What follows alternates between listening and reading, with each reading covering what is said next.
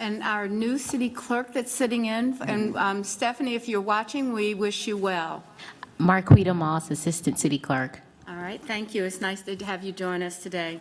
Let's recognize Ms. Harris and see if there are any questions on the consent agenda. I think there's a sheet in front of you that has several questions submitted.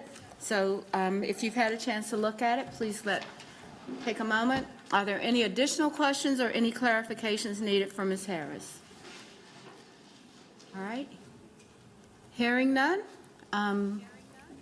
Thank you very much, Ms. Harris. We'll go ahead and proceed with our agenda. We do that now. Okay.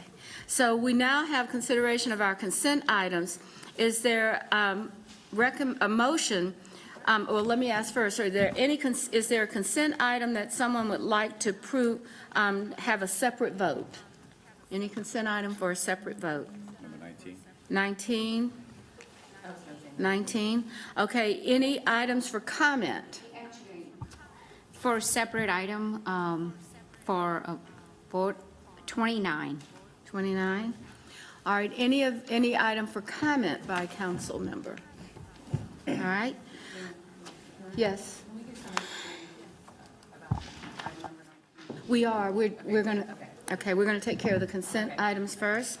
So may I have a motion to approve consent agenda items 18 through 32, with item 30 being settled and being pulled by the staff. Item 32 has been deferred by the staff. Item 19 and item 29 for a separate vote. We have a motion. Do I have a second? Second. Any discussion? Hearing none. All in favor, please raise your hands. All right, that's unanimous. All right, now we will go to item 19. Item 19, authorize the city to apply for funding from the United States Department of Homeland Security Urban Area Security Initiative grant program to purchase a Rook public safety vehicle. Do I have a motion? Move to approve. Second. We have a motion to approve and a second. All right, we'll start with discussion. Any discussion? Hearing no discussion? I'm sorry. All right, we have your question, Ms. Johnson? Can we get an overview of the item, please? Yes, ma'am. So this is UASI funds we apply for every year, but this specific purchase is a different purchase that we don't have in the region. It's for, it's a fortified like forklift, and the main thing that would help us to have this is if there was a situation where we think there might be explosive in a car or something like that, this vehicle would be able to safely remove that. It can it's like a forklift. It can actually jack up the item and move this. And this would be UASI funds, grant funds, not current city funds that would use towards it. Okay, Thank you. All right. thank you. All right, is there any further, Ms. Mayfield, any? Thank you, Madam Mayor. Has there been an instance where we've needed to have a Rook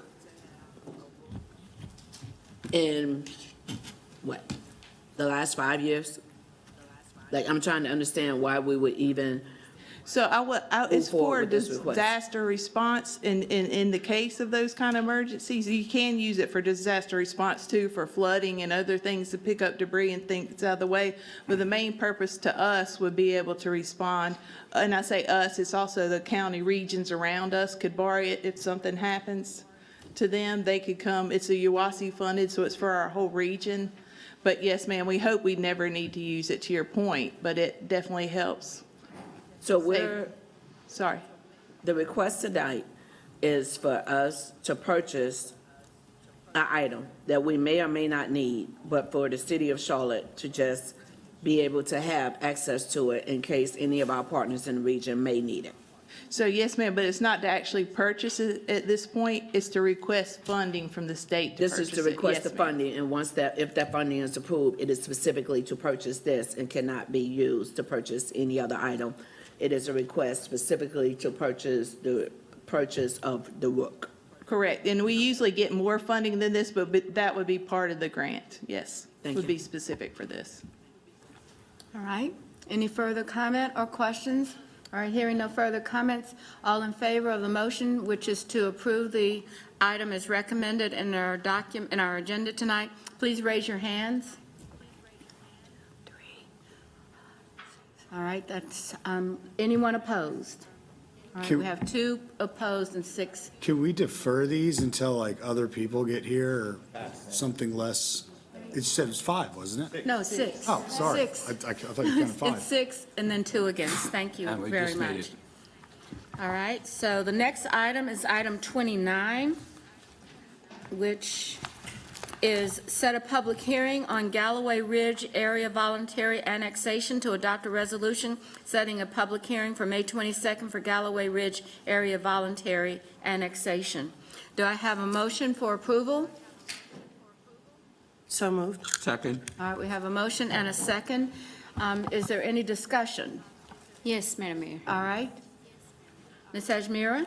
So for this item, we did get opposition from Catawba Riverkeeper. Do we have someone sign up to speak on that? I think this might be, So, Ms. Ashmira, for this one, I'm not sure. This one is just the 29, the consent item is just to set the date. To your point, they could come back on May 22nd, and we'd hear from them at that point. Okay. So we this have a isn't public actually- Just the hearing hearing. one. This is a So- separate item than the one that we have for a public hearing tonight. Okay, well, then, I don't have any additional questions. I do see we have responses to all the questions that's been raised, but I still need clarity on some of the items that have been brought up by Catawba Riverkeeper to ensure that their quality of life concerns are addressed before we move forward. Thank you. Thank you. All right.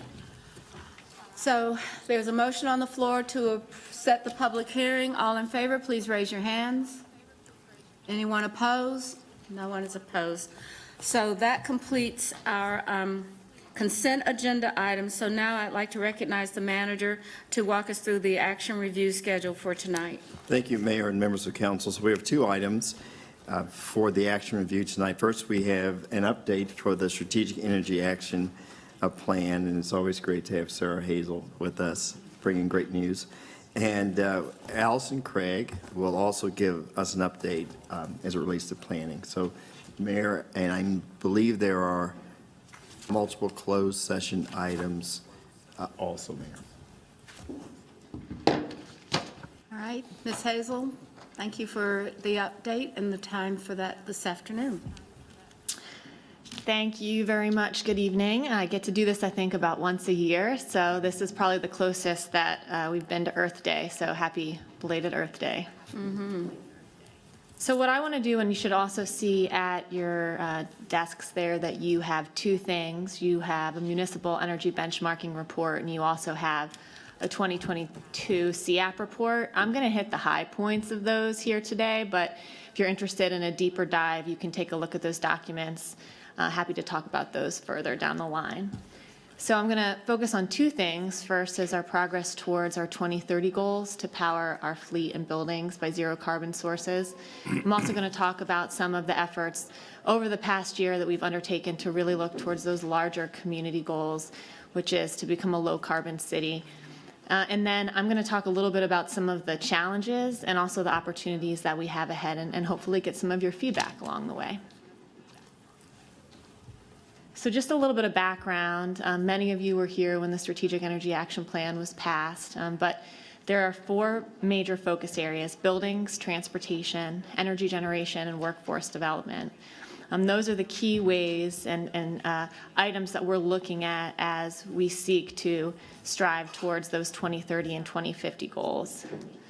But I wanted to just remind everybody why we're doing this in the first place. This is all about reducing our greenhouse gas emissions. So as a city, with the 2030 goals that you all adopted, that's really about being a leader in the community. And then we look at the community-wide goals. That is really where the biggest impact lies. And if you take a look at this slide, you look at 2015 and then you look at 2019, you can see that while between 2015 and 2019, our greenhouse gas emissions have gone down per capita, largely a result of Duke Energy's grid mix changing. Buildings and transportation are really the biggest emitting sectors. So if you flip back to the slide before where we were talking about what our focus areas are, it all goes back to sort of how we're powering our buildings with electricity and gas. It goes back to how we get around with transportation as the primary factors. And so commercial, government, and residential, those slices on the pie, those are buildings. And then road and rail, that's transportation. And beyond that, I guess just to say probably the obvious, why do we want to do this in the first place? Well, greenhouse gas emissions have an impact on our climate, and they also have an impact on our health. And so that is the why behind the work. And so let me start with fleet. So I want to give a couple highlights from the past year. Now in our possession, the city has a total of 10 different electric models in our fleet, and you can see some of the pictures here from electric street sweeper at the top to Ford F-150 to Mach-E's in the bottom. We're currently in the process of building our first electric fire truck, which we've talked a little bit about out of your allocation last year. And we continue to deploy automatic vehicle locators, which are GPS systems that also collect additional data to help guide the purchases and not only of electric vehicles, but also placement of infrastructure. And then just a shout out, if you look at the decals on some of these vehicles, that was designed by a college student at UNC Charlotte. We had a competition, and this year Asher Queen won that competition, and now all of our vehicles are branded with his great design. So nice work, Asher. So I want to also take a step back and look a little bit at our approach to fleet electrification. So in 2018, when the Strategic Energy Action Plan was adopted, it was in December, so we're really sort of looking at 2019. It talked about the staggered introduction of electric vehicles over the next 12 years. For a reason, we didn't really know where technology would be, and we're still learning that every day. We know a lot more now than we did then. But electric vehicles, if you look back to this last slide, we're seeing sort of that staggered introduction with some of the larger vehicles, like a street sweeper being piloted, an electric fire truck being built.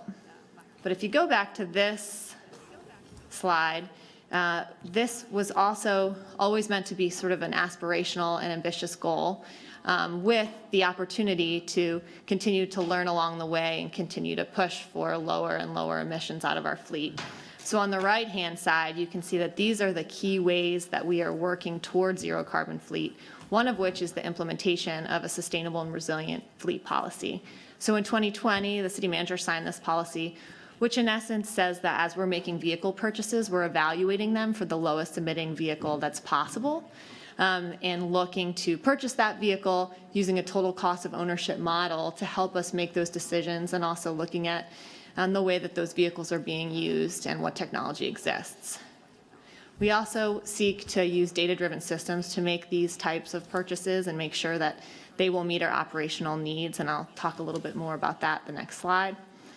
But beyond that, right-sizing our fleet is another key factor. So we have less vehicles to electrify if we have the right number of vehicles, and so that has been a big push over the past years to look at our vehicles and say, do we need this many, and do we need this many big vehicles? And there's some really good examples of places where we've been able to downsize a vehicle, which in essence, allows for less carbon in the making of the vehicle and then the transportation of the vehicle. And beyond our fire truck, which we've talked a lot about, we're also excited to receive, hopefully soon, our new and first patrol vehicles that will be electric for CMPD. We have not received those yet.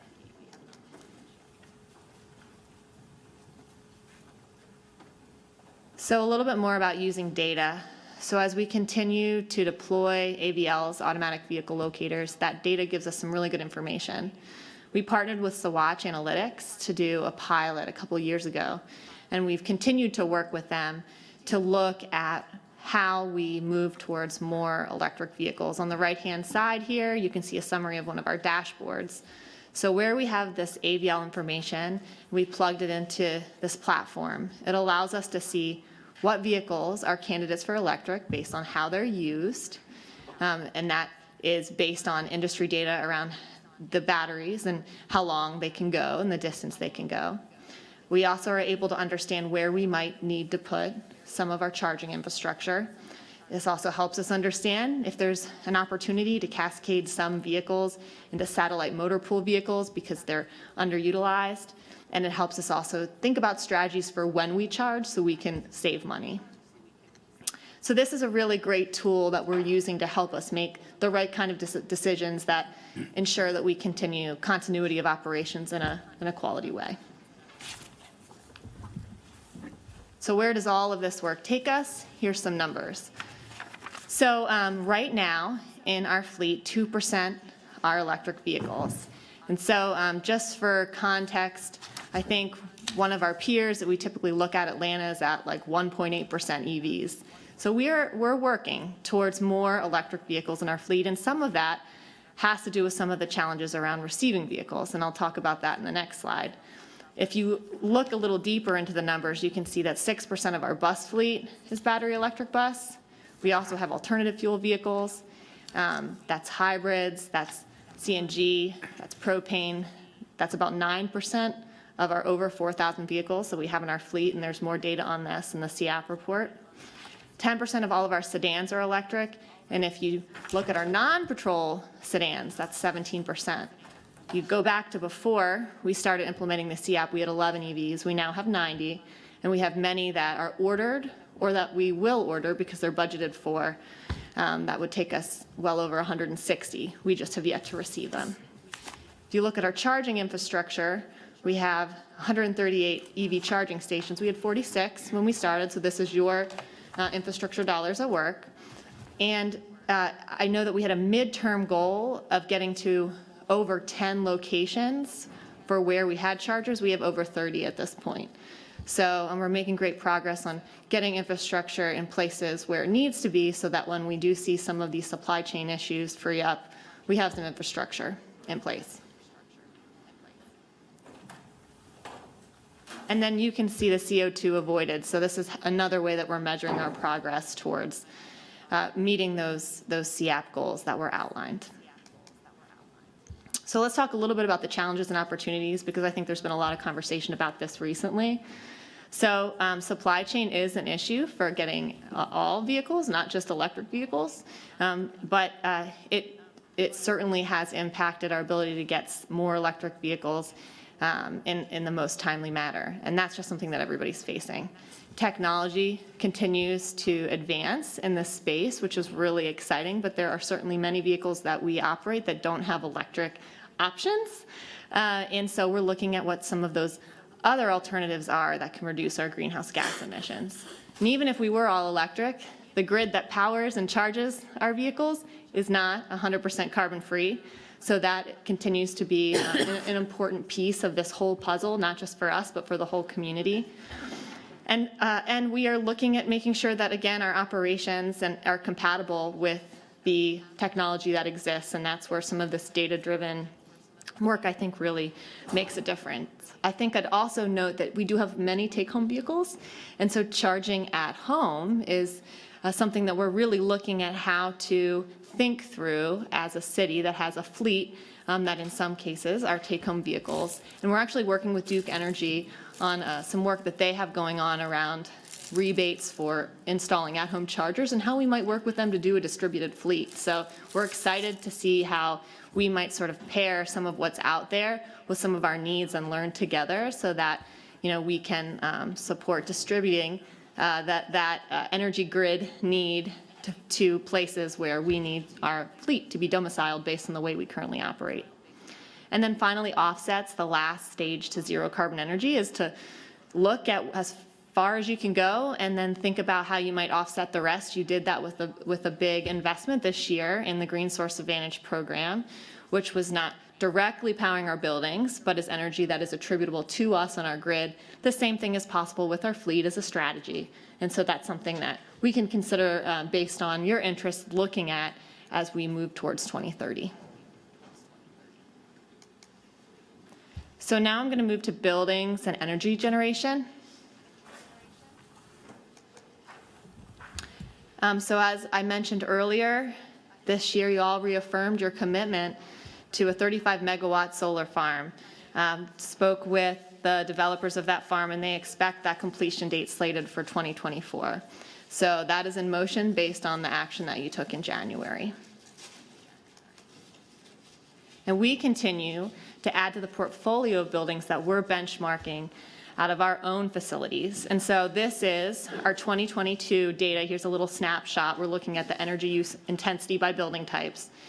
It's really interesting because I think we thought that because 2021 was still sort of a COVID year, in 2022 we would see an increase in energy use intensity, and we really did not across most of our buildings. So I think that's a really good testament to a lot of excellent work that's going on in managing our buildings and the way they operate.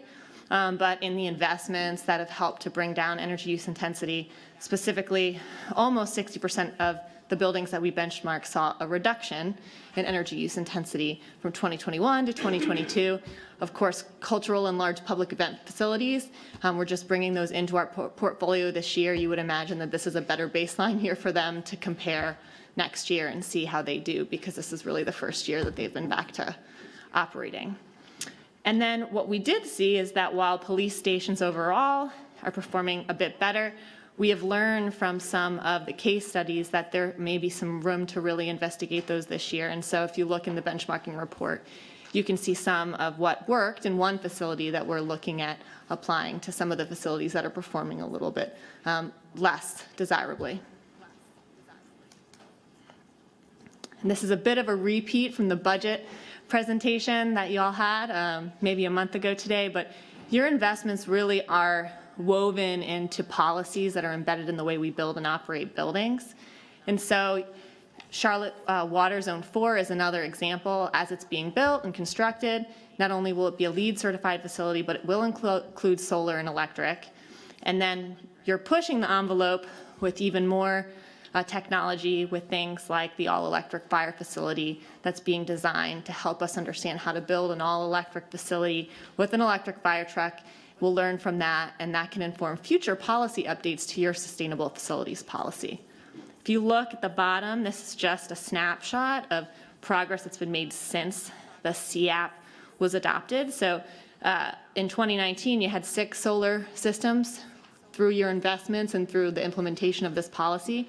We have 27 total systems, either operational or in construction or design. And so that's just an example of sort of where we are a couple years later based on the trajectory we were on before.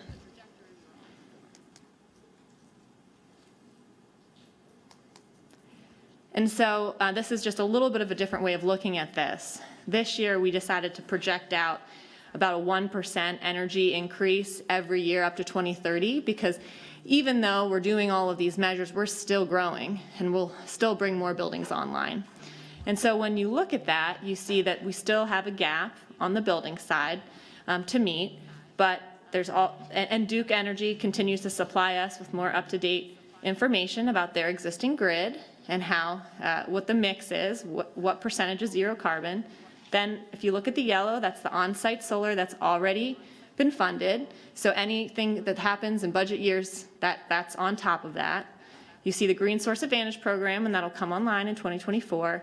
And then the additional grid decarbonization that Duke Energy has committed to. And again, those numbers fluctuate from year to year based on what we learn about what our grid mix is and what Duke Energy's commitments are, and then what we have budgeted for in the next year. And so this is just to show that these are the strategies that we've just talked about leading up into the slide that we'll use to continue to close the gap. Opportunities like another Green Source Advantage program, those types of things make a big dent. On-site solar could make a dent, a smaller dent, and continued energy efficiency work brings the whole thing down.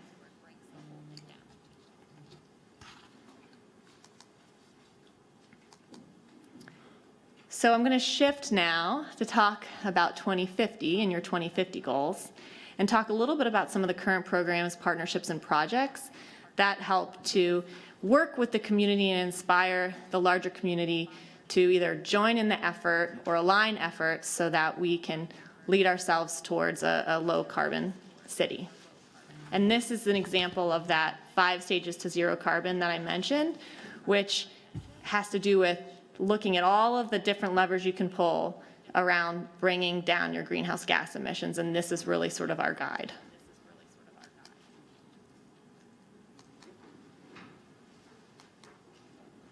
Specifically, some of the programs that I'm going to talk about next have to do with reducing the energy consumption in our buildings and changing the energy that is consumed. So you may have seen that on Friday, in the lead up to Earth Day, the city launched a program called Power Down the Crown. So because we have a year of energy benchmarking under our belt as a municipality, as a city, this was the perfect time to ask our private sector and our other public sector partners to join us in doing the same thing and sharing energy use and looking at strategies to bring it down. Power Down the Crown, I can't take credit for that name. It's Aaron Tauber on my team who came up with that. I thought it was pretty cool. But this is a best practice across many cities who have strong greenhouse gas emission reduction goals. And because the building sector accounts for such a big percentage of our emissions, it can be incredibly helpful. And energy efficiency work does lead to job creation. Sharing our data does lead to better transparency. And so there's a lot of benefits to a program like this, which is why we launched Power Down the Crown. On the right-hand side, you can see our data dashboard that right now is populated with the data from our municipal buildings, so people can take a look at what that looks like. And then our participant partners already include Central Piedmont Community College, Honeywell, Kimco Realty, Novant, Nucor, Train Technologies, and UNC Charlotte, who have committed to sharing their data and then joining this cohort of leaders who are going to look at how we bring down our energy use intensity, and with a goal of 10% by 2030 throughout the portfolio, and helping us recruit even more partners in the community to bring down our energy usage and therefore make a dent on that 2050 goal. So please spread the word. And then the next kind of up and coming thing that we're looking to do, and I think this was Councilmember Driggs' idea last year, which was, can you put some of this information like on a dashboard? So yes, we started with the energy data. That's on a dashboard today. You can go look that up. And we are working with Renee's wonderful team, who has been incredible on putting some of our additional data up this spring. So electric vehicle charging stations, both ours and the communities, solar and greenhouse gas emissions as a first phase. And we are really excited to continue to expand what we're able to do so that we can use that as a tool to engage partners and other community members to join us in some of these efforts. This is a prototype of what it looks like.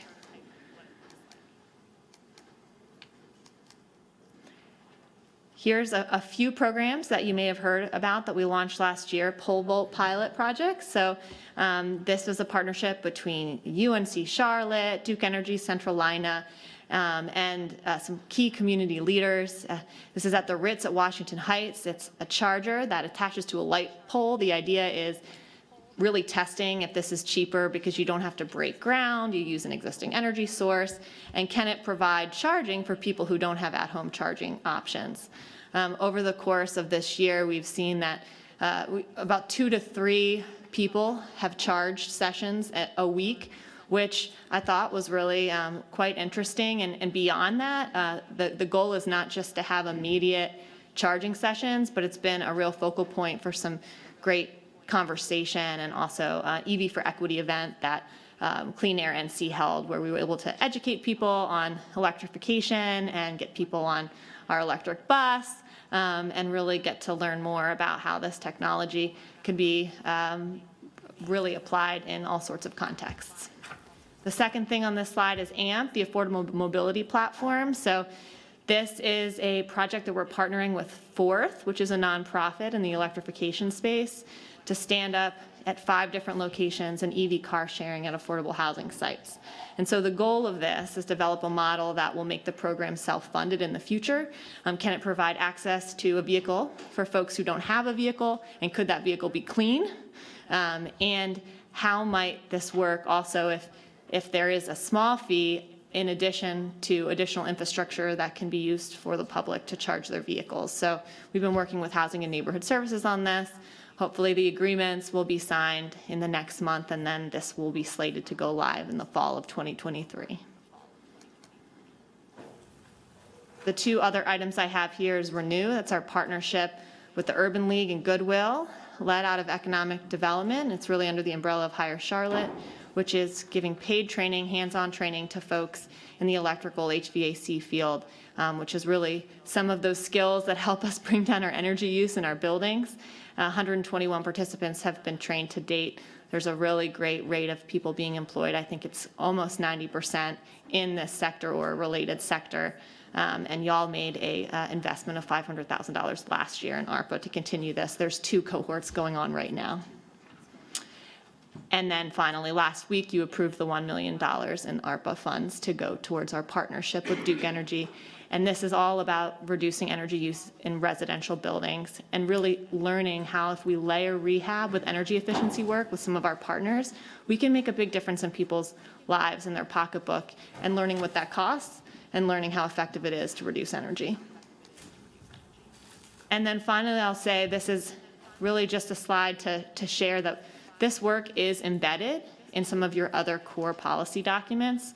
So the UDO, in particular, electric vehicle charging will now be a component at parking structures across the city when this goes into effect. So everybody, regardless of whether it's an affordable housing development or a market rate development, should have the same access to this infrastructure as development is happening.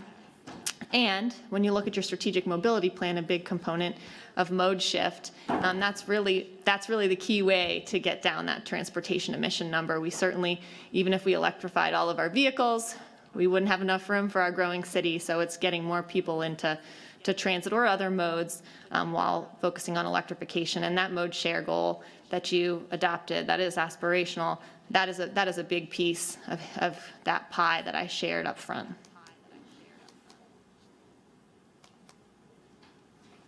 And then finally, this is just another example of the all ages and ability bike network.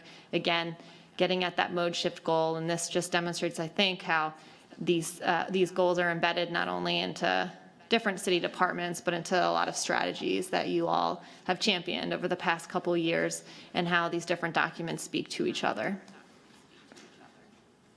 So I will say that there are some ways that we work to understand how we're doing.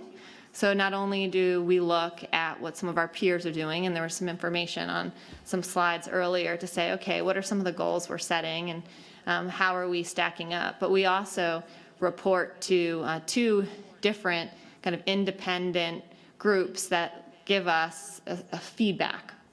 One of those is CDP. It used to be called the Carbon Disclosure Project. It's a global disclosure system.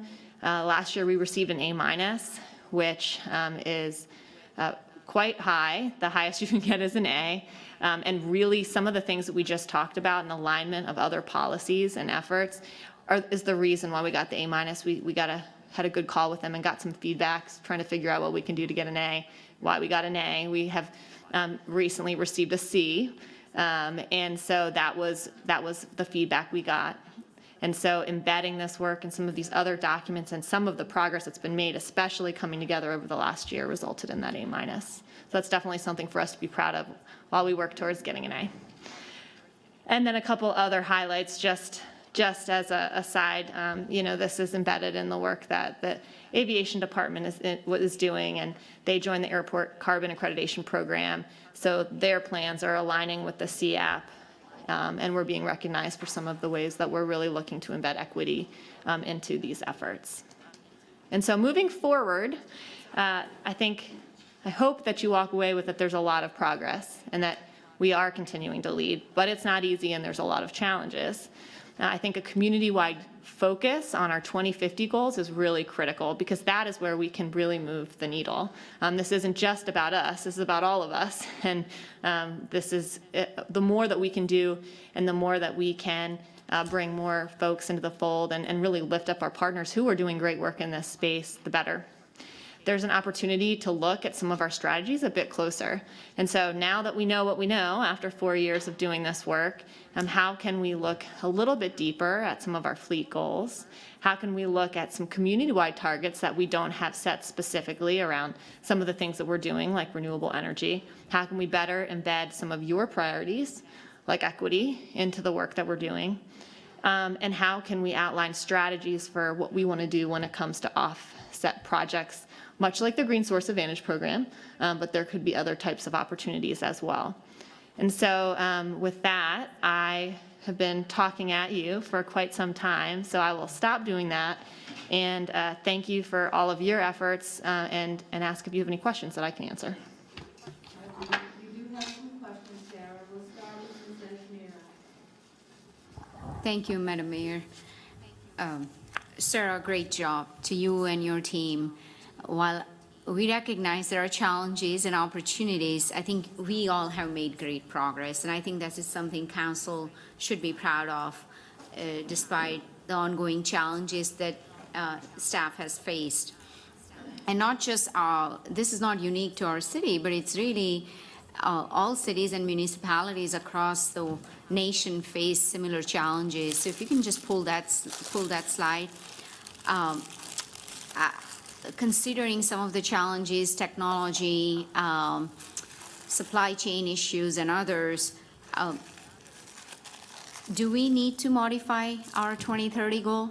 I know I had asked that question when we had this conversation about using some of the offset, like we have partnership with the Green Source Advantage program. But I often get that asked, do we need to modify our goal if there are questions whether we can meet this goal or not?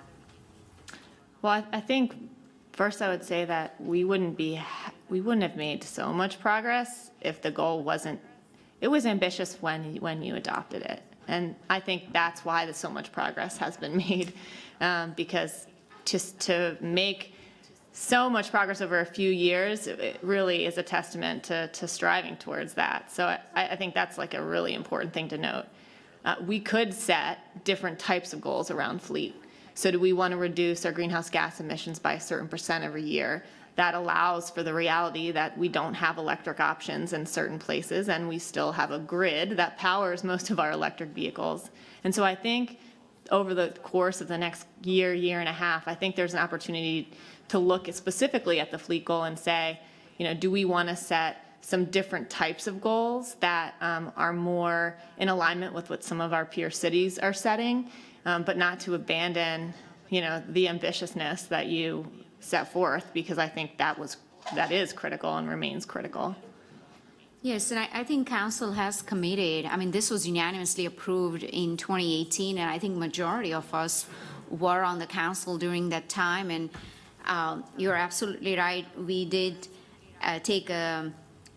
set very ambitious goal, and we strive to work towards that. I think affirming our commitment by allocating resources, especially in our building, our transportation, our energy, workforce development initiatives, certainly been a key. But all of that requires that we really now take a closer look at how do we ensure our transportation, especially our heavy fleet, will help us meet some of our goals. So I would like to look at that. I know there have been some questions and concerns about data and transparency from some of the climate advocates. So would the dashboard meet or address some of the concerns that's been raised over last year and a half? Yeah, I think some of the information I shared tonight probably will, but we'll have to ask them. And the report, and I think this dashboard, we've asked for some feedback on it. We'll continue to ask for feedback on it so we can make sure over future iterations that it answers the questions based on the data that we have or we can collect that people really want to know, so they can see that we're working hard and that there's progress to be made, but they can see that maybe in a more dynamic way than a PDF. Yes, and I would like to see if we can have the groups that have supported the CEP plan implementation and also adoption of the resolution back in 2018 is to have the same group provide us feedback. I know they've requested transparency, but transparency means a lot of things. We don't know what exactly that they have requested, so I would like to really gather their input and feedback on the dashboard, because I know a couple of them are scientists who serve on that advisory committee, and would like us to see how do we improve and how do we be just more transparent as we make progress on this. And the last, I just want to make a comment on this, that as a city, we are doing our part to meet our 2030 goals, but really this requires, when we talk about carbon reduction, it's going to require communities' help, communities' take on this, because we have a larger 2050 goals. So if we don't have the buy-in from the community, we are not going to meet our 2050 goals. And that's where the transportation comes in, which is a key, where we move away from single occupancy vehicle, where we use other efficient modes of transportation. So this is really aligned with our transportation initiative. So I just want to highlight that CEP won't be successful if we don't end up implementing some of our mobility goals that we have as a city. Thank you. Thank you. Mr. Jones?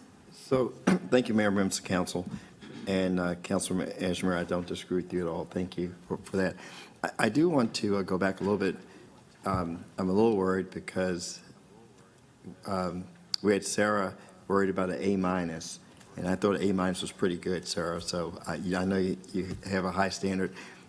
So the goals are aspirational, and I think that's very important to keep that on the table so that as we think about these goals, what does it mean to revisit something that's aspirational? And we had something kind of similar with the 50-50 tree canopy that started off being aspirational, but as we start to get data, I think that can inform us about how to achieve these goals. But I just wanted to make sure that we underscored that this started off being aspirational. Ms. Mayfield? Thank you, Madam Mayor. Sarah, thank you for this very detailed presentation and letting us know how far we've come in a few short years and the direction we have going forward. I have a couple of questions, because what I'm thinking about, one is the design for the first fully electric fire facility.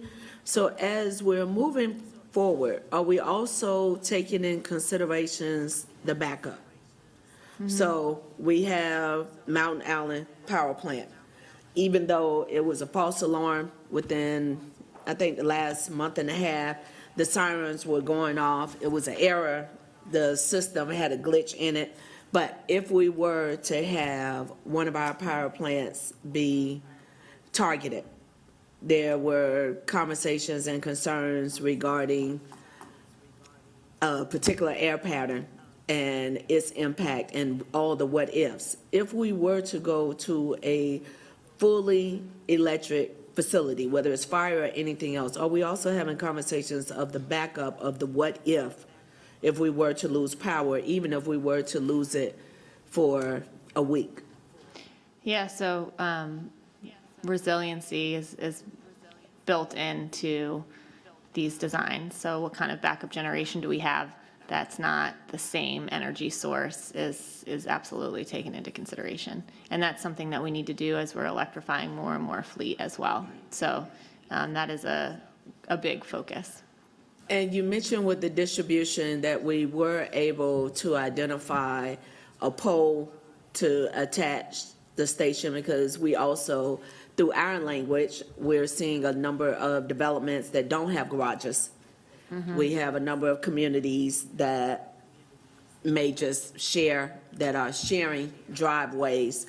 So when we talk about distribution, I think will also be helpful if, when the team is out and about trying to specifically engage those communities where we're seeing accessory dwelling units and other opportunities where you're having a split driveway, you don't have a personal garage in order to have a plug up, what would that look like if you have multiple homes? Not everyone has an electric vehicle yet, but there may be a time where you have more people with an electric vehicle than not.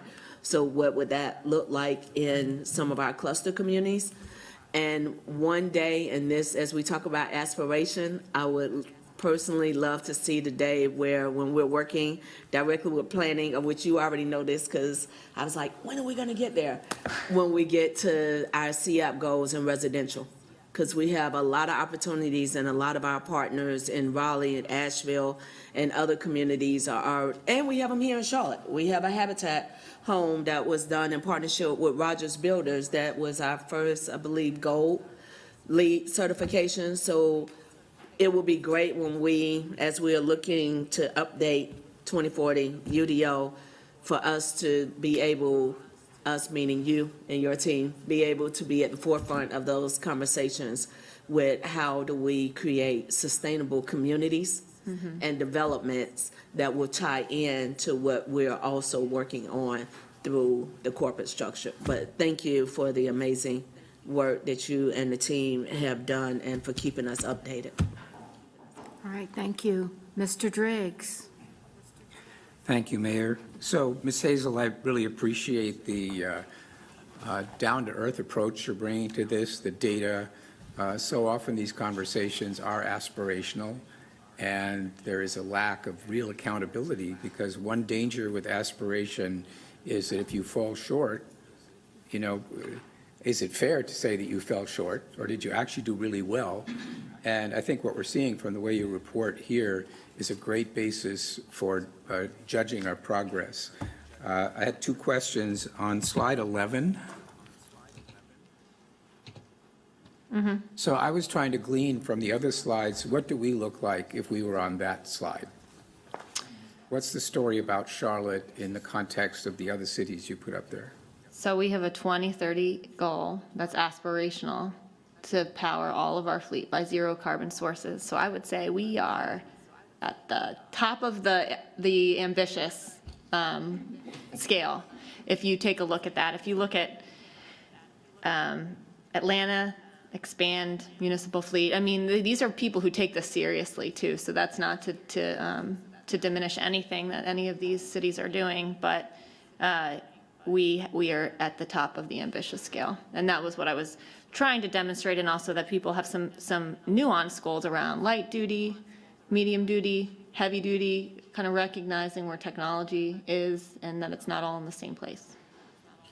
So I think to the point I was just making, as it stands right now, do we think that goal by 2030, which is only a few years away, is attainable? Are we aiming too high? Or because now we've got a little bit of experience, right? We know, for example, we have a situation with the bus fleet where a lot of the vehicles are old. So are we being informed by the capacity of CATS to replace those buses to help us reach this goal? So I think when CATS is done with their transition plan, they'll have some real data-driven information that will share when they can go to all electric. But as I noted, all electric isn't zero carbon either.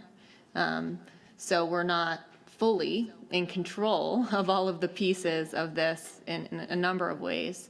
So, my recommendation would be that we set some additional goals that help us to maybe do even a better job than we are today of knowing what we know now, of moving forward in an ambitious way, but that is based on 4 years of data and understanding of where the world is.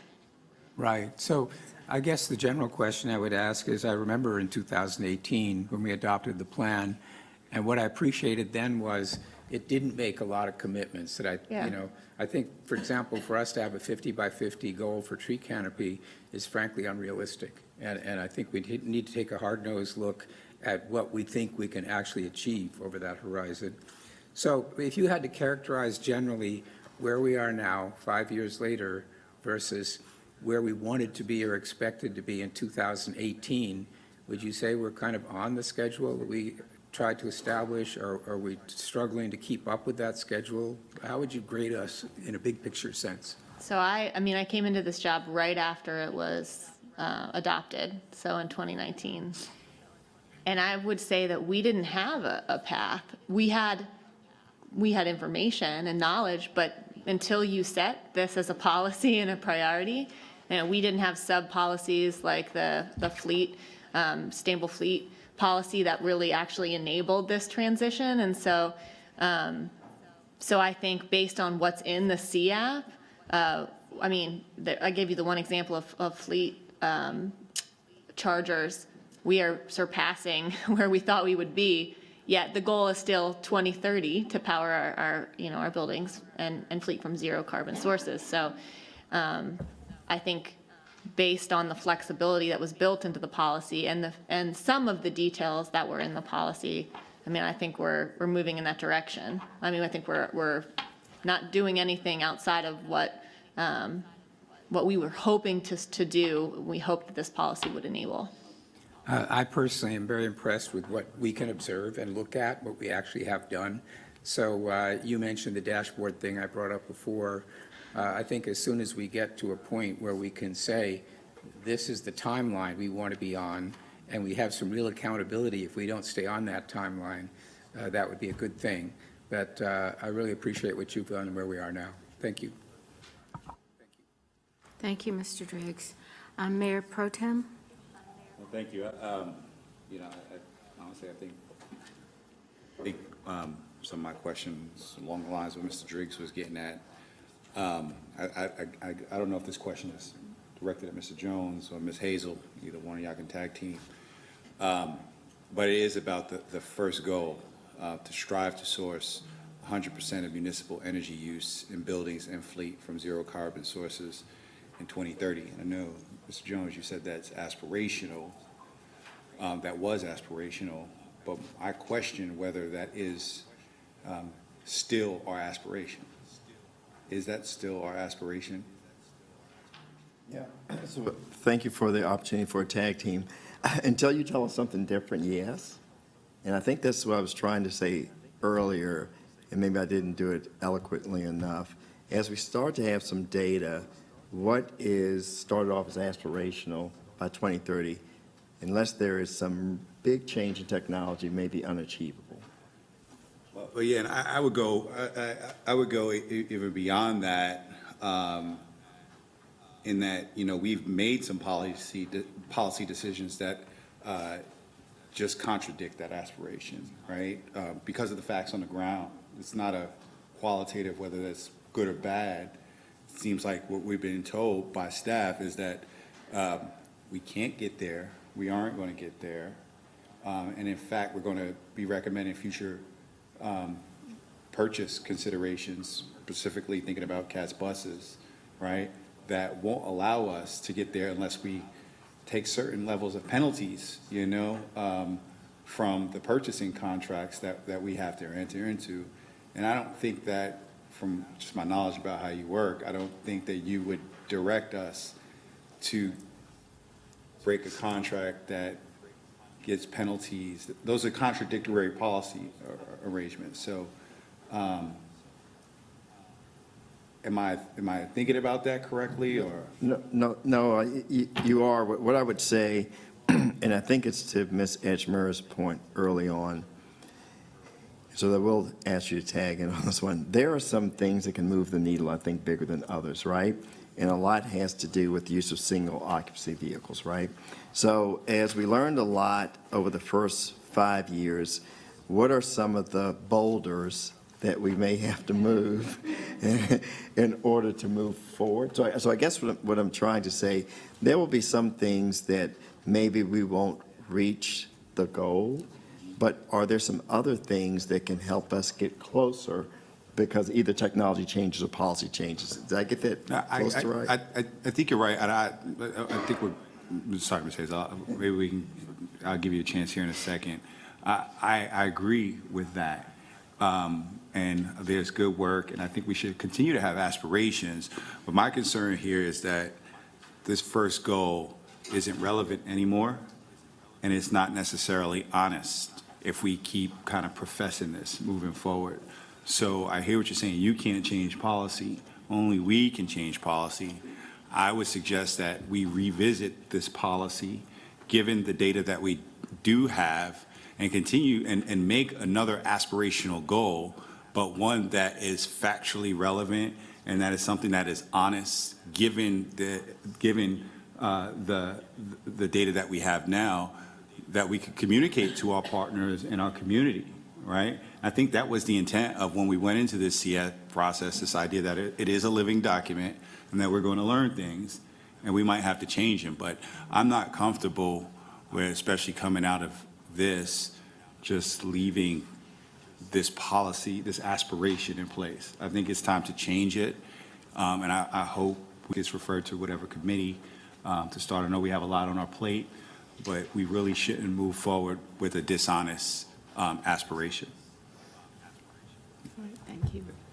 Ms. Johnson? Thank you, Mayor. I would agree with Mayor Pro Tem.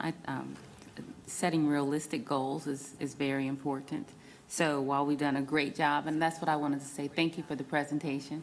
I'm honored to be a part of a group and a city that's moving towards these goals and this change in just culture. This is not just a CAP goal or not just a document. This is being a part of trying to save our planet, So I think this is very important work, and I wanted to thank you. I really like the slogan and the logo, Power Down the Crown. So shout out to, did you say Aaron? Yeah, Aaron. Shout out to Aaron. He's watching, I'm sure. Okay. But I would agree with Mayor Pro Tem if, we're doing a great job, but if there's a way to refine the goals, I think that now that we have the information, it's our responsibility to do so. And that's all I wanted to say. Thank you. If I could do my quick tag team for a second. So, I think that is absolutely something that if that's what this council wants to do, we are working to collect the data so that we can refine those types of targets. And I think the other piece of it is, we don't know what kinds of green source advantage program opportunities there will be. We are going to reduce our greenhouse gas emissions based on the trajectory we're on in our fleet. So we will have a gap. I think that is obvious based on the technology and this conversation, what we've shared. So there are a number of ways to look at how to meet a goal. And I think that's really what my suggestion is that as this conversation evolves, that, to get to zero carbon, not any municipality or any private sector, an organization that has these kinds of ambitious goals does it just one way. And so it involves, for example, when we buy trucks, we're not going to get a huge F-150 if we need a small truck. And if there's no electric trucks, we're going to get the most efficient one we can. And so that means that truck will be probably in operation until its useful life is over, and that might be past 2030. But that greenhouse gas emission number, that's going down because we got a most efficient truck that we could. It's not electric. And so do we want to try to close that gap through opportunities that, again, are not totally within our control around offsets? We can look at that too. So this is sort of a nuanced conversation to your point around how do we get there. There's a variety of strategies of which can be explored. Mayor, I'm sorry, there was one other thing I wanted to say, Please. if that's okay. And I think when this was presented, I don't know if it was presented to the Triple E committee, but there was one point where I heard the presentation, and we talked about tools for the community. If there was a marketing campaign or something on the website or something where we can educate the community in order to really reduce the the effects community-wide. Can you give me an update on that? Yeah, we have some materials on the website. We just have a beautiful new website that we transitioned over. So I believe that they're still on the website that are really a call to action, what you can do at home. So those are individual actions that people can take. I think I'd also note that I am very excited about our partnership with Duke Energy and the allocation that you just made, not just because that $1 million will have a really big impact, but we're working with Duke so that folks who don't qualify for that then get referred to other programs that exist that can help them reduce their energy usage at home with either free or low-cost items. So for people who care, there are pathways, and some of it has to do with just really strengthening our collaborations with our partners. And we're focusing on some of that work in the corridors through the work of the Corridors of Opportunity team. And I think all of that is sort of what you can do. It's both what we can tell people to do by switching your light bulbs to LEDs, but there's also making sure that programs are aligned across entities, including ours, but not limited to ours, so that people have the information about what's available to them and that we can measure that so that if there's an opportunity to scale it, we can scale it. Ms. Anderson? Thank you, Madam Mayor. Sarah, congratulations on the results here. It's very difficult to go from performing at a C level status and being assessed to that, to getting to that A or A minus. There's a lot of heavy lifting that goes in between that. So congratulations on that. And I'm happy to see these numbers. There's a couple points I want to make. The information you have on page 7 within the 2022 report, I think that the identification of 24 vehicles for decommissioning and 20 underutilized vehicles, identifying those 44 vehicles to be rerouted and used different way would not have come about unless you were doing this type of work, right? Yeah, yes. Right? And so it's sort of a double-edged sword there, because from a sustainability perspective, we get the result of the work that you're doing, but we're also tightening and realigning how we operate and becoming much more lean. And my hope is that as you continue to do your work across a variety of different departments and spaces, that we'll see some of these type of results as well, so that the overall will be much more streamlined as it relates to how we conduct operations as a city. So really happy to see that. I was able to take a photo in front of the F-150 at the NCDOT conference earlier this year, and it's no small feat to get one of these F-150 Lightnings. They are in very high demand, so congratulations on being able to procure that as well. I thought you meant that you were procuring one. Ms. Anderson. Oh, no. You can help us procure some more. We could Council doesn't really. pay me enough to own one of these Lightnings. But I do want to say, the conversation around refining a goal and meeting a goal, especially if these goals are aspirational, and you mentioned this earlier, right? If we have, what I call BHAGs, big, hairy, audacious goals that are meant to really be far-reaching and for us to really make some hard traction because we hadn't been doing that work historically, it's okay if we don't meet that goal. I think the question is, what's the outcome of not meeting that goal?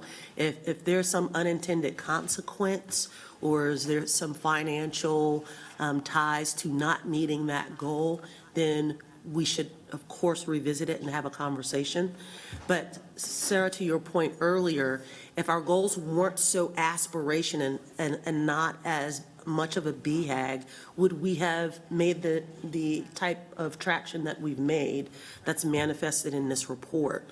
And so if we were to streamline our goals so that we can effectively meet it, how much real traction would we be leaving on the table as it relates to what would we have done to make sure that we get as close to that goal as possible? So as we have this conversation, I want to be balanced around how we have it. I'm not married to either positionality on it, but I just want us to have a holistic conversation around the real impact of having a big, hairy, audacious goal within our CIAP plan. So, thank you. I have two questions. Sarah, we've been hearing more about federal programs that are going to be coming quickly, so I wondered if you're watching that and if we should wait until we get some of that out of the feds before we begin to start reshuffling the chairs on the deck. So Yeah, so definitely we're watching that. And some of that, it's like I felt like for a long time we were hearing about it, and it seems like right now it's just starting to actually occur. So I think that's so exciting. I think that that can help us accelerate in certain places faster, but it won't change some of the dynamics that exist. There's some work that the feds are doing to help support supply chain and technology advancement, but I don't know that shows up like tomorrow. That probably shows up in several years. I think it's going to probably be 2024 that we'll be able to have more definition. That's why I'm a little bit on the balance of how do we adjust, because I think more is coming, but I think tracking that's going to be important. But one of the other things that I wanted to ask about is Duke Energy works with you very well. And a lot of these programs that we're talking about are all internal, and I guess to Ms. Johnson's point, there are programs that serve our residents, and being able to really list those out that may not require what we do, but every time that we save someone $100 off of their HVAC bill, that puts money into their pocket that they don't have to spend. So I look at this and I wonder, how do we actually talk about those programs that reduce energy efficiency and for our residents, particularly those in the Crescent, and whether or not that is something that we have an incentive or sufficient incentive to do. And so I'd like to hear a little bit more about that, not tonight, because right now we have 15 minutes to do the next item on the agenda, and everyone has had a chance to speak. Sarah, I think you've heard a lot, but more importantly, we've heard that you're doing really great work. So thank you very much. Thank Okay. you. We're going to move to, everyone has had a chance to speak, Ms. Ajmir, so Comment on the goal setting, since that had come up. but we're going to probably refer that to committee. So we're going to put that item in the committee to take a look at this. So I really want to get us to our planning portion of our next topic, and if you give us That's some fine. room. I just want to make sure, I agree with Ms. Anderson. I don't believe we need to change our goals too early because there are grants, to your point, that are available. And also, I think when we adopted this 2030 goal, we knew that this was an aspirational goal. And hence, there have been so much progress that's been made. And, you know, there is a saying that goes, I don't remember who said this, but it goes something like this. Shoot for the stars, shoot for the moon, and even if you land among the stars. And I think there is that dreaming aspect to this that I think we got to keep dreaming, and we got to keep striving towards that. I just want to make sure that I had provided my input on that. And to Mr. Drick's question about fleet goals and how other cities have different goals than we do. I remember at the committee level, there was a discussion on setting some of these goals and not as ambitious as we have right now. However, the committee at that time decided that we wanted to be ambitious and we wanted to take a bold step, and hence we decided that we will put our goal as ambitious as possible of taking all our fleet, not just some of it, including heavy and light fleet, to our 2030. So I just wanted to provide context to that, knowing all of this was challenges and opportunities, yet council decided to move forward with that, and I wanted to recognize that. Thank you. Okay, thank you. Mr. Jones? So thank you, Mayor and members of council.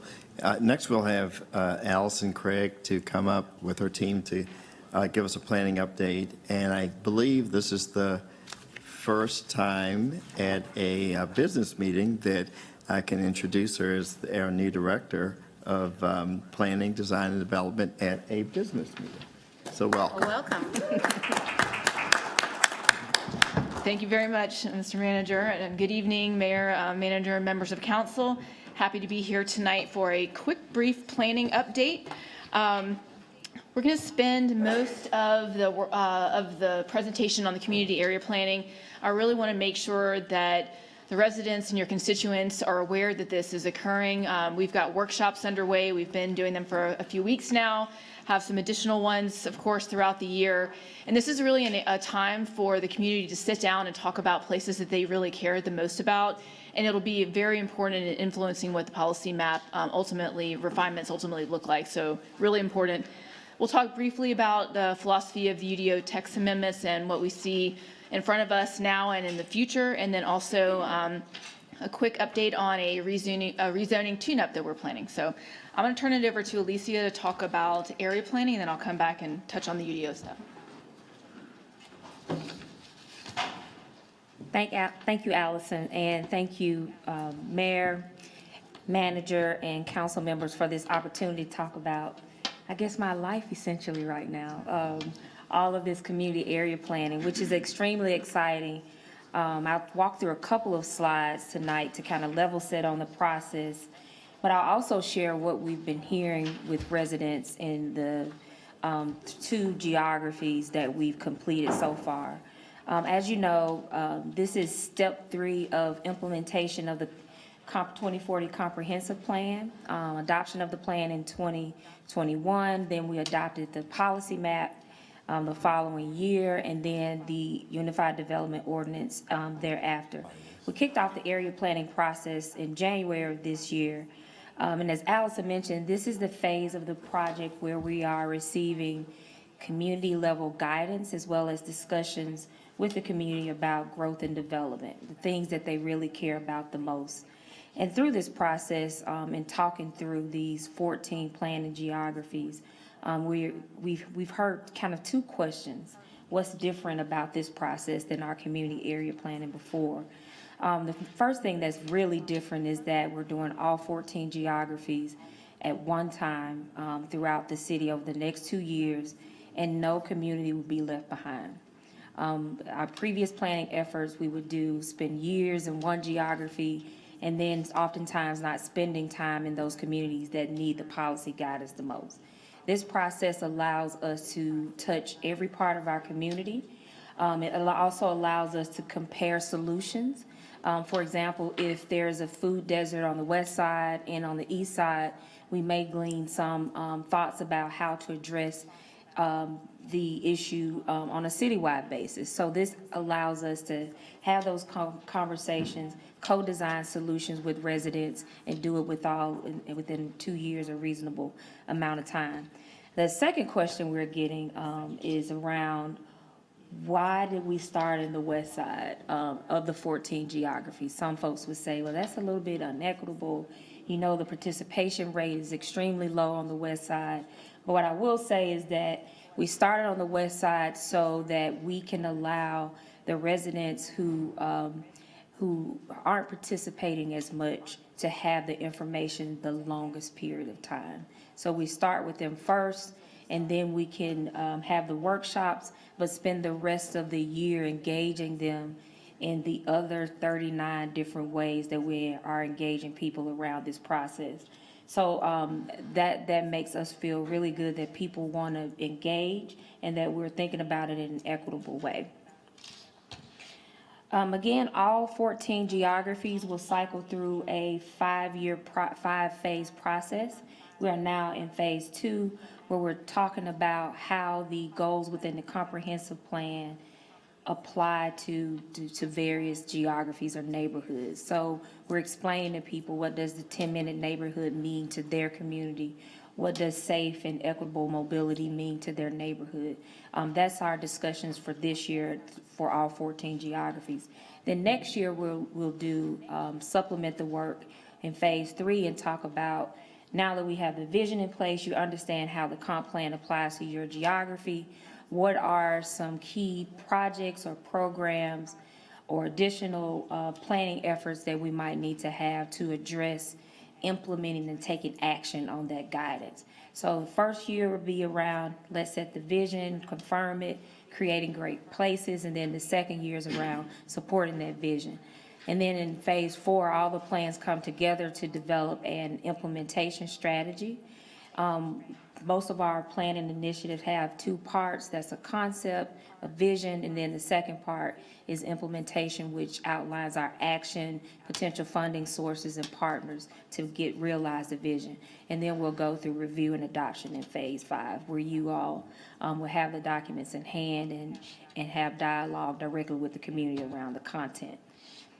So at the end of the day, what does success look like?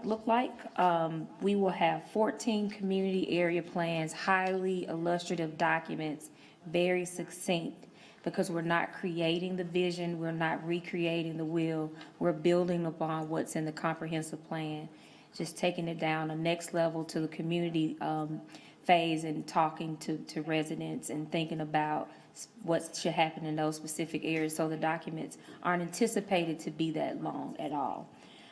We will also produce a refined 2040 policy map.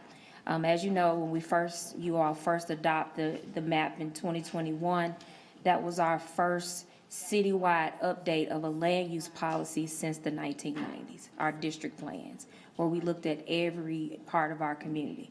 So now we're taking, as part of this process, the opportunity to refine that map, look at transitions, relationships, and making sure that as we're engaging with the community, we're reflecting those changes within the map and also engaging with staff, particularly our rezoning team, to make sure that we're aligning the vision that's in the policy map with what we know our new zoning districts can accomplish. So that's a key part of this work as well.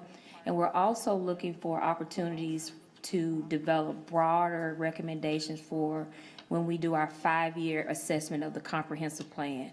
Remember, the scheduling cycle for that was adoption year 1 of the plan, look at it 5 years, and assessment, and do a complete overhaul or redo or update of the plan every 10 years. So it's 1, 5, 10 is what we're looking at in terms of updating the comprehensive plan. So this slide we usually have in our planning initiatives, and I'll be honest, it's getting a little easier to explain to residents. I think they're understanding that planning is iterative and it's an ongoing process. So they're actually receiving that information a little bit better. I will say they might not always understand the difference between zoning and land use policy, but what they are understanding more of, that there are two bodies of work that help shape growth and development. And from that understanding, we are better equipped to have a conversation about what their role is in shaping these two bodies of work. That's the comprehensive plan and the policy work, and the Unified Development Ordinance. So this is our equitable engagement strategy, essentially designed to meet people where they are, and find ways of engagement that just meet people where they are in their communities, their level of understanding, and what they need to get out of this process. All of these, since we started in the West, we're using all of these strategies, starting with the constant so far, but for the West Side, we've been, because there's a digital divide, we've had to do door knockers, yard signs. There's radio ads that we've been playing for the community meetings. And also, when you're on hold for a 311 call, it runs information for our community meetings. So we know that this toolbox will evolve as we move through the geographies and to be able to meet people where they are for the rest of the year. So to date, there have been 65,000 interactions across various platforms for the community area planning process. That includes our website, social media, shares, comments, our online tool, interactions with our community workbook or toolkit. We also have library hours where we will be in every geography once a month until throughout the year. Our newsletter and our in-person workshops and our virtual workshops as well. So far we're on track for having some pretty good interactions. We're at 65,000 right now. So here's what happens in a typical workshop. I have to take a minute to thank our interdepartmental partners. They have been really helpful in providing a one-stop shop experience for these workshops. CMPD shows up, fire, airport, everyone is in the room. So as we're preparing to have table discussions, residents can walk around and talk to these various departments and see what's happening specifically in terms of transportation projects or engineering projects or Mecklenburg County Parks and Rec in their community. So I wanted to thank our partners for always being available and answering the call. So we typically have the drop-in, a short presentation, and then we're spending a lot of time at table discussion, walking through examples, and I'll show on the next slide. We wrap up next steps, and then the drop-in resumes if we have enough people in the workshop to have that drop-in session. So here's the table discussions. We're asking people value-based questions about the relationship between different land uses in their community. The example you see on the screen is around industrial, what we're calling M&L, or manufacturing logistics land uses, and residential.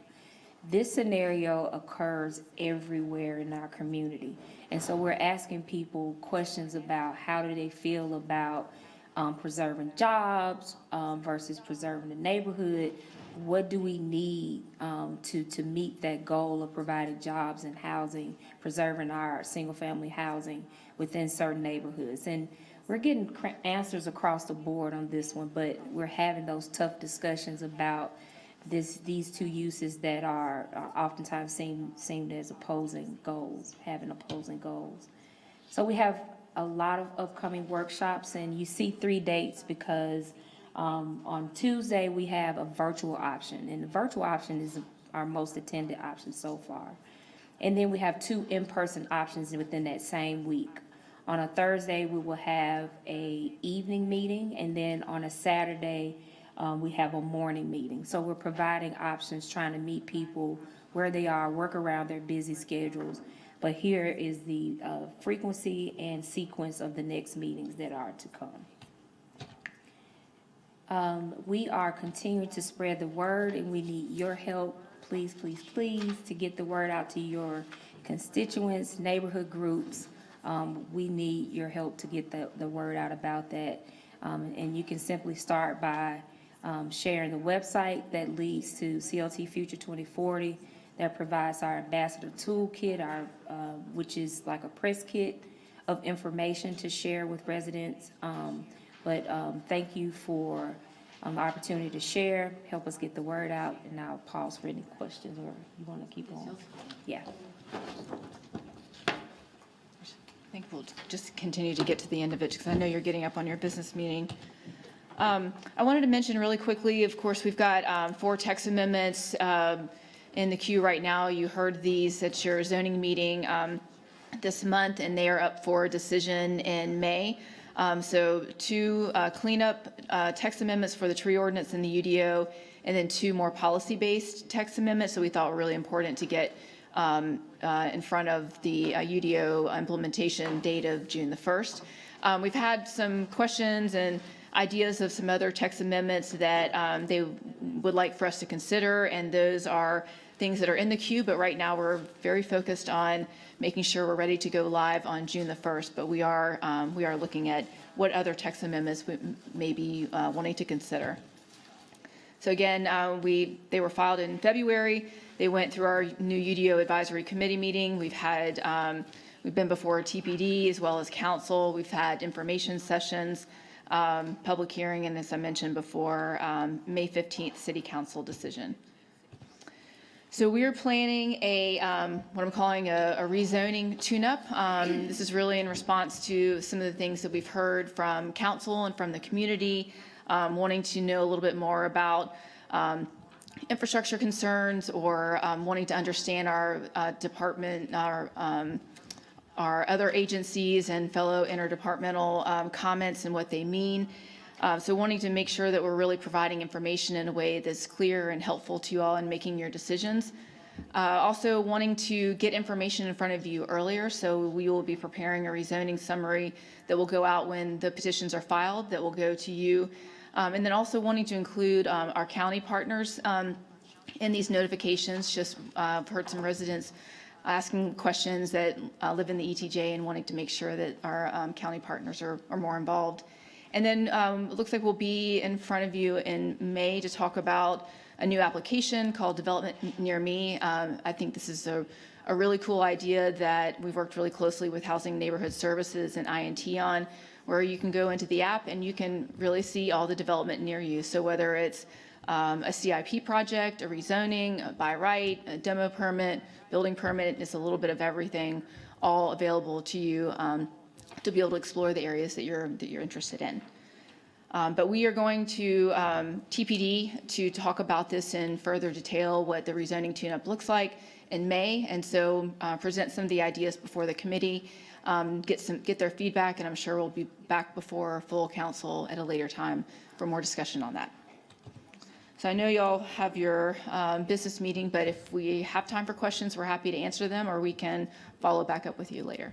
I guess we are 5 minutes late. We've got 3 people that would have questions or comments. So my thinking is if we can do this downstairs at the manager's report for the questions, would that be better so that we can go ahead and get started? And I've got the list. It would be Mr. Bakari, Ms. Mayfield, and Mayor Pro Tem. Okay. All right, so we'll ask everybody, we'll go around the dais for that. Okay, let's go downstairs. If we can get started, we do have a public hearing today, citizens' public hearing. Let's get them in there.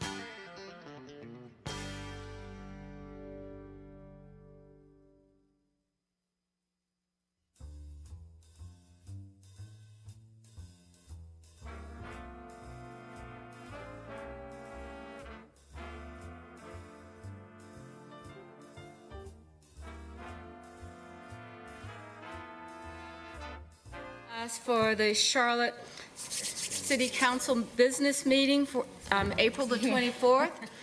We are glad that you're joining us in person, those of you that are in the chamber, recognizing we've got an exceptional group of young people watching us from our chamber tonight.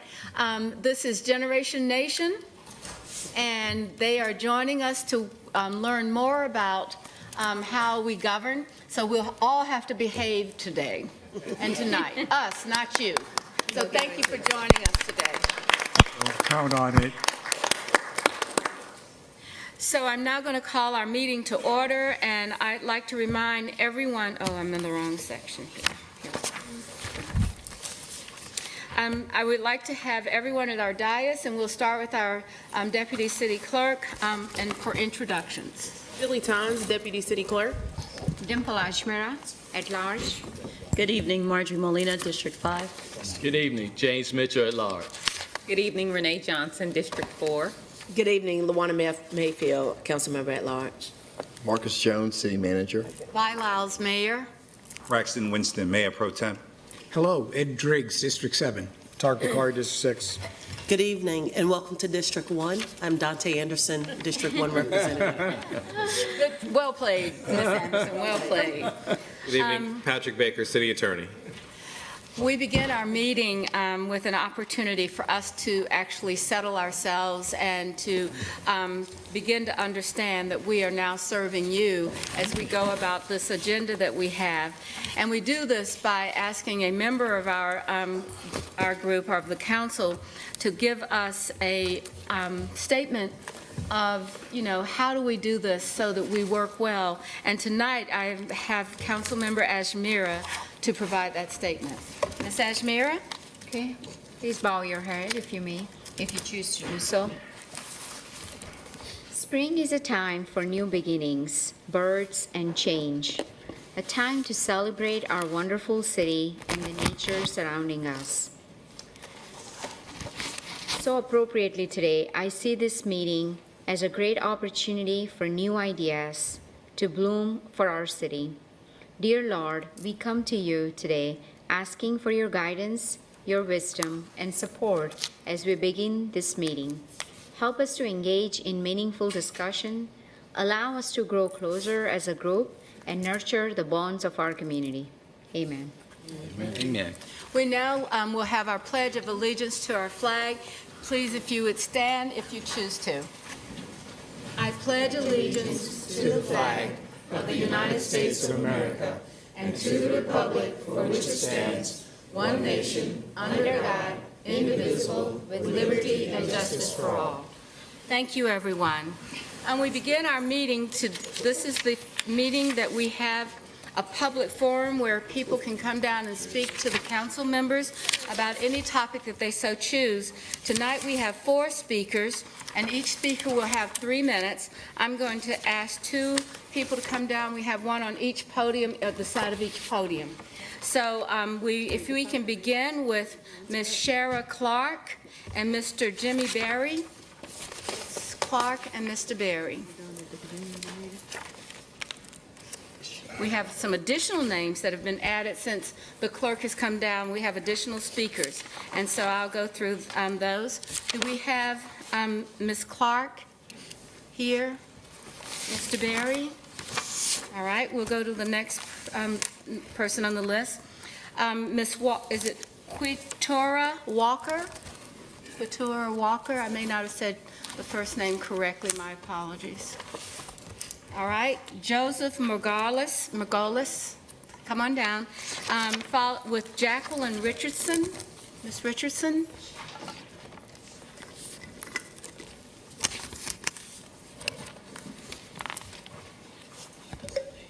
Over here. Okay, thank you for walking over.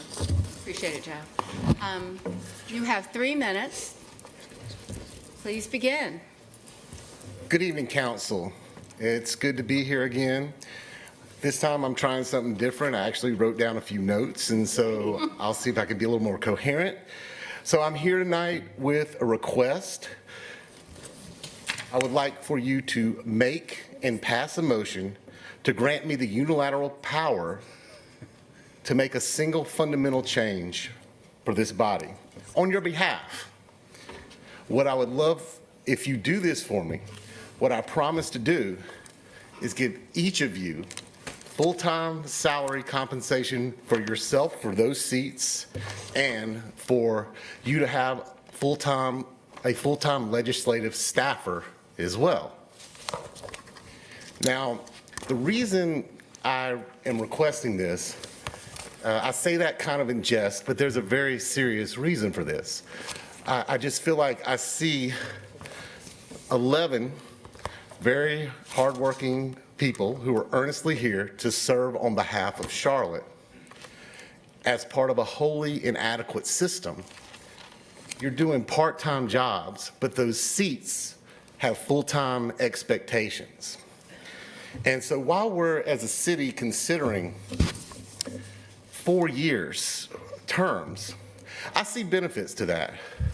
But if it's going to be a 4-year term of the same thing of you not being paid enough, so many of you have to find other means of income to take away from the good work that you would otherwise be doing on my behalf and everyone else in here's behalf and everyone else in Charlotte, I think that should be taken up first or at the same time. And, you know, there's real consequences to this. Like we're dealing with right now whether or not we should turn the MTA into an authority. And I feel like with Charlotte being the biggest, contributing the biggest amount of tax dollars to this, Charlotte should have a big say in that.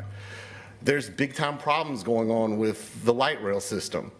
But right now, the oversight system seems to be in such a way where there's not enough bandwidth for there to be, when required, because I think the city staff is very competent and very apt, but when required, for there to be an adversarial relationship where the council can have the staff to support them with the information they need. Right now, it seems like they're having to rely on the city staff, they are charged to oversee, which doesn't, I'm not saying anything bad about anyone on the city staff.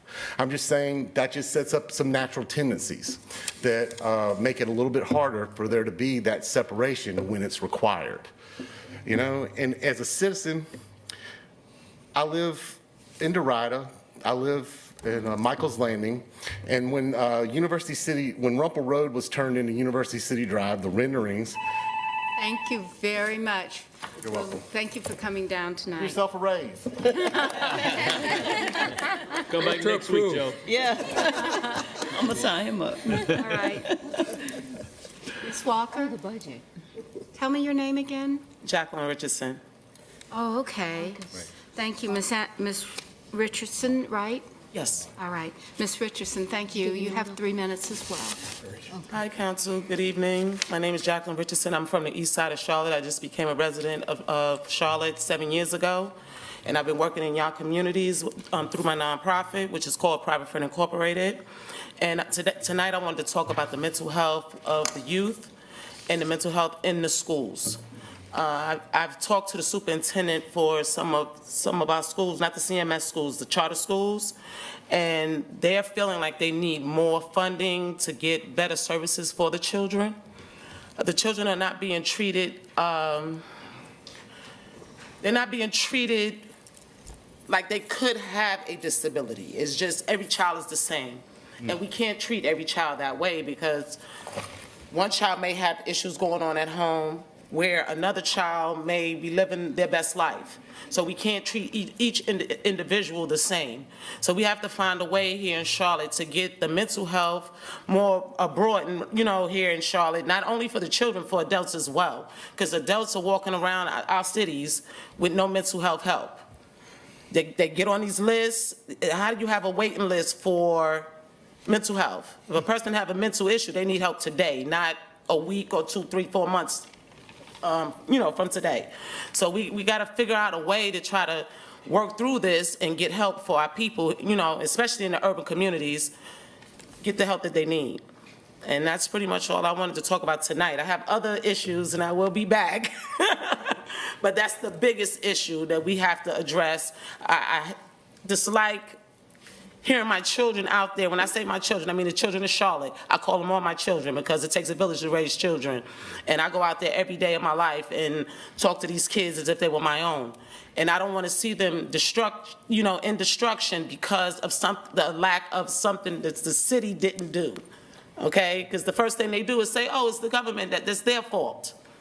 If nobody tells y'all what's going on, y'all can't help us. So I'm here to tell y'all what's going on and the help that we need in our urban communities to get the proper counseling, therapy, and hire more people so it would be a shorter waiting list so these people can get in, especially the mothers of our community. They need it the most because they're working, and these mamas are working 10, 12 hours. And then they're coming home trying to be a parent, then go to bed and try to get back up for work again. Their mental health is going to go away. There's no ifs, ands, or buts. You know, we have to find a way for these people to be able to go in and get the help that they need instead of drinking, using drugs. They need the help, and we got to figure it out. Thank you so much, Ms. Richardson. I think all of us around this dais agree. I think that we're also doing some things. I think a couple of months ago, Steve Smith, who used to play for the Panthers, he opened an emergency mental health clinic that our officers and our counselors use. But I think one of the things that I would ask you to do is, we televise this, and I would love it if we could figure out a clip so that you could have a conversation with the Mecklenburg County Commission, because they are basically more responsible. We do our part, and we try to do everything that we can and understand all of these issues. But I think where we have the biggest amount of impact is at the Mecklenburg County level. And so I think if you could just make that message known to them, whether it's by, looking at what you've said and sending that to them. Okay. We'll work and partner as much as we can, but thank you for pointing out these very, very difficult issues, and we understand them all. Thank you very much. Thank you. All right. Our next two speakers are Willis Drawn Jr. and Garcia Nelson.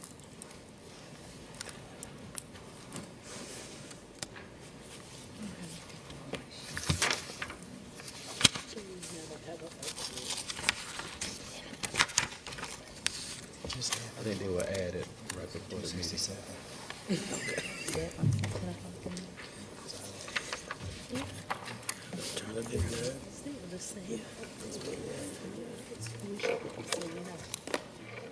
All right.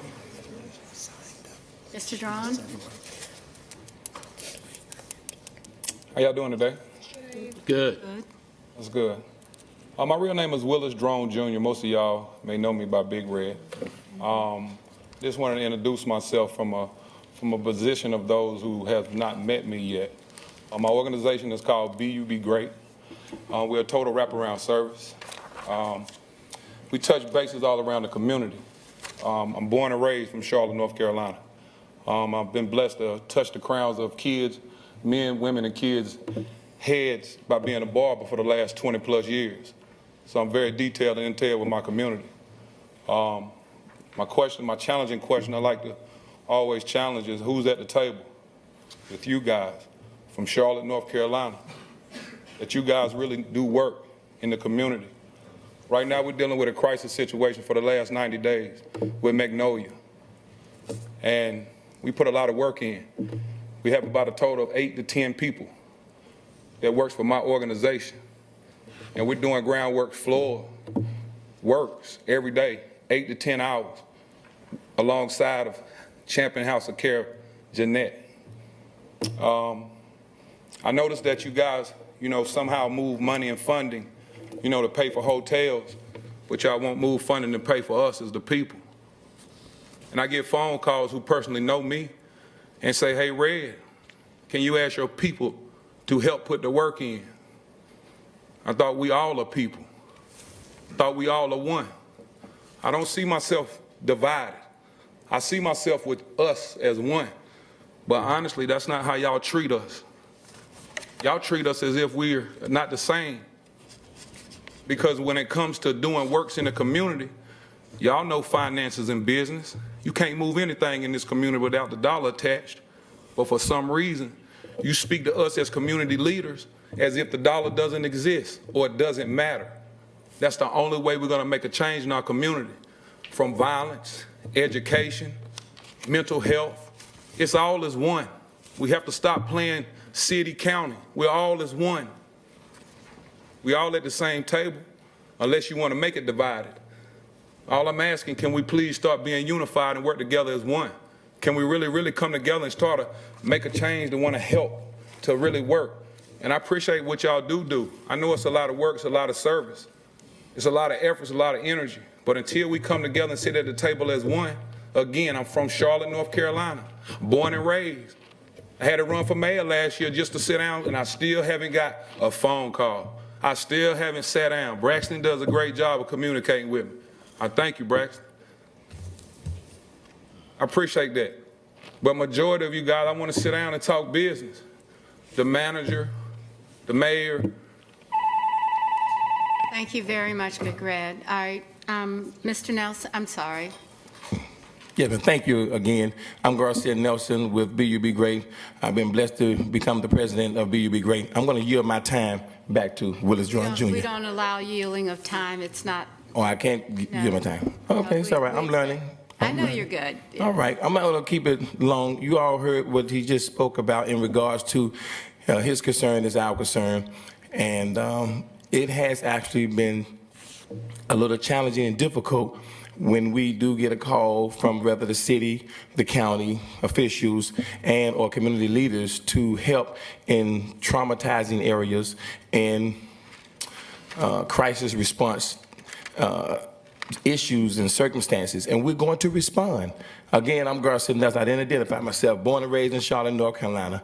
And I love all of y'all. And of course, everybody, pretty much everyone, maybe one or two that don't know me that are sitting there, I'm Garcia. Thank you.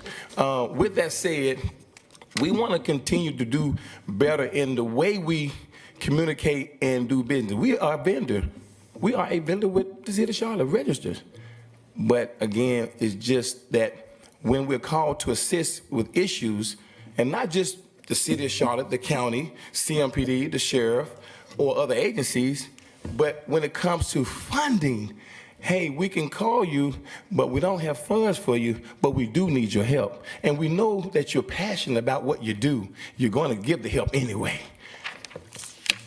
It's hard when you're from this city and you want the best for this city, but you want the city to acknowledge your professional, your business aspects, your contracts and contractual ability to handle funding, where some areas they may say you need a fiscal agent, not realizing that we've handled hundreds and thousands of dollars just through BUB Great, through his agencies and organizations alone. But with our relationship, sometimes we don't know how to go beyond. And we need y'all help with that, whatever that may look like. If y'all can help me, help us. All right. Thank you very much for coming down and expressing your thoughts about how we can better help everyone in the city as we're unified. Any questions that anybody may have? I don't know if I got. Well, this is the other thing. We don't do questions at this time. Okay. We basically listen and then go back and think about this. So you will get a reply, but not necessarily questions. It may be questions in that reply. Thank you very much. Okay. So that is the end of our public forum tonight. So we'll now proceed with our awards and recognition. We've already recognized the young people of Generation Nation. And now I'm going to ask Mr. Bakari to read a proclamation recognizing 2023 as the year of the trail. I'd love to, Madam Mayor. Thank you. Here we go. Pay attention. This is important. Generation Nation. Proclamation. Whereas the city of Charlotte's natural beauty is critical to its residents' quality of life, health, and economic well-being, the trails and greenways that span across our community are integral part of our recreational and transportation option and promote an enjoyment of scenic beauty by our residents and our visitors. And whereas the parks, greenways, trails, and natural areas across our community are welcoming to all, providing common ground for residents and visitors of all ages, abilities, and backgrounds to access the community's rich and diverse natural, cultural, and historic resources. And whereas Charlotte Trails and Greenways include the partnership with Mecklenburg County to advance the Cross Charlotte Trail, providing over 30 miles of greenway access to walkers, hikers, and bicyclists across the city. And whereas trails offer quality of life benefits to all as expressions of local community character and pride, as tools for economic revitalization, as resources for healthy recreation, as accessible alternative transportation, and as sites for social and cultural events. And whereas the North Carolina General Assembly designated 2023 as the Year of the Trail in North Carolina to promote and celebrate the state's extensive networks of trails that showcase our state's beauty, vibrancy, and culture. And whereas North Carolina is known as the Great Trails State. Now, therefore, she, Vi Alexander Lyles, Mayor of Charlotte, does hereby proclaim 2023 as the Year of the Trail in Charlotte and commend its observance to all citizens. Very good. Thank you, Mr. Bakari. No one reads a We proclamation. have another significant recognition to make, and I would like to ask Ms. Mayfield if she would read the proclamation for fair housing. Thank you, Madam Mayor. Mine will not be as animated as my colleague, nor as long, but it is extremely important, and prayerfully, I will share with you the City of Charlotte's proclamation. Whereas the Fair Housing Act, enacted on April 11, 1968, enshrined into federal law the goal of eliminating racial segregation and ending housing discrimination in the United States. And whereas the Charlotte and Mecklenburg County Fair Housing Ordinances of 1980 and 1982 respectively, and the Federal Fair Housing Act of 1968 prohibit discrimination in housing because of race, color, religion, sex, national origin, familial status, and disability. And whereas the City of Charlotte is committed to the mission, and whereas our social fabric, the economy, health, and environment are strengthened in diverse, inclusive communities, and whereas more than 50 years after the passage of the Fair Housing Act, discrimination persists and many communities remain segregated. And whereas acts of housing discrimination and barriers to equal housing opportunity are unacceptable to a common sense of decency and fairness. Now, therefore, Madam Mayor, Vi Alexander Lyles, Mayor of Charlotte, do hereby declare the month of April 2023 as Fair Housing Month, and Charlotte as an inclusive community committed to fair housing and to promoting appropriate activities by private and public entities to provide and advocate for all housing opportunities for all residents and prospective residents of Charlotte. Mayor Vi Alexander Lyles. Thank you. Thank you for all the members of the Community Relations Committee that are attending tonight in support of this resolution. And I want to also thank Mr. Ratchford, who leads the Community Development Group. And I think we'll give you this proclamation. We'll get it to you. To Mr. Ratchford. And just today we honored the people that are boards or commissions. And we appreciate so very much that you are part of the city that makes it better. So thank you very much, especially around what we see as equity and equality and justice. All right? So to both proclamations, thank you.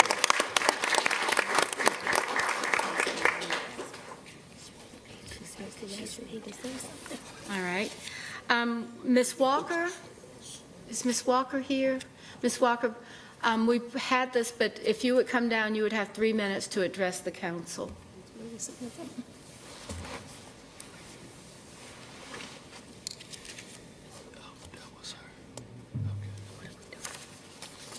Hello, I'm sorry for my delay. I'm sorry for being late. I'm new to the area, so I got lost. I can understand that. Our roads are exactly named after, they go in all directions and they have one name. Yes, I apologize for that, I really do. And you'll be lost forever and ever. All right, I want to make this fast, I'm sorry. I was nervous to come up here. I was like, do I dare talk about these things? Do I keep this to myself, or do I just, really stress this matter because it's important? I'm so used to being silenced to where speaking out is actually hard for me to do because of this situation has become so dire. Hello, my name is Katora Walker. I'm originally from Pittsburgh, Pennsylvania. I'm 37 years old and a mother of 2 beautiful daughters, ages 12 to 15. And I'm here today as a mother and a caregiver of a child with a disability who has autism spectrum disorder. And over the past 15 years, I have endured many challenges and hardships relating to the care of my daughter and has experienced being mistreated and discriminated against by society and employers because of my daughter Leah's condition. Leah is a 15-year-old girl who has severe autism, who can be volatile and have severe behavioral issues, making her needs for care very high, which puts limitations on me and what I can and cannot do. Putting Leah on a schedule, which in turn put me on a routine schedule. And I do not deserve to be mistreated, manhandled, or discriminated against by employers because of these restrictions. Knowing that there is limitations for my daughter and there is limited help and resources for children and adults with disabilities, there should be stricter laws prohibiting and protecting parents and caregivers against discrimination in the work field. Not only should it be illegal to discriminate against people with disabilities, but it should also be illegal to discriminate against people who are caregivers of the disabled. For we have a duty to protect and provide these vulnerable people of society who tend to get overlooked and forgotten about with the protection that they deserve. My daughter is nonverbal and cannot speak up or defend herself, so that's why I'm here today, to speak up for her and be her voice. For I have been a caregiver all of my life. Also caring for my older brother who has autism, as well as others with limiting barriers and illnesses. And with everything going on in the world, it is truly very easy to forget about these precious, defenseless people of our society. And that is why I will never stop fighting for people like my daughter, because she has a voice and she deserves to be heard. What about people like me, parents and caregivers who suffer in silence with no one to protect us, while people forget about us or discriminate against us for our circumstances? Who will fight for us? Who will stand up for us as we protect and fight for others in our society? And there is a lack of care and understanding for the special needs and the disabled. And I will be silenced no more.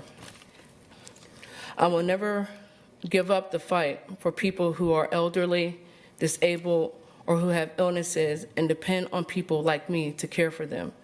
These people are absolutely vulnerable and defenseless and depend on others to care for them for everything they need. But for some reason, employers seem to think that I have some special privilege because of my limitations. Ms. Walker, I think your time is up now. Yes, ma'am. So What I want to ask is, why isn't there stricter policies and stricter, laws as far as protecting people like myself, as far as me being a caregiver to my daughter? I think that is an excellent question that probably is not one that we are prepared to answer today. I want to just say thank you for sharing that. I could hear in your voice how sincere you are, and as well how much this really means to you. I'm going to ask Ms. Babson to work with you to get your contact information, to figure out how we can participate in connecting you with the correct source that can address some of the questions and issues that you have. So Ms. Babson just stood up over here, and you can walk over to this side of the dais. Yes, And if you would just speak with her. We have your contact information, I believe, already, so thank you so much. You're very welcome. Thank you for I having me. appreciate that you are willing to share Thank you. publicly this important issue. Thank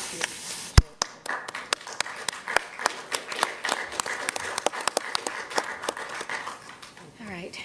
Now we have, we need to go to item number 9, which is the public hearing. We need to open our public hearing and consider action on the Mount Holly Riverside Area Voluntary Annexation. We have 4 speakers, Bridget Grant, Brett Bass Knight, Nick Bouchon, and Matthew Mobley, that all are speaking in favor. So, Ms. Grant, would you like to lead off? And the other speakers, are they here? If needed, if questioned. So, Ms. Grant, you'll have 3 minutes, and if there are questions specific to those in the audience, we will address those, all right? Ms. Grant, 3 minutes. Good evening, Bridget Grant, Land Use Consultant with Moore & Van Allen. Pleased to be here on behalf of the petitioner. This annexation request is really a follow-up step to the approved rezoning. The rezoning was unanimously approved just last year in 2022 and had the support of staff and the zoning committee. It's also worth noting that approval of this most recent rezoning proposal was a reduction in the development levels from the previously approved rezoning in 2005. So all of that is to say that this rezoning request isn't a request for development approvals. That's already been accomplished. This is really a request to be able to develop the roadway infrastructure in accordance with CDOT standards rather than NCDOT standards, which also gives the city the benefit of the tax dollars. And I'm happy to answer any questions. Are there any questions for Ms. Grant on this voluntary annexation? I have questions for staff. Ms. Mayfield? Not for Ms. Grant. I have a question, a follow-up question with staff regarding All right. Which staff? accessibility.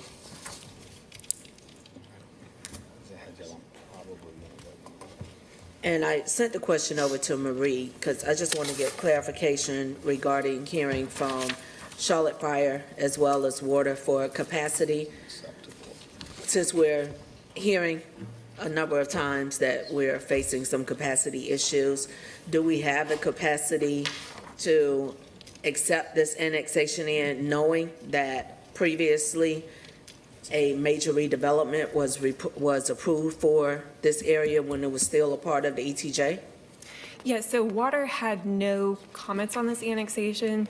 The site is accessible as it is, and they have no issues with it. Charlotte Fire provided their estimated cost to serve, which is typical, and I can follow up with you with those full comments, but the takeaway is that we are able to service this site. All right. Thank you, Madam Mayor. Any other questions on this on this item? So, I'm sorry, Ms. Watlington? Thank you. My question may be for staff. I know that Ms. Grant and I have talked about this ad nauseum. I'd like to understand, how are we at a position to be able to quantify when we look at these annexations what the revenue impact could be and what that looks like versus any additional service spending? Yeah, so our fiscal analyses are done at a high level, and the revenues are based on property taxes, PAL bill fees, and service fees, such as solid waste fees that the users would then be paying in the area if they then develop it out and have residences.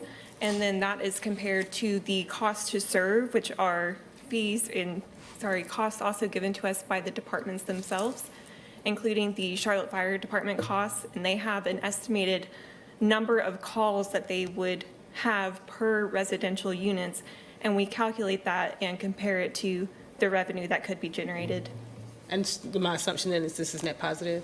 Correct. It's quite in the net positive. It's a larger development. It could allow up for approximately 800 residential dwelling units, so the property tax evaluation for it alone, I think, gosh, I can pull it up here.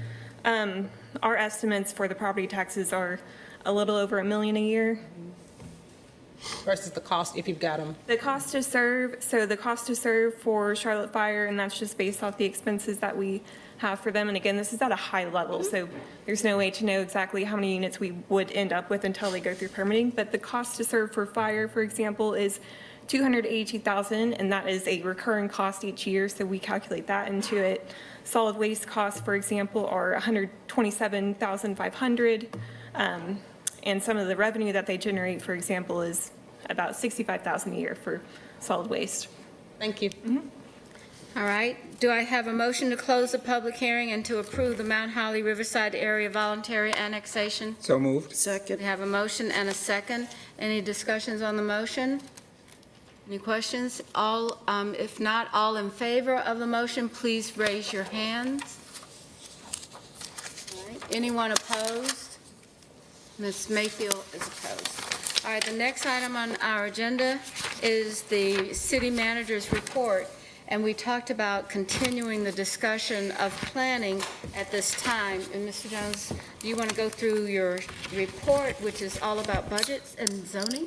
No, I just want to see what the council would like to do. We have Haley Gentry teed up for the last budget workshop presentation. I don't know if you wanted her to go first and then go to Allison, or you want to start with Allison, the questions from upstairs. I think it would be great to finish the questions upstairs. We had 3 people for those. Mr. Bakari was first. There's going to be more than 3. There are going to be more questions than that? Okay. We had, how long is, Ms. Gentry, your presentation on the budget would be? Well, I wasn't saying that you had to abbreviate it. I just wondered how long it might be so that we'd be able to cover it in the time that we have. So, why don't Allison, you guys, let's let the airport come down and do the view. The budget will be coming out soon, and I want to make sure that they have that opportunity. I think we delayed them for a couple of weeks already. All right. So we're going to hear from the airport, and then we'll come back to planning.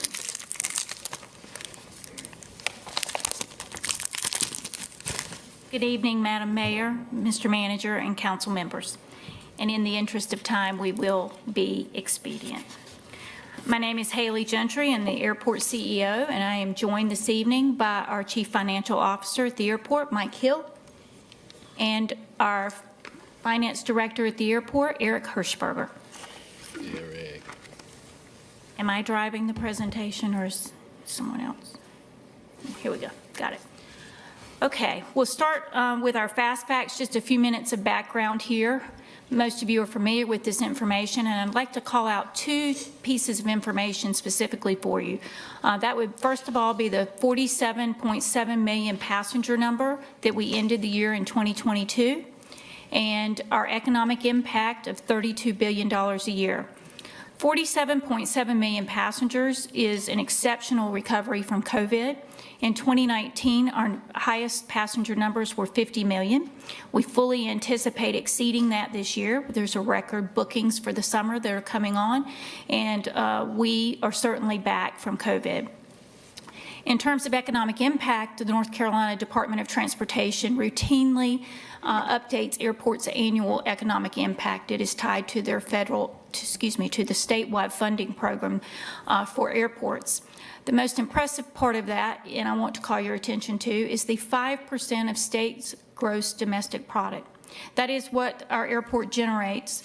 Airports in general, in the state of North Carolina, commercial airports are about 10 million. So that shows you the size of Charlotte and the activity that is occurring here. Represents also about $10 billion in personal income that comes out of the airport. Next slide. There we go. Our budget priorities. There were 3 of them, very basic. Invest in our core business, recruit and retain employees, and enhance our financial position. These three priorities have carried us through every decision that we make. The core business, as I mentioned to you, we're back. What can we do to meet the need of our passengers and the growing demand that is occurring in our environment? Our airlines are expanding, whether that be a hub carrier or a non-hub carrier, and our local O&D is tremendously increasing as well. We continue to compete in this growing construction market for labor and trades. We are the landlord, I remind you, at the airport, and most of our positions are labor and trades. So it's a very competitive market to retain those employees, and I compliment the city for the support they've given us on that. It is one of our key priorities this year as we move forward. And then I don't have to mention to you that fiscal discipline is essential. That is something that our entire program has been built on, something that we really safeguard in our business and served us well throughout the pandemic. Okay, here is a snapshot of what to expect from our budget as we move forward. In general, revenues are up, expenditures are up, but the revenues do exceed the expenditures.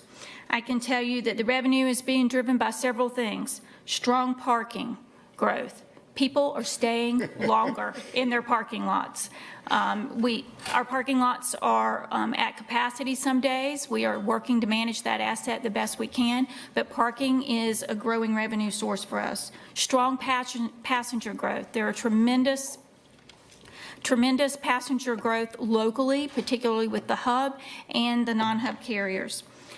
In terms of what's happening on the expenditure side, we have several things occurring, focusing primarily on inflationary increases. That's nothing new. I think everyone is experiencing that. And we have several federal mandates. Most of it is surrounding cybersecurity. Biometric technology, things that are required for all airports moving forward. And of course, then again, as I mentioned, the increased passenger and service levels. This is just a reminder of where we have been. March 20th, you see what happened. I don't have to remind you of that. We all lived that. But it shows you the trend of how Charlotte has recovered. We were one of the fastest recovering airports in the country. We're experiencing shifts in flights. You have been privy to some of that. With the shortage in pilots, there's been a shift. Our regional jets are reduced, and our mainline carriers and overall seats are remaining high. We are preparing for a record summer. We are experiencing increase on all sides of the house with air service. We were fortunate today to learn that we are going to have year-round service to Madrid. So that is a great thing and a great reflection of the overall community growth that you're seeing. Our capital program that accompanies that. For some time, we've been focused on the terminal building. In case you forget what we're going for, because I know it's a bit painful at times, take a look at the image on the left. You'll see Queen Charlotte is now moved inside.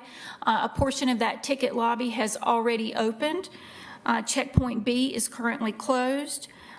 We are expecting an oversized combined checkpoint to open in the fall, as well as for the Queen to be unveiled. We're very excited about this coming to fruition. If you have been in the newer open part of the terminal building, it is a dramatic departure from where we've come from. So I think it gives us all something to look forward to. The program will start to shift to the airfield. There's a glimpse of the airfield. In purple is our new runway, which is forthcoming. Go to the next slide. In yellow is another view of that. We have started construction. Trees are coming down. Grading is starting. That program right now is slated to open in, the runway will open in 2027. The terminal lobby, I neglected to tell you, will open in 2025. So we're halfway there. Just be patient with us. The new runway, probably the most significant thing that you need to know is it's going to save you time. It's estimated to save $5.5 billion in delay savings. It's, as I said, going to be completed in 2027. It also includes numerous safety enhancements. You can see around the end of the road there, it's like a big U. That's one of the safety enhancements we were able to share with the Secretary 2 weeks ago. And it represents tremendous capacity and efficiency gains. Less fuel burn, less crew time, more efficiency on the airfield, less time sitting on the airplane for your passengers, which we're all very excited for. Concourse A, expansion phase 2 is up on the top right-hand corner. That will be 10 additional gates, which are coming online in 2024. Delta will be occupying this concourse, and it will enable the hub to pick up a few more gates on the traditional existing A concourse. And probably the most exciting slide for those of you who have followed our budget from year to year is, even with all these changes, our cost per enplaned passenger is projected to remain at $2.04. I will just call out to you that that is our number moving forward. That's a 2023 budget number for us. The other numbers that you are seeing there are 2021 numbers from the other airports because they have not been published yet. So I get a lot of questions about cost and are we concerned with what we're doing and how do the airlines feel? I will tell you all of the airlines have blessed this budget that we're bringing forward, and all of the airlines are aware of the $2.04 CPE. Having said that, that's all I have to present. I'm happy to answer any questions.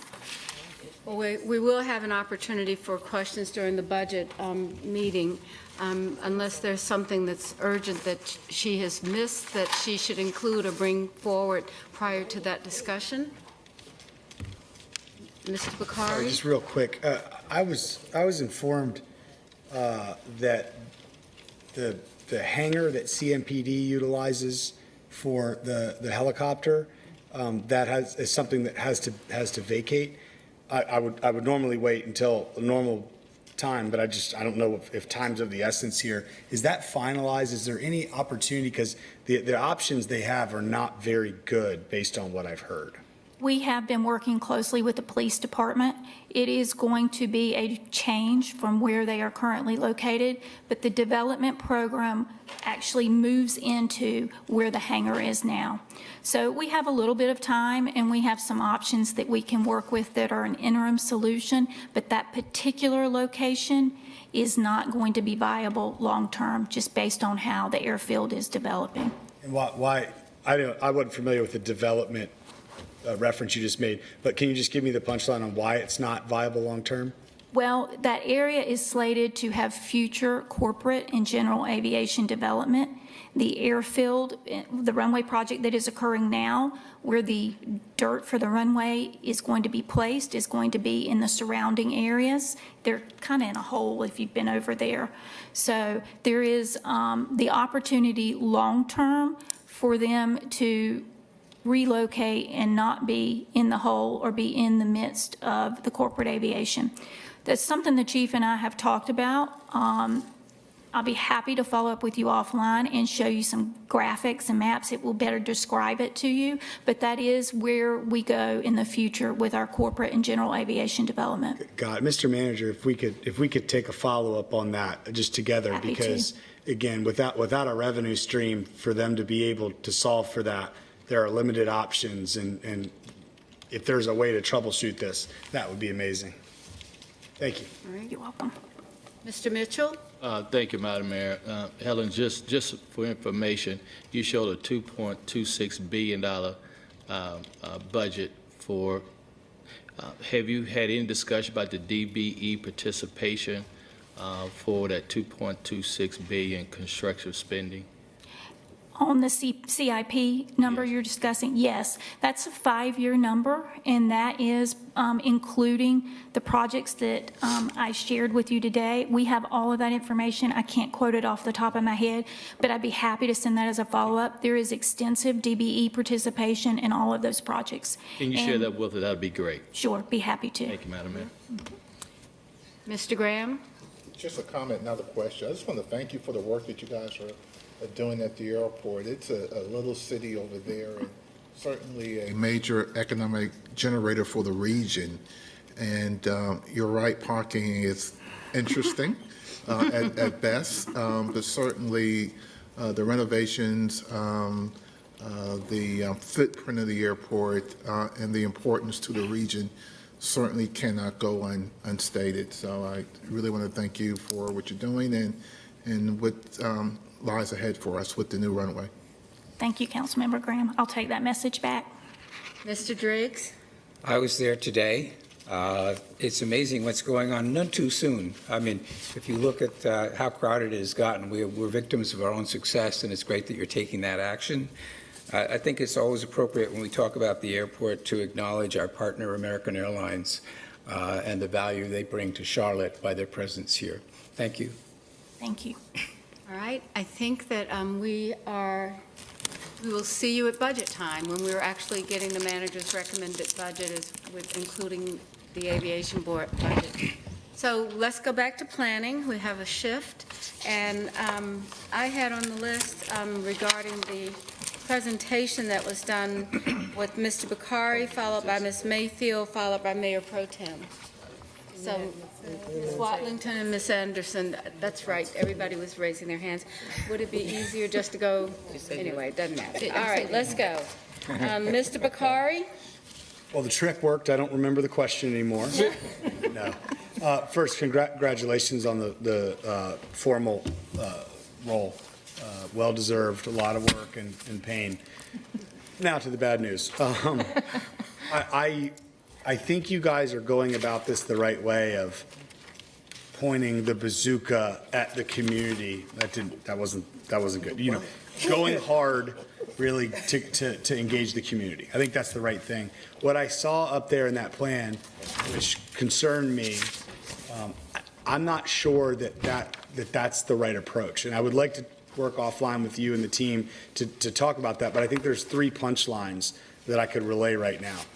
We've got to get really specific in the activities that occur. And I think a lot of what I saw is education. And that's really at a generic level, making the community understand this is what's happening. That's what we've been doing for years. I think we've got to get really specific over the next 2 years on 3 areas. One is going to be transactionally, once June 1st hits and that 2-year clock of alignment starts to occur, transactionally, if a parcel is now N2 and you say that it needs to be community activity center, well, how does that, what happens? Who talks about it? Is it community activity center 1 or 2?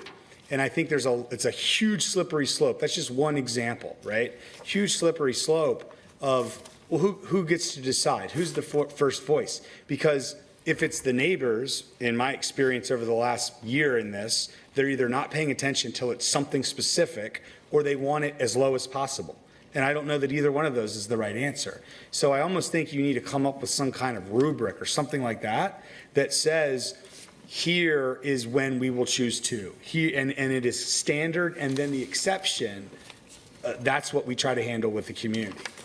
So that's first and foremost, the number one thing.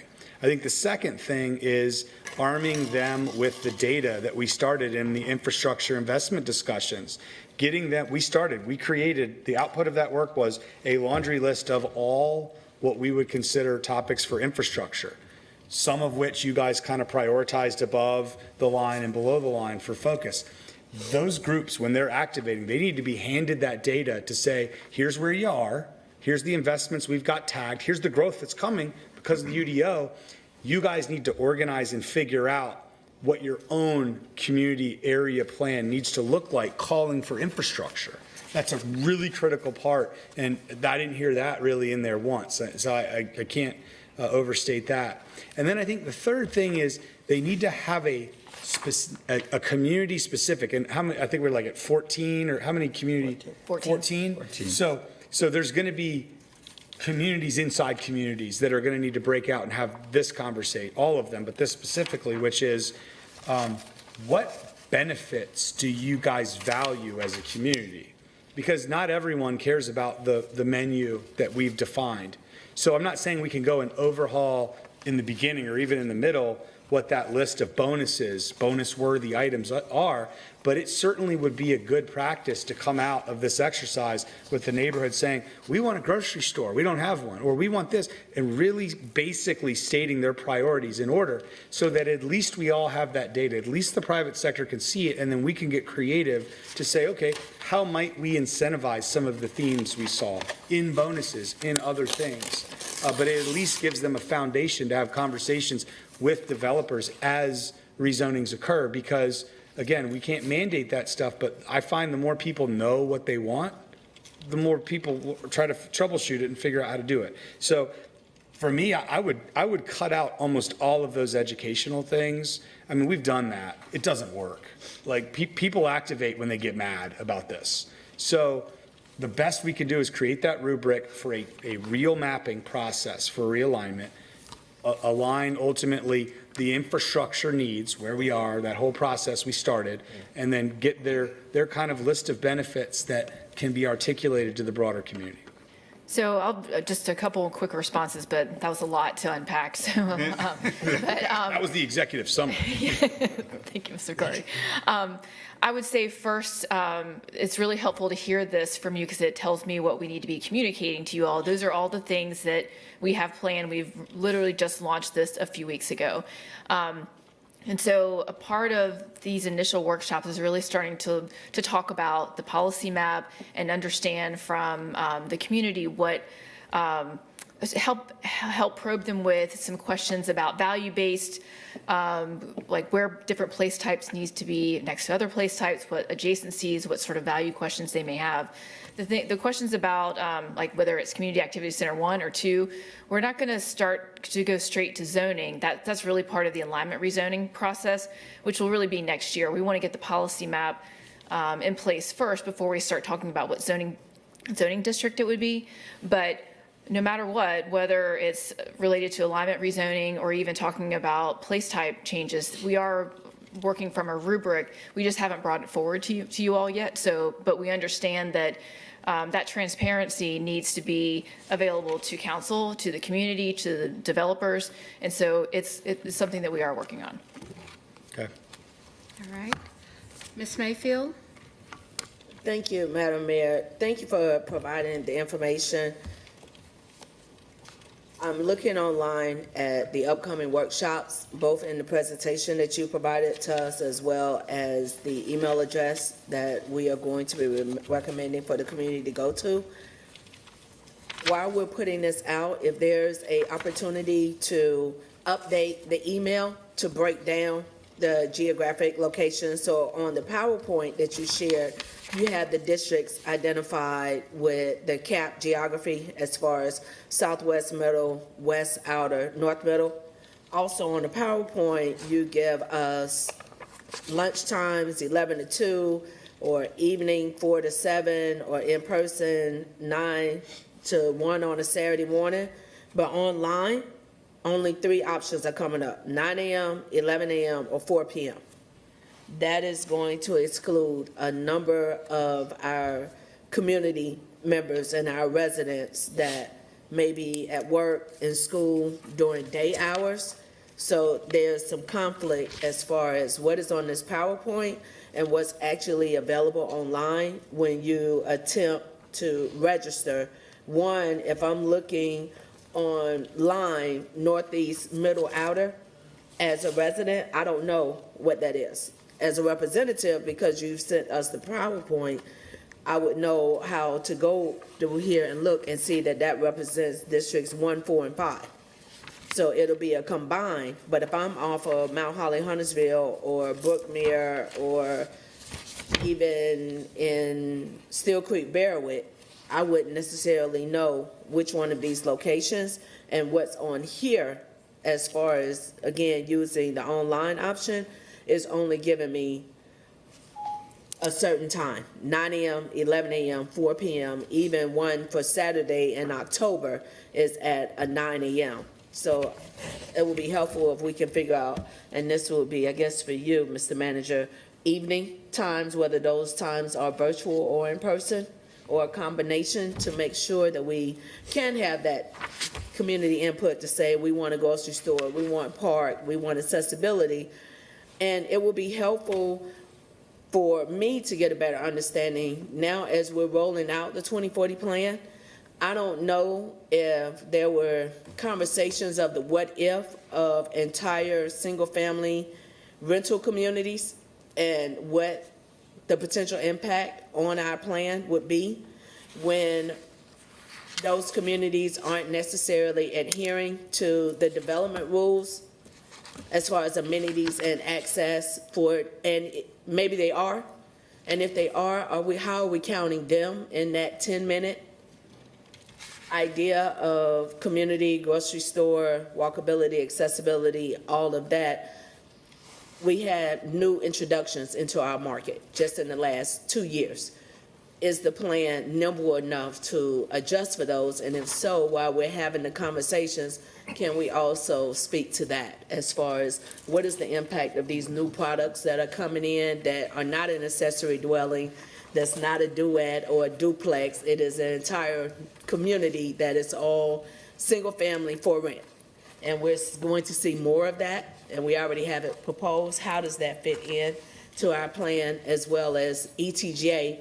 Like earlier this evening, if we're incorporating area that's undeveloped versus normally we do a lot of areas that's already developed, how does the plan fit into that? I think will be helpful when we're having the conversations with the community, saying, how does this benefit me, or how can it benefit me?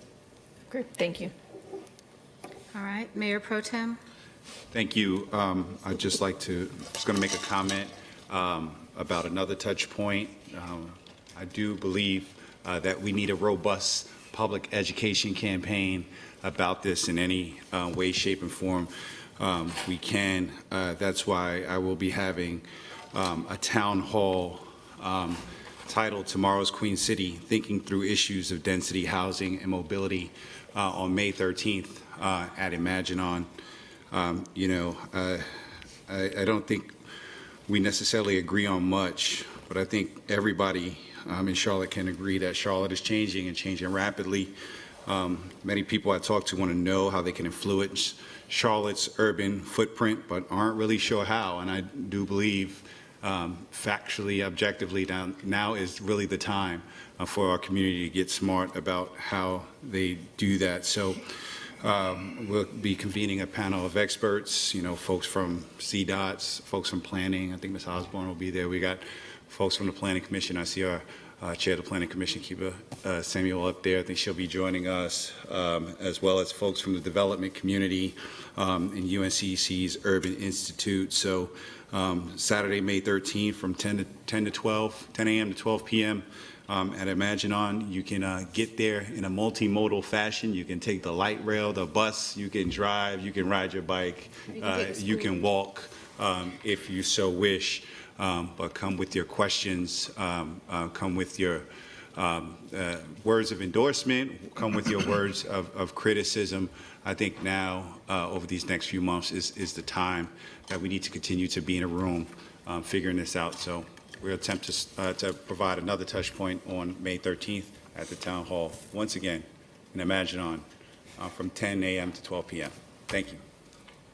So you chose. All right, it is a plug. Ms. Watlington? Thank you, Madam Mayor. I've got just a couple of things. First of all, I just echo my colleagues' sentiments. Thank y'all for the work that you're doing. I know there's a ton, and thank you for your ongoing support. I know every time we have an event, you all show up. So thank you for that and the work you're doing to educate the community. I do think that there is still room for that education, and I appreciate what I've been seeing as far as how it's been weaved into some of the existing work, particularly in the corridors of opportunity. We know that we've got the playbooks. Out in Steel Creek, we have a former area plan, and of course in the other areas. I know that you guys are leaning on past information for that.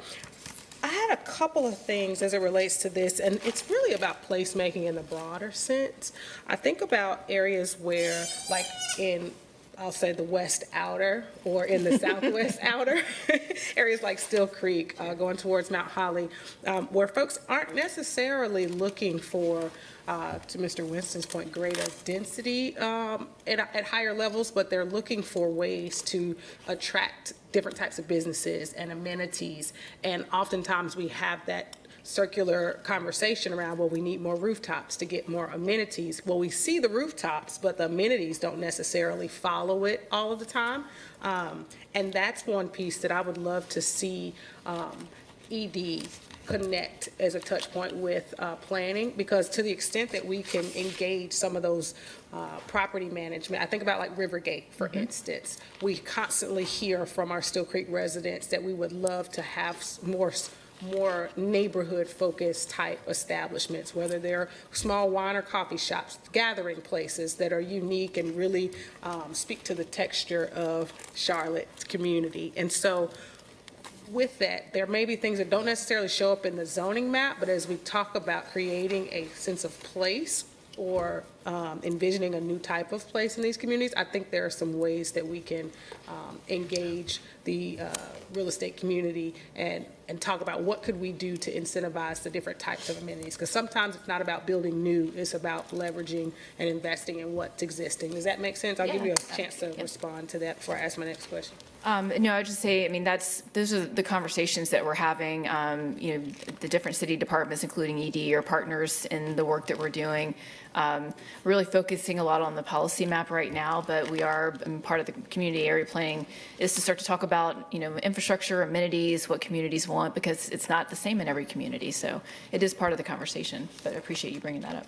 Thank you for that. The next thing I wanted to talk about is I wanted to get an understanding of how, these are more focused around the UDO, how the UDO is approaching things like entertainment districts and proximity to residential and those kinds of things. When I think about Wilmore, for instance, the residents there are really, really clamoring for better regulation or more regulation around how close can these entertainment venues be to our residents, or what can we do to help fortify that separation so that we can enjoy the community but also live in the community. So I wanted to understand a little bit more about how those kinds of things tie together.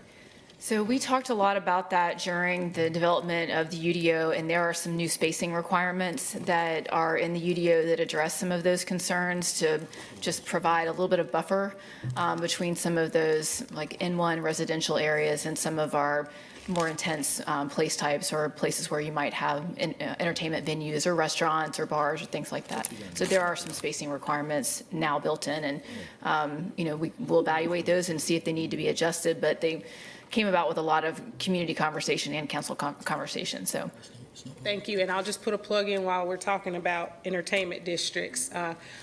Typically, there are areas where we see a lot more pedestrian traffic, and so just lifting up once more time, I know Liz knows where I'm going with this, but as we think about how the UDO can help bolster safety, I know that we have policies in regards to traffic calming. We know that there's a difference between what traffic calming may look like in certain areas versus these highly congested areas where we see a lot of pedestrians, particularly on the weekend at all hours of the night. So I'd be very interested to understand how we can right-size the policy for different parts of our community and how the UDO can help support that. Okay.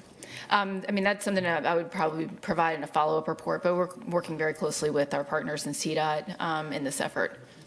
Liz, I don't know if you had anything towards that.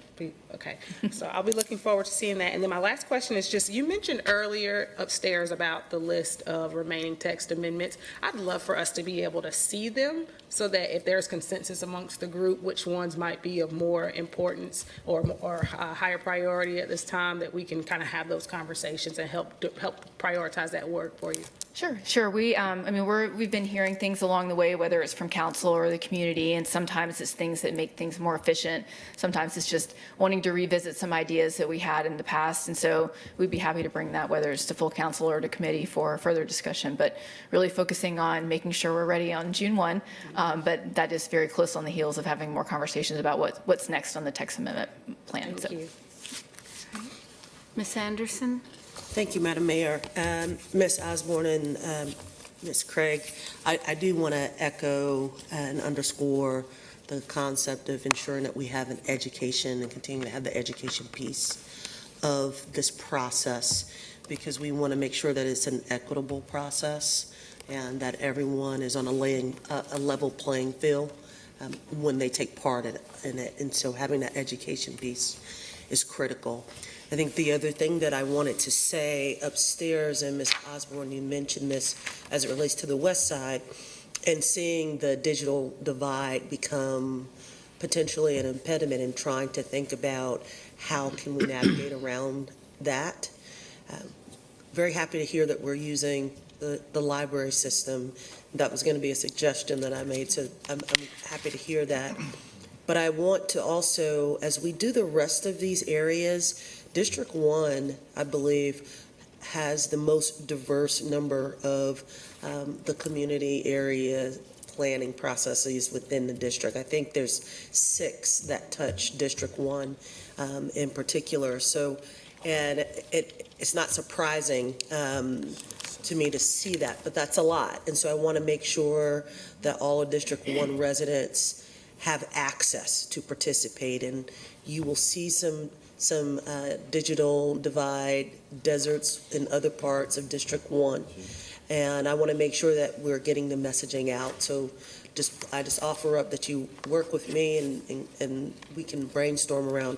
If you're not seeing the right level of participation, what we can brainstorm about what other avenues we can pursue, because I want to make sure the district has the opportunity to participate. And lastly, I would just like to say, Ms. Osborne, I'm so happy that this is occurring all at the same time. I'm sure it's a yeoman's effort for your team to do this all at the same time, but I do see the benefit in having everyone participate and see the results, and then begin to think about holistically how it would inform the UDO. So thank you for that. Thank you. Ms. Johnson? Thank you, Madam Mayor. I just have a couple of questions. I wanted to ask about follow-up from the infrastructure meeting. Will there be any follow-up meetings, Mr. Jones, or from council's concerns, or what's the next steps for that? Yeah, so thank you, Councilmember Johnson. We are working on, and I think we're going to present something at the end of next month that would also show the next steps as a result of the infrastructure meeting. Did I get that right? Yeah, so I think we're starting with the rezoning tune-up, but it's sort of a 3-phase approach that we've been working on. So I've been working really closely with Liz, who's leading that. But yes, there is follow-up that we are working on. Okay. And Allison, I also want to recognize you and thank you for being responsive. I reach out to her very often trying to get information, so I want to thank you for providing me information about District 4 and all of the cumulative development. I also wanted to say I was in the university library last Wednesday, and apparently there was someone from city staff, I think, that was there to answer questions, and I walked right by him and didn't realize it. So I would just say for the table, if there could be more information, maybe the banners or something to draw more attention to the table. Okay. So that it just draws attention to the table so folks know who we are and why we're there. And the Development Near Me app, I had a chance to see that today, so and I look forward to looking at it closely and seeing it again.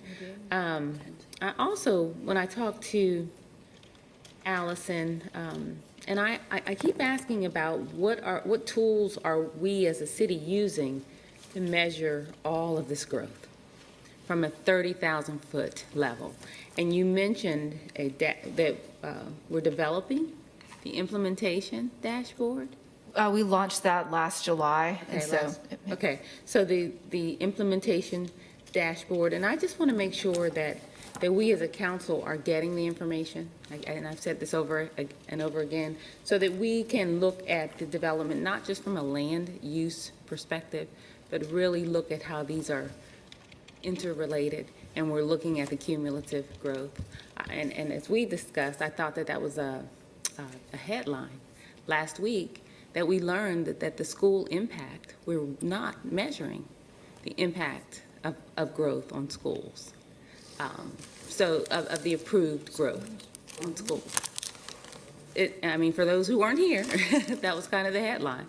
So, I mean, do you want to clarify? No, I was going to say that Dennis Lacaria, moving into his new position now, both head of capital planning as well as sort of the data side of things. We had a great meeting with him probably a week or so ago to talk about how the city staff and planning for our future can work more closely with CMS and making sure we're tracking and evaluating things. And so we have some ideas in place of how to do that better. So we'll be coming back to you with more information as we work on that partnership. Right.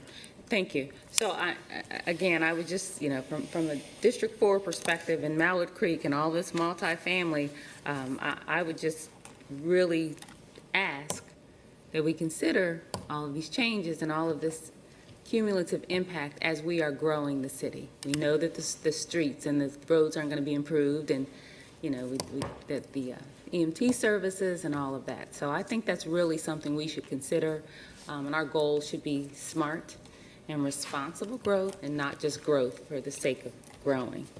And then I also wanted to ask about the upcoming workshops. And it looks like, I want to know from an access or an equity perspective, how these are being assigned. District 1 does have 7 workshops, whereas other areas only have a couple, specifically District 4. So can you tell me how these were assigned, or the logic for the number of workshops? So I'll let Alicia get into additional details, but they're the same geographies we've been working with from the very beginning of the comprehensive plan. And so it's really following natural boundaries, census tracts, neighborhood profile areas. And so following those, we started really at your request, at council's request, to start to identify which of those geographies fell within certain council districts, just to make it easier for you to understand which ones are falling in because they have names like, East Inner and, West Outer and all of that. But they're still the same approximate land area within, the number of people in each of those geographies. And that's just how we've had it broken down from the beginning. But I can ask Alicia, since she's managing the comprehensive plan, to talk about that a little bit more. So you asked a question about why do some geographies have more workshops than others? Each geography has 3 workshops, 1 virtual and 2 in-person workshops. So if you multiply 3 times 14, that's how many workshops we'll have across the city. So there's not 4 or 3, they're all 3 geographies, 3 workshops or opportunities for in-person or a workshop style meeting per geography. Virtual, 2 in-person, 1 in the evening per geography, 1 virtually per geography, and 1 on a Saturday morning per geography. So I'm looking at it from a council district perspective? Yeah, right. Right. So it's not the same. No, it might not be here, and I think Allison kind of explained the distribution of the geographies. First, there are census tracts equitably distributed in terms of population, so there may be more intensity of population in some geographies than others, and so not intensity of population, but we try to make sure that they're all distributed the same in terms of the 14 geographies. So they weren't designed by council districts, they were designed by population and the census tracts, and then we overlaid the districts so you would know which ones were in your district, if that makes sense. Okay, all right, thank you. You're Okay. Sorry for the confusion. Okay, no, that's okay. I have to look at it and look out for District 4, There's lots of right? maps and lines, it's easy to get confused. Well, thank you. And again, I just want to end it by saying, we talk about upward mobility, and, overcrowding schools definitely affects upward mobility. So from a council perspective, I really, really think we need to consider that as we are approving, and even from a planning perspective, I'd like us to really begin to perhaps slow down the growth in different areas, and at least until we get our arms wrapped around and the infrastructure, information given to us, and maybe until we're able to consider the impact of growth on schools, until we have the tools to do that. Thank you. All right. Mr. Driggs? Thank you, Mayor. I really appreciate the work you're doing. We've had some discussions offline as well. I agree with Mr. Bakari about the difficulty of getting input from the public. I think we should do the outreach, and we should take on board the ideas that come from it, the input we get, but just understand how limited that is in terms of being a real indication of what the will of the general community is. For one, these plans are very complicated, and most people really just don't have the time or the inclination to get smart. So you'll get something like, I don't want that next to my house. And it isn't the kind of information that we can use given the constraints we're working against and the things that we have to reconcile. Often the people who do participate and do know the most have agendas of one kind or another. They're coming from a particular perspective, so you need to kind of interpret that. But what I wanted to suggest was we have one very valuable source of intelligence, and that is the community responses to petitions as they come along, the community meetings. I mean, that's where I get my feel for what is going on in my district or what people care about. I think it's interesting to note that one rezoning in my district at the Gillespie property created a change.org petition with 10,000 signatures. I mean, people talk to each other and say, click, click, click. I get that. But nonetheless, 10,000 people. So I think we've all seen these petitions in the past. That's the biggest number I've ever heard. So, and on other occasions, too, for example, on the Goldberg property, we started out pretty far apart, and then there was a negotiation. And they said, well, what we really care about is we don't want this big building in that proximity. I just think there's a whole lot of useful data that we could harvest from those community meetings and those negotiations, and that's with just members of the public who are in the situation of being affected by the working of our plan. I think that one petition was the result of a kind of reckless overinterpretation of our priorities, so it's not necessarily representative. But just as a thought, if there was some way that we could cull a lot of insight from those community conversations, I think that would be useful.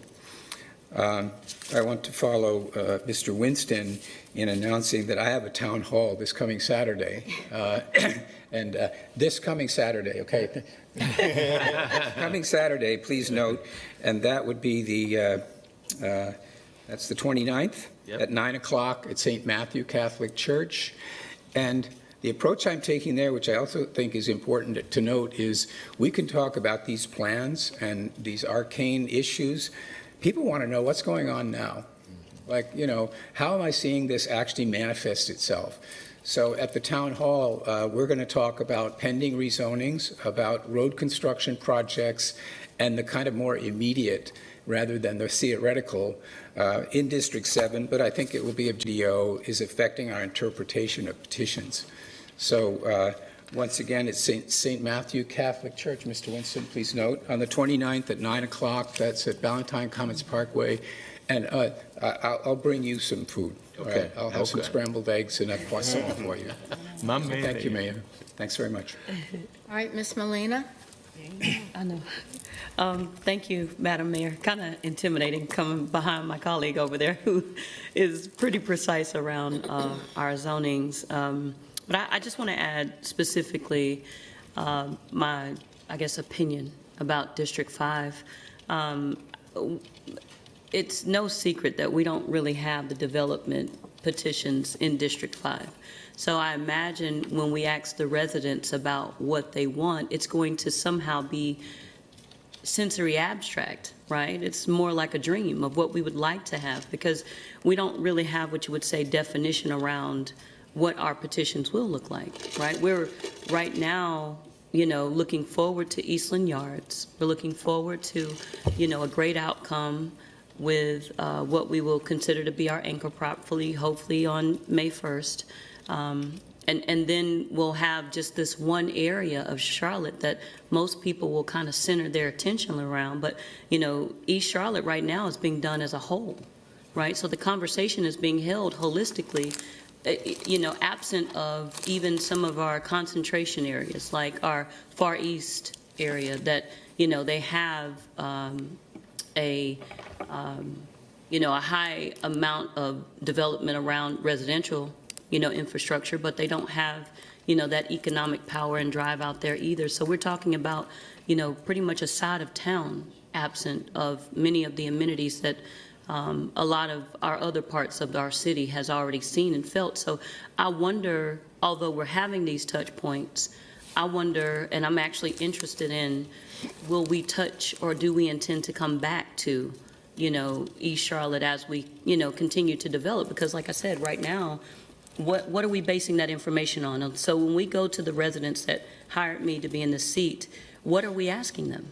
Are we asking them, like, what would you like to see? And then it's kind of this abstract, I'm going to take it away and we might dream about it? Or is it like, based on what, the precedent for development is, which right now it's pretty absent, what would you like to see? And then how am I, because then once we take that information, the person who is being held accountable for resolve is myself. And of course, my colleagues on council, but specifically the people who gave me their vote, they're going to call me and say, we said this, we would like that. I mean, and I'll give you another example, because while I'm sitting at that point, first of all, I want to congratulate you. I missed that point. Go Niners. Good night. Very proud of you.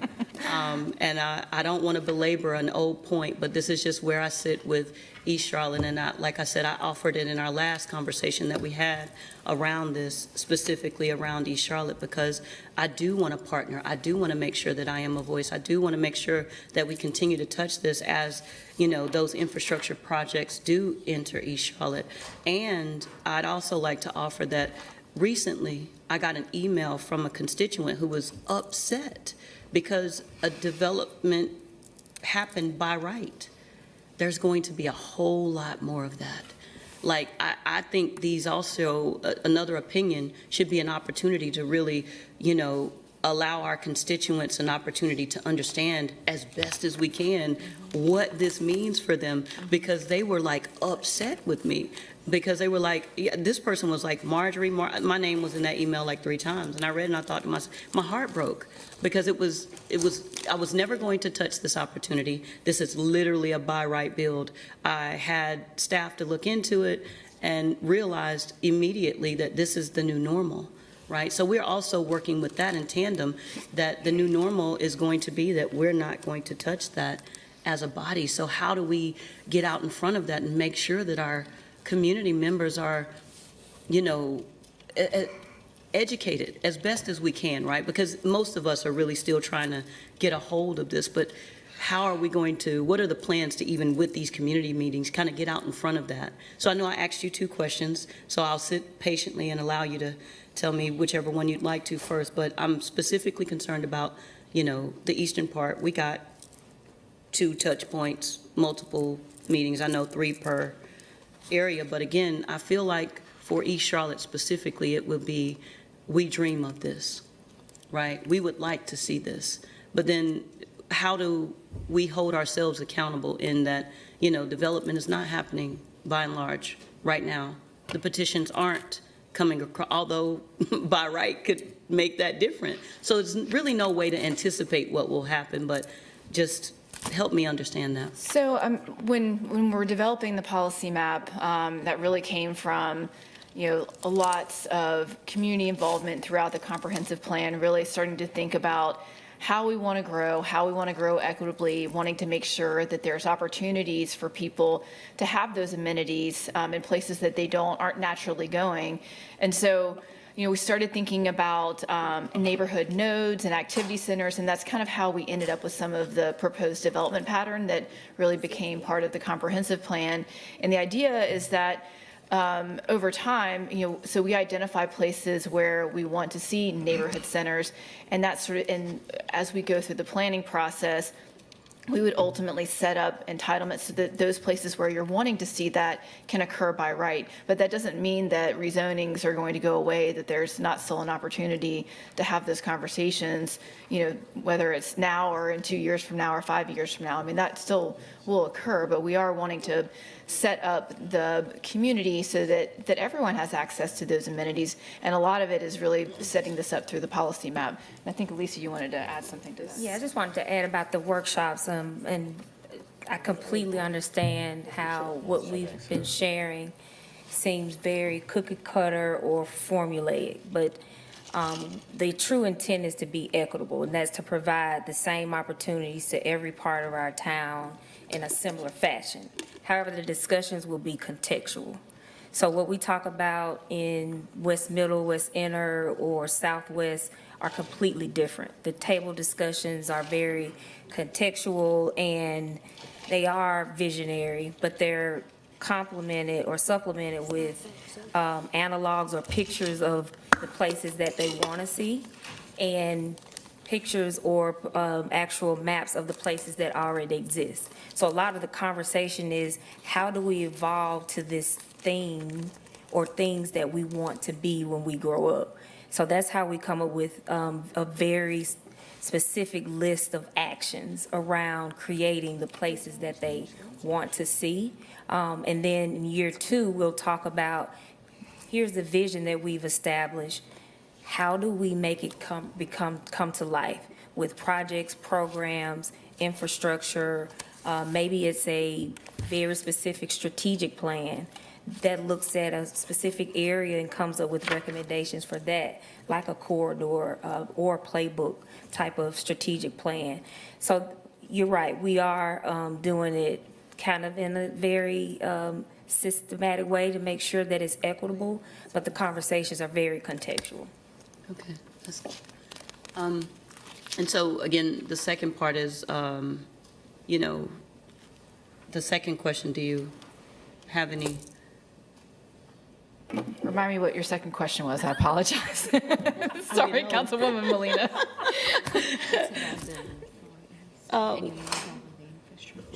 Well, yeah, I mean, so my colleague here actually lives in the Far East. So she's very familiar with what the far eastern portion of our, community looks like. So, I mean, and that's a conversation in and of itself, right?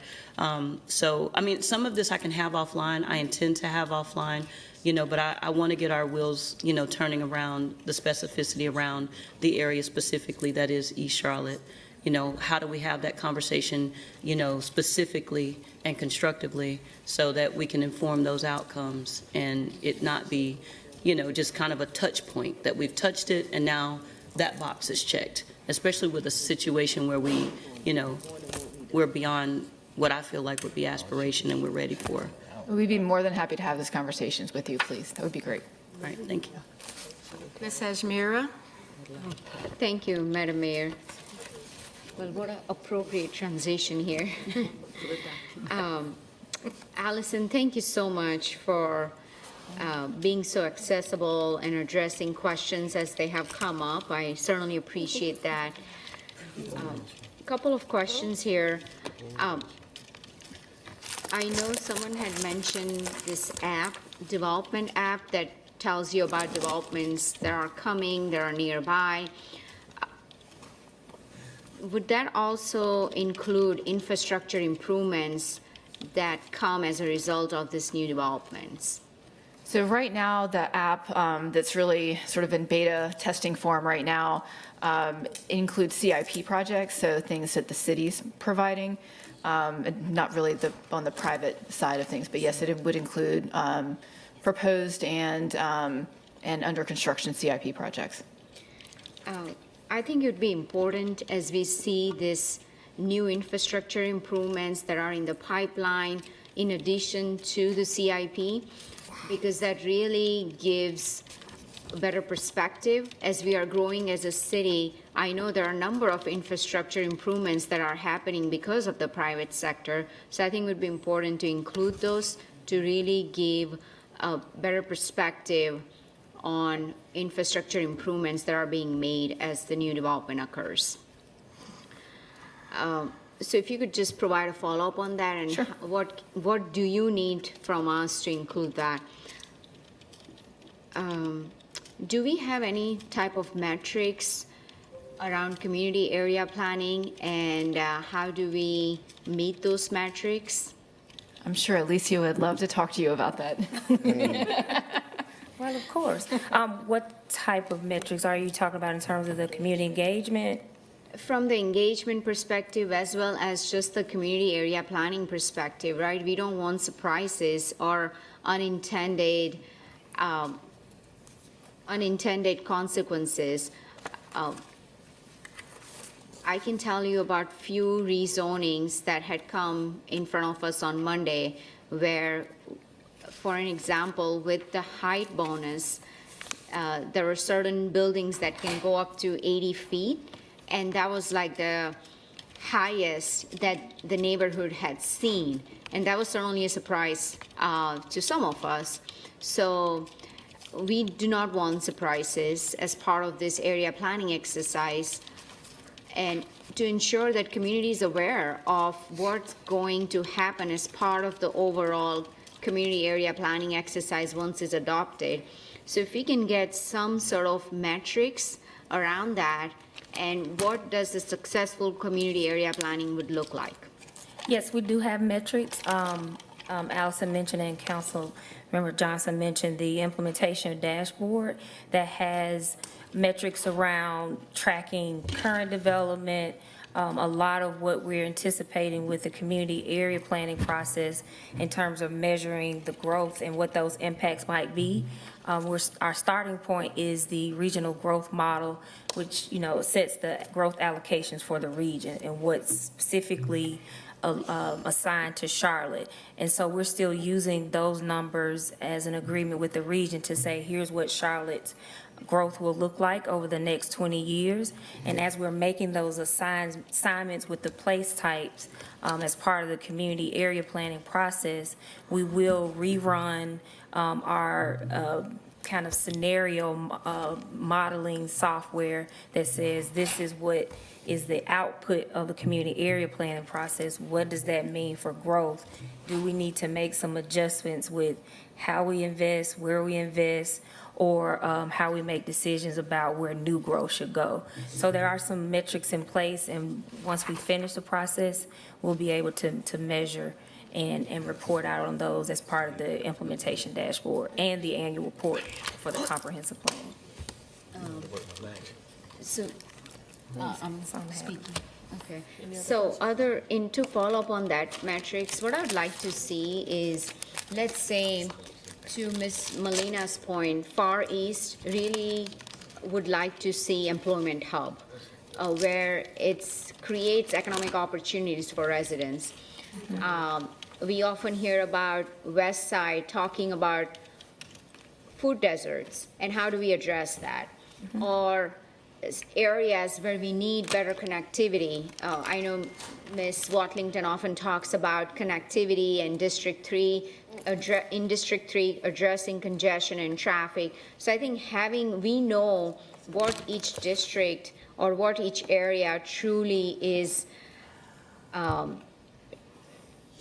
fighting for, that we could potentially advocate for throughout this process.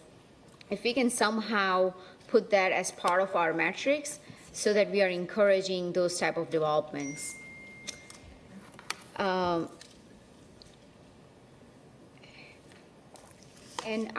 to follow up on Ms. Johnson's point, Ms. Johnson talked about, or Ms. Molina talked about, just from 30,000 foot, if residents can understand what does this mean for you, right? Having really clear examples would certainly help, where we are talking about a specific in community area planning as you're going from district to district, right? Let's take a look at one area within that district, or a couple of examples. And this is what you should see as part of this exercise in your district. And I think having and then asking them questions would really translate this convoluted process or process into something that is just more meaningful, so people can understand what does this really mean to them. So I don't know, is that something already part of the educational? Because I know you talked about walking them through step by step, but I wasn't sure if that was something we were actually taking few areas within that district, or was it just an abstract? No, we're actually taking areas within the district with the place type assignments and walking through a discussion of what's there today, And what's what it would important look to them, what would they like to see, and then we have pictures of what that might look like, and we have those types of discussions. So it's a really robust discussion, letting the residents speak more than we do. We just ask prompting questions, and they talk to us, and trust and believe, they have a lot to say about what they want to see. And we make sure that we root a lot of those conversations in reality too, and explain to them and talk about market forces, market demand. Like we talk about rezonings, we talk about all things that help help our city to grow and become what it is, and their role in shaping that. So yes, that is a part of the discussions. Okay, very good. Thank you so much. Mr. Mitchell? Thank you, Madam Mayor. Staff, just a couple of points. Number one, thank you for this proactive approach. I think June 1, there will be hard conversation for us in the community, so thank you for having these community area planning. Number two, I want to echo Councilmember Anderson. I think it's very important that we use the workshop to really educate our citizens. The language is going to change, and I think the more they feel comfortable with the new language helps us. I would like a cheat sheet for council members, though, if you can provide that, because what will happen that we go to these communities, then they're going to call council members and say, what do they mean about into, or what do they mean? So having a cheat sheet for us would be helpful. Council, I would like to say, due to the importance of this, if we can just go ahead and add these dates to our calendar. Maybe we can have all our constituents, staff to put these on our calendar, because it's a lot of them, but I think it's important if we show up as council members, it'll send a strong message that this is something serious and we want our citizens to come out. Ms. Osborne, I remember this path about 10 years ago when we did the North Lake area plan, and with citizens input and having staff there, and I think we have come a long way, so kudos to doing this. And I got a chance to see the app on Friday. Ms. Osborne, I think that could be a great tool for us to use. So thank you, Madam Mayor. Thank you. I'd like to say that I'm sorry, Mr. Graham. I didn't know that I didn't know. Mr. Graham. Okay, thank you. Everybody else is speaking, so yeah, okay. No, seriously, I wasn't at the dinner meeting, but because I'm a good council member, I was listening to it on the way here. And I know you talked about the early meetings for West Charlotte, and us being first up. I was there at the second meeting, not the first. Staff did a tremendous job. That the participation was really, really lacking. So the first question is, will you circle back? And I'm committed, because I only found out about it like a week before. So are you committed to come back where I can be a lot more engaged in making sure we get the right audience members there? I think that's really important based on the growth, right? And the growth is really in District 2, District 3, 4, 7, and so, because that's where the land's at, and that's where the affordability is and where people are moving to. And so is there a way for us to come back and have a redo? Yeah. Yes, we have, Yeah, I got it. you want to talk about it now? Yep, Yeah, okay. I do. We do have an idea. So as I mentioned before, we have this kind of regimented type of style of how we're going to do it in each geography. But starting in the West has helped us to understand we do need to do something different. So we are collaborating with a community organization to do a block party for the West Side. And I think you're gonna Yeah, help we us host talked- that. Yeah, we talked And about so, as we keep going through these geographies, it might not be a block party, it might be something else that a community wants. And we won't do it the same way. If a meeting doesn't work, then we'll try something different. But we know the block parties are extremely successful in the West Side, and we'll be there with similar information, asking the questions in a different way, but trying to get the same feedback, because we know that we have to circle back, and then we'll definitely circle back next year. But that's kind of how we designed it. The areas with the largest participation, they'll show up day one with questions ready to go. And so we know we won't have to spend as much time with them, but still giving them the same opportunities virtually and through the library and some other hours. So, yeah, we'll circle back when we need to. Well, I appreciate that because, again, there's a lot of interest there. It's just making sure that we get to that audience in a different way, as you articulated, so they can get the information and be a part of this discussion. And then lastly, you know, congratulations on your promotion and congratulations on the rollout. There's going to be a lot of work done over the next year and a half, starting in June. I mean, just educating the community about what's about to happen. I had a meeting last week with a couple of developers about the area plans and the 2040 and the UDO and what's going to happen come June 1st, et cetera. And so I think there's a lot of education that needs to be done in the community with this council and even staff, I think, because we're all kind of rolling this thing out. Obviously, there will be some unintended consequences, and so hopefully we all can kind of learn together. I do believe that we're on the right track. Councilmember Winston indicated earlier, we're a growing city. I would rather be a growing city than a dying city. I think our infrastructure is appropriate. It can be improved. Councilmember Johnston, for sure. I remember when everyone used to go out of town in University City during race weeks, right? Because it was so congested those 2 weeks of the year in May and October. And so the infrastructure there, we still have some farm to market roads, but certainly 49, 29, Harris, 77, 85 give us some flexibilities in terms of traffic mitigation that other communities don't have. And so, but infrastructure is real. It should have an important discussion.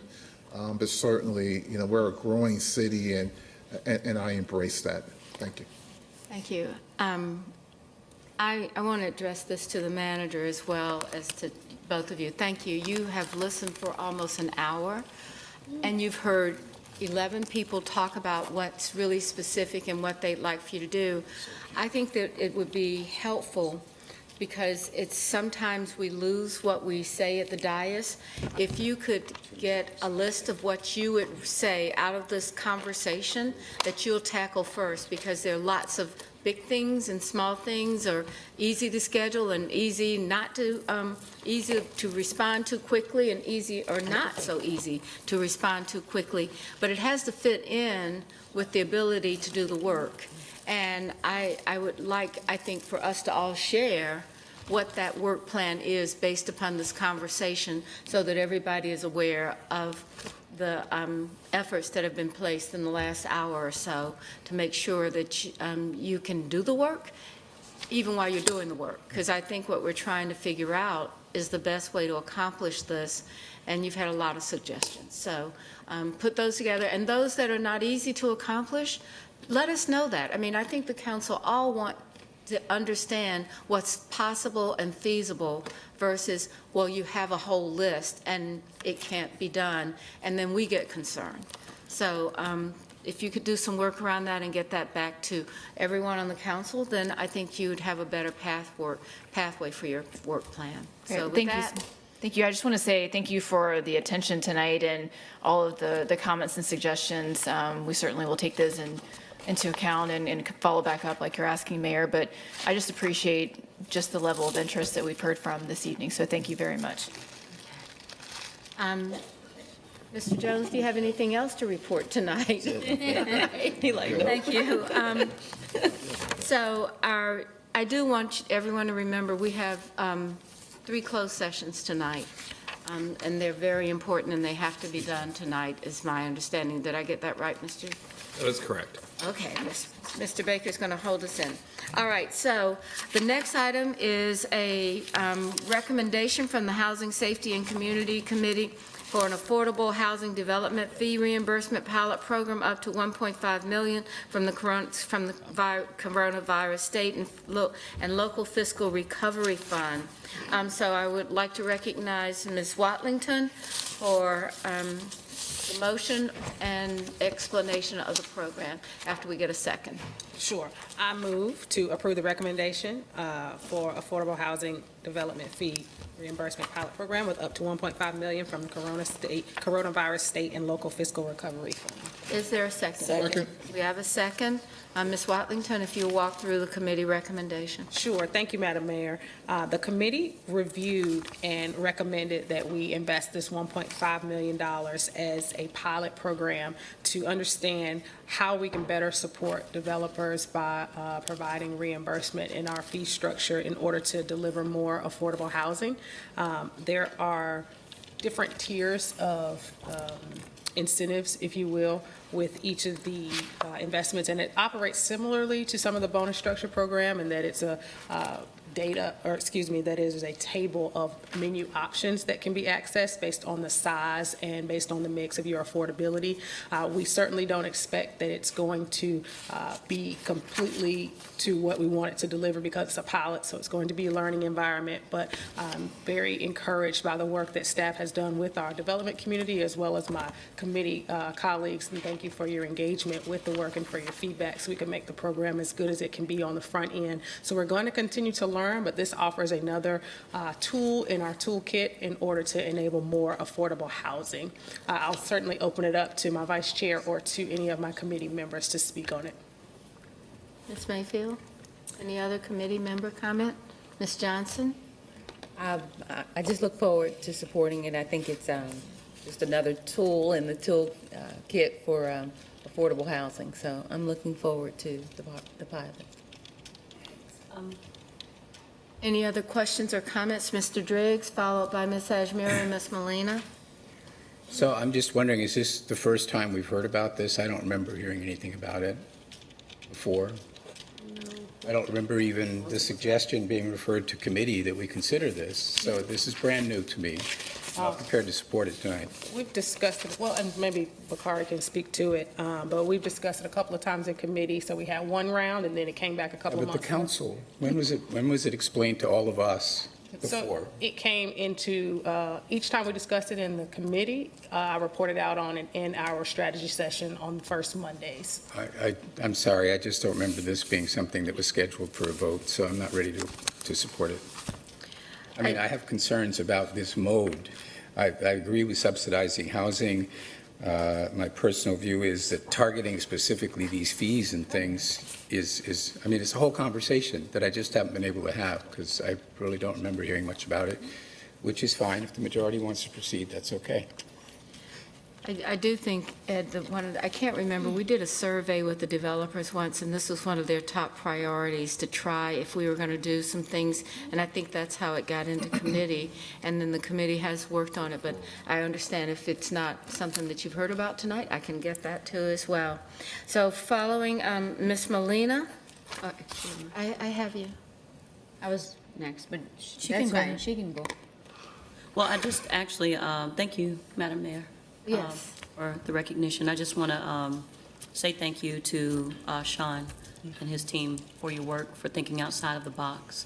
I had my meeting today with our city manager, and I complimented the work because you guys always think outside of the box, and I'm always, pleasantly surprised when you report out to our particular committee because you think outside of the box, and I really enjoy that. So thank you for your work on this, and I definitely look forward to supporting it. All right. Ms. Ajmira? Thank you, Madam Mayor. Good work, committee. I think this is a great tool to tackle affordable housing crisis, and this will actually help us from our housing trust fund dollars, because if this fund is being used let's say if we use this reimbursement pilot program, a developer cannot ask for dollars from Housing Trust Fund, which will enable us to create more affordable housing and really apply more of these housing trust dollars or other funds that we have for NOAA or other affordable housing. So I think this is great to really incentivize more private sector affordable housing dollars. So I certainly support it, and I encourage my colleagues to do the same. Right. Mayor Pro Tem?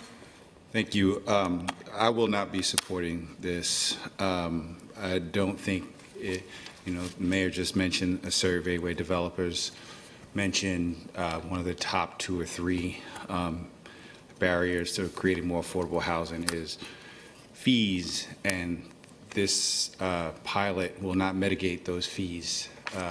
This is a reimbursement to developers. There's been no evidence to show that this will enable any project. There's no, staff has not been able to show that there's any project that has not been done, but for the existence of a fund like this. I think this is literally giving a handout to developers. This is not really scalable. The way we would scale this is by using our Housing Trust Fund dollars to repay ourselves, to put money to our enterprise funds or to the fees that folks pay. I just don't think it adds up. If we want to do work on figuring out how to further streamline, fee-based portions of the development process. This is something that we started to look at, I think, in 2017, 2018, when we did the fast tracking of things, the fast track approach. I think there's potentially more work that we can do here, but I just don't think this is it. Thank you. Madam Mayor? Ms. Watlington? Yep. I just want to emphasize that this is a pilot program. So certainly as we think about scaling up, there's going to be a separate effort to understand based on the learnings what scale up looks like when it comes to being able to have some data to make an assessment of whether or not this drives those but-for kind of projects. That's what we want to learn coming out of this. So certainly before we would proceed past the 1.5 million, we want to take a look at exactly some of the things that you just discussed to understand if it's something that we want to scale up, if we need to tweak it, how we can better improve it. So I just want to be clear that for this being a pilot, we're doing this to learn. Ms. Watlington, earlier today, we were in a conversation about metrics and laying out some of what would you evaluate and how would you evaluate a program that we are trying to accomplish and see how it impacts. If it's at all possible, I would really like to see that we have this program and we decide in advance what is the overall metric, or how do you know it's successful and under what data? And I know that you've said that you've got that in mind, but I find that if we write it down and share it with everyone, I think it works a little bit more concisely when it comes back. Absolutely. If people know that. So if your committee would take that on, I think it would be a great example for some of the things that we can do, that we can start thinking, this is where we're trying to go, how does it work? Because we have measured it. Absolutely. So. And if Sean is available, he can speak a little bit to that, because some of the things that we are looking at are additional units. Have we reduced the overall cost of units? Are we getting units in districts that we have not been able to historically invest? Those are some of the kinds of metrics, but absolutely, we want to take that into consideration. I think that works. We've got 9 other things for him to talk about next, so we'll wait for that. And then I think one of the other things is that maybe we ought to go back out to the developers and say, this is what you asked for, but did it work for you? Exactly. Some things like that. So, Ms. Johnson? I'm sorry, I just had one other comment. Earlier today, we had a CAP presentation, and I wrote CAP on this page. So as we're monitoring this pilot, that might be something that we consider at some point, an incentive for CAP. I agree with you. I think we ought to be talking to Duke Energy about what kind of washing machines go into these units. We ought to be talking about what kind of, HVAC system, all of these things that make a difference in lowering your costs. So I think that's a great idea to connect. Ms. Mayfield? Thank you, Madam Mayor. As we're moving forward with this pilot, the challenge is always impact intent. My colleagues, as well as staff, know I'm not a fan of paying for developers to do a development that's going to benefit our community. A fee in lieu was one part of the conversation. Fee reimbursement is a part of the conversation. But when you look at the actual breakdown, I have some concerns. Excuse me, when we're talking about the percentage can be up to 50% reimbursement on eligible developments, 100% reimbursement on some other eligible development fees. If we're going to truly consider anywhere from 50+%, we need to create a much stronger criteria utilizing CAP. You mentioned HVAC. As of January 1 of this year, the federal government instituted some new expectations of a minimum C level 7 in order for HVAC units. That's a much more expensive unit on the front end. If they're going to come in and propose a development that is hitting some of our goals, we need to really have a serious conversation and have it in writing, a higher expectation in order to receive this 50, 70, 100% reimbursement. And we really need to have some conversations about, can we eliminate, if you're going to do clear cutting, being able to pay a fee in lieu for the trees that need to be replanted. We need to make sure that our tax dollars are not then reimbursing them for something that they are opting out, or if they're not going to create a truly mixed workforce housing development, then that fee in lieu, what does that mean? How does that play out? And how do we make sure that the two are not crossing each other, where we're utilizing tax dollars to reimburse a developer for something that he just finds financially not as advantageous for him to move forward with, when at the same time, we're getting a lot of developments that may have some single family in it, but it also, we're building entire neighborhoods that's for rent. So you're getting a single family residential that's for rent. We need to make sure that we're protecting our tax dollars and our residents, because something I mentioned previously is when we're looking at that wait list, how are we identifying? Because we have residents who have been on wait lists for 2 to 5 years, but you have new people who have moved into our city that are, for whatever reason, are at the top of the wait list, they get access to this. So if we're going to talk about we're doing this to create more development, who's getting access to that development, and how are we making sure that we're closing any potential loopholes to be as good, as best financial stewards as we possibly can, so that we do not set ourselves up for this 10 years, 5 years later, we look back and we've only seen a return of less than 100 units.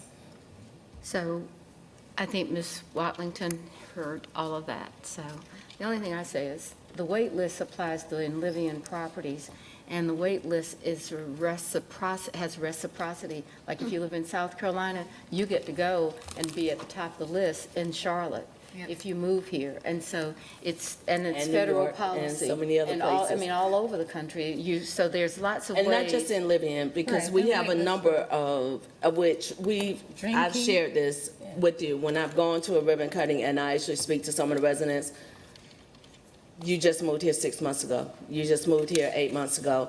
These are not necessarily people who have the federal vouchers. Some individuals have our subsidies. So we need consistency as far as we have wait lists.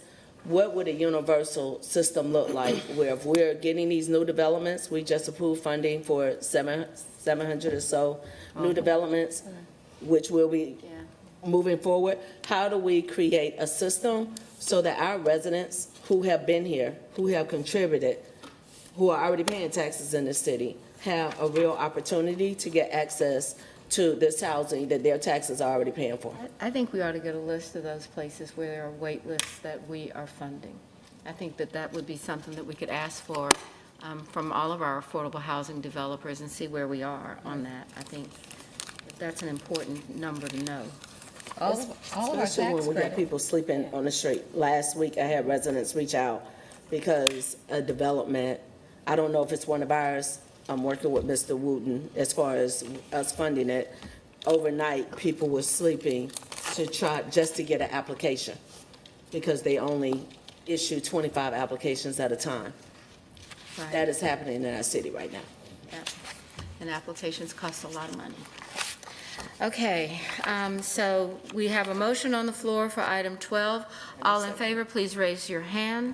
Item 11. 11. I'm sorry, item 11. Sorry, I can't see. We'll move forward. All right, all right. Anyone opposed? That was 3. We have 3 opposed. Okay. All right, the next item is item 12. Approve $20,265,000 from Housing Trust Fund allocations for the following multifamily, in case anyone is still watching us. Union at Triumph for $3.8 million, 4% low-income tax credit eligible in District 4. The View at Honeywood at $3,456,000, a 4% low-income tax credit eligible in District 2. Evoke Living at Ballantyne, $3.1 million, 4% low-income tax credit in District 7.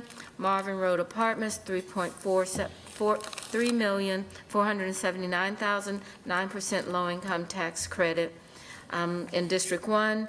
River District Apartments, $5.8 million, not low-income tax credit eligible in District 3. Ave Line Townhomes, $630,000. These are home ownership in District 1. Item B, which is approved, $3,375,000 in home investment partnership programs. Allocations for Long Creek Senior Apartments, $2,250,000, 9% low-income tax credit, and Hope Springs, $1,125,000 for home ownership in District 2. And C, authorize the city manager to execute, amend, renew the contracts for these required transactions if approved. So do we have a motion to approve A, B, and C? Thank you, Ms. Mayfield. Is a second? Second, Ms. Johnson. Any discussion? Yes. All right. Will we have more discussion? Why don't I just start here, Ms. Ajmira, and then we'll come around the room. Thank you, Madam. Dahlia, sorry, not the room, because you Yes. guys are up there. Thank you, Madam Mayor. Sean, I appreciate the work that you have done. Committee, you all have done great work appreciating addressing our affordable housing crisis. I know at our presentation, when Mr. Heath had presented his recommendation, I had questioned about specific one in District 1, Sycamore Partners, that was not recommended. And I know, Mr. Heath, that you had conversations with developer to get additional information. So if you could just provide an update on that and see from that conversation, has anything changed?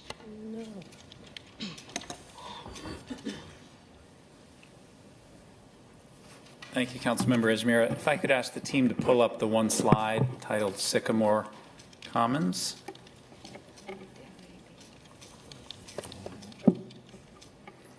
As the slide's getting pulled up, this was one project that was discussed on April 10th during the action review that was not recommended for funding by staff. And there's been a lot of conversation and discussion and negotiation with the developer over the last 72 hours. So I wanted to present to you a revised request from the developer and explain the before and after scenario as quickly as I possibly can, and suggest to you that this is something that council could consider this evening, because the value proposition has improved considerably. So here what you see in the upper financial summary section, April 10th is what was reviewed during the action review, a $2.8 million Housing Trust Fund request for an HDF cost per unit of about $16.7 thousand. And you can see the AMI mix in the table at the bottom of the slide. So just for a real quick history here, The reason this particular project was not recommended for funding is because it's an unusual situation, candidly. So historically, the Housing Trust Fund has been relied on for gap funding. Last dollars into a project in order for the economics to pencil out, in order for the city to be a catalyst to get affordable units that otherwise would not be brought into the community. And all of that would historically happen before the financing had closed, before construction had commenced. So this particular project is well into construction, in advance of 90% complete. So when staff received the initial request for funding, we did not include this on the list for our recommendations. Through the conversations over the last few days, you can see moving to the far right column in the upper table, as of this evening, the Housing Trust Fund request for this project is $1.7 million, equating to approximately $10,000 per unit. You can also see the leverage ratios, of course, improved. So the value proposition for this proposal hinges on two specific variables. One, this funding will enable the 34 units at the 30% AMI level and below. Because if you're evaluating whether to fund or not fund, if council were to choose not to fund this project, those units at the 30% AMI and below will not happen. Those will be redistributed at other AMI levels on the chart. And two, related to those particular units, unlike with a new construction scenario where council makes an award of HTF dollars, and then to finish the development and financing and construction work, it's likely at least another 18 months before those units are brought online. In this scenario, because the construction is so far along, those 30% AMI units will be available essentially immediately. So we've been grappling with this over the last 72 hours. It was not included in our recommendation set for the reasons that I just mentioned. And also, we are protective of your money and maybe sometimes overly protective, but we do think about the Housing Trust Fund balance that you have at your disposal until the next bond cycle, and wanting to make sure that collectively the city is living within its means in order to have enough funding to do all the other things that City Council has mentioned they're interested in, associated with NOAA's land acquisition and strategic locations, home ownership, et cetera, et cetera. So I believe there's a value proposition here to be considered, which is why we wanted to present that to you tonight. Thank you, Mr. Heath, for that presentation. I mean, obviously, the cost per unit has gone down significantly from 16,000 to almost 10,000 per unit. And I see the affordability period is 40 years. And what I have seen from other proposals, it's 30 years. There is a value proposition, and considering this really provides affordable housing now rather than waiting 2, 3, 4, 5 years for other units to be developed.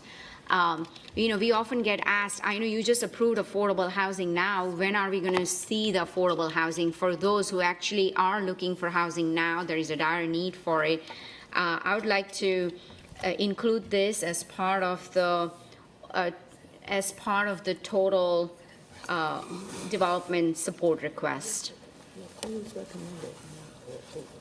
So do I need to make a motion? I think that we're going to go ahead and discuss. We have a motion on the floor right now. So I would make a substitute motion to include this Sycamore Station 1 as part of the development support request.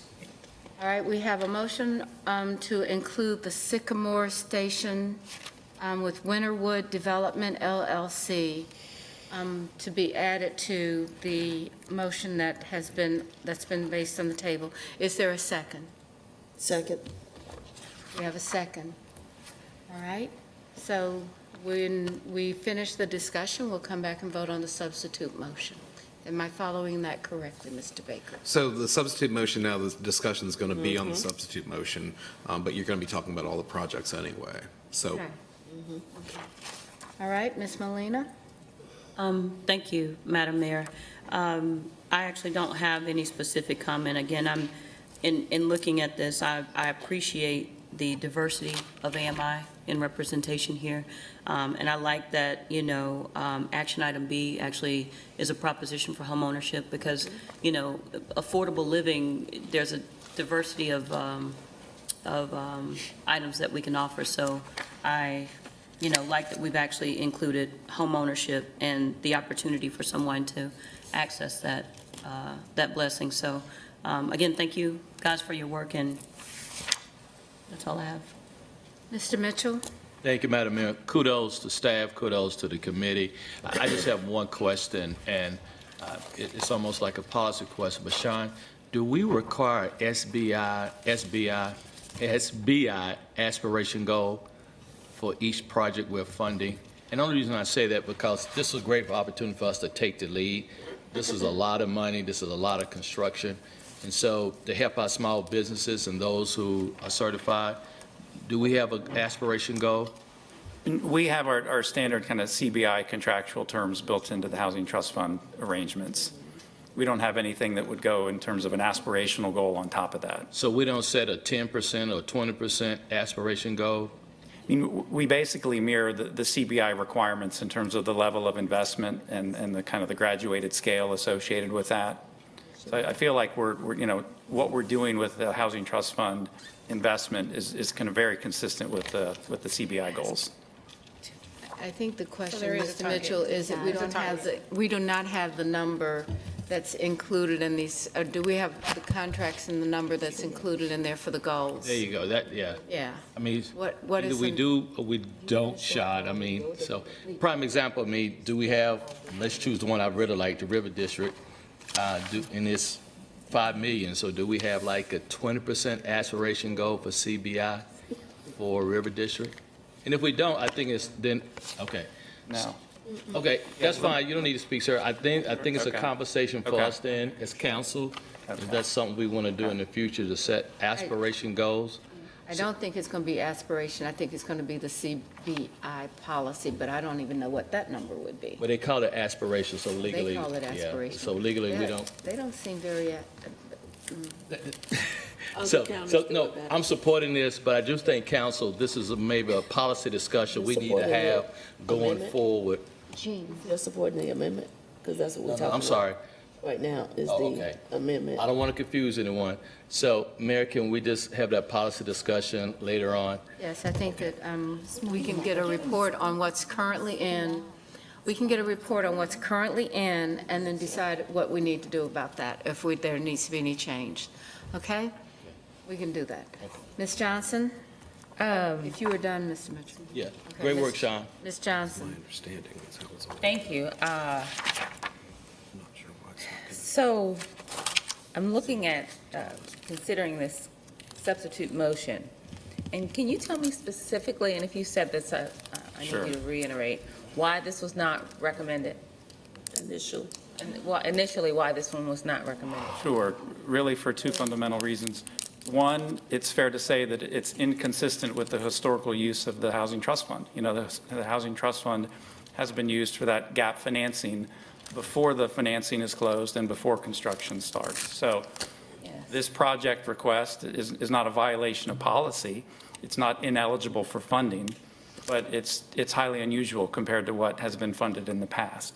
So that was one reason. And then the second, frankly, as I shared before, is the $50 million approved by voters in November of 2022 is intended to last through the end of calendar year 2024. So from a staff perspective, we're trying to be as mindful as possible about all of the things that we're trying to accomplish on your behalf between now and the end of next calendar year, and every dollar matters. So that's why it was not included in the original recommendation set. But the proposal became more attractive over the last few days through some conversations, so we wanted to acknowledge that tonight. I wasn't expecting a substitute motion on this item, so I wasn't prepared to support it. I'm looking at the AMI. It says a very high AMI at that, or percentage of units at that 30% AMI. It's a great need. And also the 51 to 60%. But again, it's not the traditional and historical use. We did consider some projects for gap financing last year, right? Was this one of those? So all of the projects that you evaluated in the October-November timeframe, they all received a previous HTF award, and this is not. So this does not have any HTF in the project yet. This would be the first HTF dollars. And two, none of those projects had started construction. So this is distinct in two respects compared to the projects you looked at in October, November. Do we have any other developments with such a high percentage at 30% AMI? So the 34 units, actually, that's the 20% threshold that meets the city policy. The 20%. Yeah, all so of them do. all of the proposals would have that, but the distinction here is that before this proposal came to us, it was a pure 4% LIHTC deal without any city funding contemplated. So at that point, there were no 30% units contemplated before the developer came to us with the request. So when they submitted the initial request, they understood that in order to abide by city policy, that at least 20% of the units would need to be at 30% AMI or below. Is there alternative funding for this project if this is not approved tonight? From a city perspective, I mean, can you clarify the question on that? Yeah, I mean, just, I don't know. No, The this would be this is the available funding source. They just wouldn't do the 30%. They just wouldn't do the 30%. That's what I think we discussed the last time. They didn't submit to do that, and so this is what They wouldn't do 34. Okay. And then my next question is, and this is for, I guess, I sent this in writing to Marie. I don't know if there's someone that can answer this. If House Bill 551 if passes as written, how will that affect the tax credit units and the trust fund unit?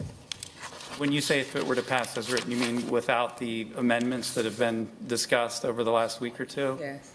So my sense is then you go back in time to the city of Charlotte before you pass the source of income protection policy in June of 2022. I don't believe it would have any direct impact on LIHTC deals or housing trust fund supported deals. What it would do is make it even more challenging for voucher holders in the community to access housing. It's my understanding that current LIHTC deals have to accept vouchers, so that would change then, right? Well, I mean, the policy that was passed in June of last year was obviously your intent to demonstrate that for any city-supported housing on a go-forward basis, that a property manager owner could not discriminate against the voucher holder based on their lawful source of income. So, to me, that bill is a very important issue, but I don't think it has any direct impact on this particular question. Okay. Except for these developers wouldn't be required to accept the voucher. Well, it wouldn't be required. I mean, not Yeah. required, you know what I mean, wouldn't, well, yeah, because that was kind of, they would not be able to discriminate, I guess, against applicants with the voucher. I understand, yes. Okay, thank you. Ms. Mayfield? Thank you, Madam Mayor. Mr. Heath, if we were to move forward with this amendment, which initially was recommended not for funding, would that open the door of setting a new precedent? Because here's the challenge and the concern that I have is, not saying it's this case, but any case. A developer starts building, they run into a financial shortfall. They then realize that, okay, the city has X dollars of funding.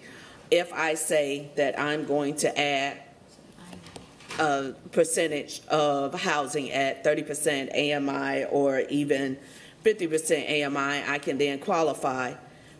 What is the precedent that we're setting when this is not our norm, considering tax dollars are for the but for? But for this investment, this would not be happening. This project was already moving forward. This project already had LIHTC funding. This was pretty much, honestly, a last-minute request looking at it. Consider the request and possibly fund it. But at the same time, you always reserve the right, you always have the discretion to fund or not fund any project, regardless of whether it meets all of the eligibility criteria.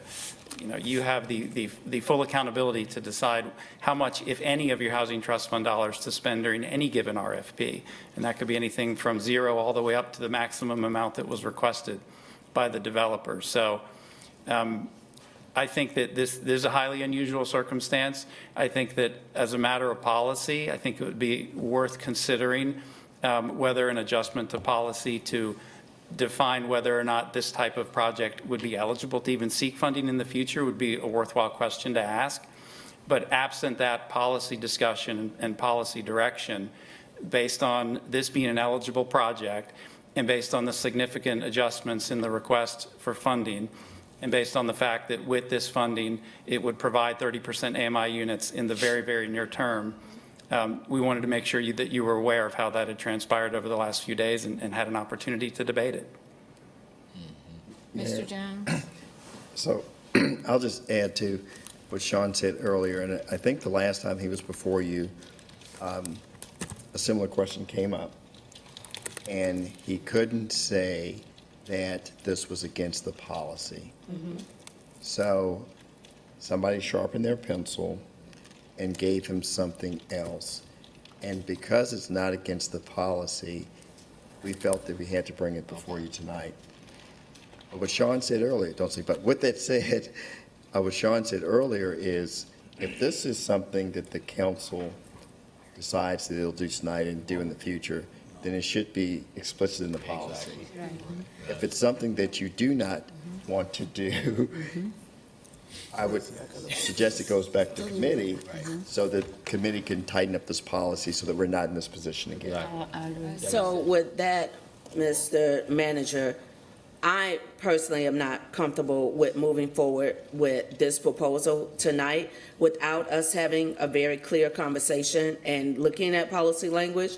I would be more comfortable if this particular project, this Sycamore Station, were to go back to committee for us to have some clear language, because I am concerned about what that precedent may be as we move forward. Because as you mentioned, when you first submitted the proposals to us, and over the weekend, when you sent us the booklet where you clearly noted in here that why it was not recommended, even though they have come back asking for a reduced amount, we have limited funds. We don't have $150, $300 million trust fund ask out to the community. And as you mentioned, that amount should last us into 2024. We've already have a request of, what, 26 million? 20,265,000. So this additional 2 million could go to some other things that I know that Housing and Neighborhood Services is already looking at. And we have a second round of proposals that will be coming forward. I would feel much more comfortable if we were to move this conversation, not add this, not support an amendment tonight at this dais, adding an additional $2 million to the approval request without us having a clear understanding of what is the actual language to create a space, if we want a space created for a developer that's already working on a project to come in and ask for dollars, especially not really knowing with the source of income discrimination language, what is that going to look like on a federal level? Because if we're using our tax dollars and we risk a chance of any of our partners not adhering to the goals that we initially had in mind, that will be concerning, because that's only going to hurt our community at large. So moving forward without having language, we didn't have any conversations about this. A number of us came to this dais tonight with the expectation of the proposal that was sent to us on Thursday. I didn't have conversations with my colleague over the weekend or earlier today of even a suggestion of, hey, I'm thinking I want to throw this additional amount in. So for this being the first time of hearing it without having clear language of, is this even something we want to open ourselves up to for the future? I'm not comfortable with supporting the amendment. I would definitely support the initial motion, which I motioned for, but it's concerning if we keep attempting to change the rules at the dais and throw in a new project when we have limited funds. Thank you, Madam Mayor. All right. Mayor Pro Tem? Yeah, I tend to agree with Ms. Mayfield here. you know, I think we've been, especially since we expanded the Housing Trust Fund, the voters expanded the Housing Trust Fund to $50 million, one of the promises that we made was to create very transparent processes to the taxpayers, but also to the developers, to create a system of fairness out here. And while council has the prerogative of doing, I'll say, a lot with 6 votes from the dais, this doesn't feel very transparent, and it doesn't feel very fair to at least, you know, not send this back to committee to either kind of run it back through the whole process and to have a council conversation, and or to look at the need for a policy change. I think we just kind of went through this exercise a couple months ago when we had to relook at you know, the inflationary aspect of some of these deals. So, you know, I would, I guess, look to Mr. Baker. I guess I would ask that we, because I think if we vote this down, that has certain repercussions on this, or can we just kind of re-examine this, or would it be better to perhaps ask the motion maker and the second maker if they would consider rescinding that secondary motion so that we can put these back into committee? So you put a number of options out there. They can always rescind if they'd like. So what's going to be on, it's a little unusual, is whether or not you're going to add it to all the others. And I'm not sure if there's going to be a 2-step where you add it to the group or not. And if you do add it, then you're going to vote on the entire group with that. I'm not exactly sure how to do that. But there's a possibility, obviously, whatever council wants, if you want to send it back to committee, if that's the will of the council, then you could do that. I guess what I ask is, are there repercussions if we vote this down, we say no to this? It's not like rezone. Does it preclude any type of reconsideration? Not that I'm aware of. I mean, if they send it back to committee. Is that only zoning? That's only zoning. I would assume that if the motion passes, we put it in with the group. If the substitute motion doesn't pass, that doesn't mean that it ends that discussion, or it could go to committee, or. We don't do it tonight, that's all. Okay. Don't do it tonight. Right. Bring it back. Yeah, I don't think we should do this tonight. I think I would vote against this tonight, given the considerations of what I'm hearing from colleagues. Point of order, just for clarity, is the motion to approve the existing with this, or is it just to add this? So, Because if the motion is to approve existing with this, then a motion in the affirmative would be to approve it all. We wouldn't need a second step. But if the motion is just to add this for consideration to the full thing, then it would need a second vote to actually approve it. So that's the question. Is the motion to approve this existing list with this addition, or is the motion just to add this into consideration? Motion was to add it. Right. It was to add it to, it would be, I said it would be counted with A, B, C, and it would be included with that. Her amendment. For amendment. So, Madam Mayor. Just for clarity, what was captured on the record? You want to capture, why don't we have the clerk read them? Oh, my God. Substitute motion by Ajmera and second by Anderson was to include Sycamore Station 1 with A, B, and C. Okay. But I think she's ready to withdraw. So, well, I know you've Yeah. already spoken, we have to keep going. Mr. Graham? I yield. All right, you don't have to, you just pass, take a I pass. have to yield. Mr. Driggs? I surrender. Raleigh's rolling back in your head, right? Mr. Driggs? I would like to send this back. One thing I noticed was, if I understood correctly, the 1.7 million gets us 3% units that we wouldn't have otherwise. Is that right? Absent the city funding, correct. So it's interesting to me in the sense that that works out at $50,000 a door, which is less than the average of our HTF requests at 60% of affordability across all the other projects. So I'm interested. I don't want to do it tonight. Mr. Bakari? Are we all done talking after this round? Yes, everyone would have spoken. There's another round. The There's vote another round of talking? For this motion, but we still got to. Then I'll say it all in one sentence. I'm a no on that, and I'm a no on all the rest of them as well. It's been over 5 years that I've been, in the weeds of this. And the bottom line is affordable housing a problem? Yes. Are we making even the slightest dent in it? But we're not, it's tens of thousands of units that's the problem. And we're not even talking about thousands of units, we're talking about hundreds of units here. Meanwhile, we're not even addressing or sizing the infrastructure issues we have on roads and repaving, on sidewalks, on stormwater, on water piping. So I think we need to reprioritize a whole lot right now, because this seems to be a topic we spend an immense amount of time and don't even make a dent in. All right. Ms. Anderson? Thank you, Madam Mayor. Sean, to go back to the overall original list, I just want to echo what I said the other day about having an increased blend of home ownership opportunities.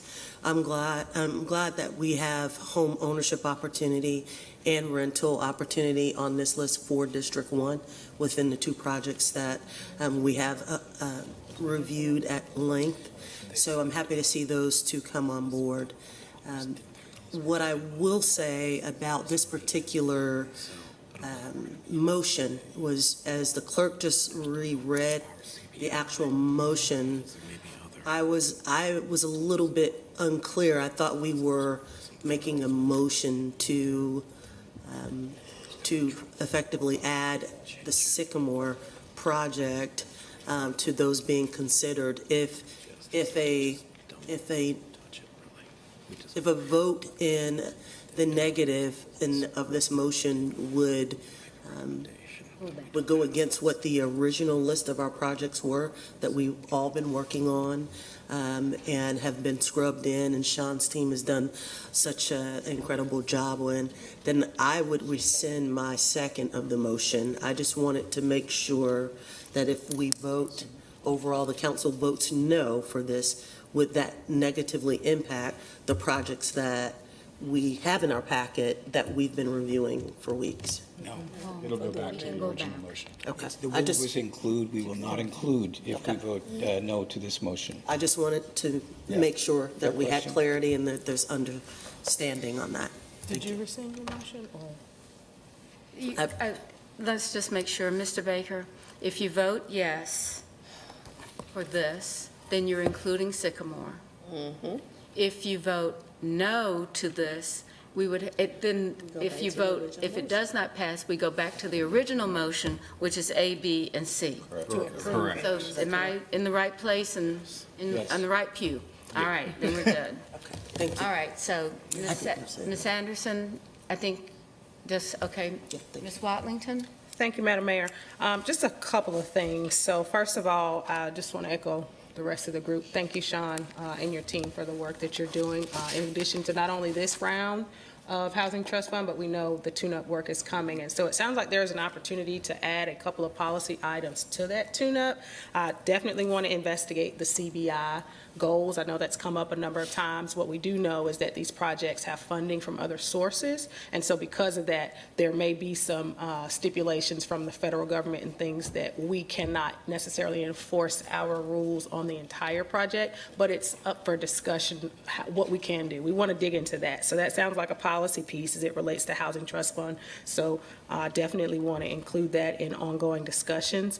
The second thing is a policy discussion around how else do we want to use our Housing Trust Fund dollars. So this is an unusual case. It may be one of many cases, but what we know tonight, I'm sensing from the group here, is that we'd like some time to discuss that.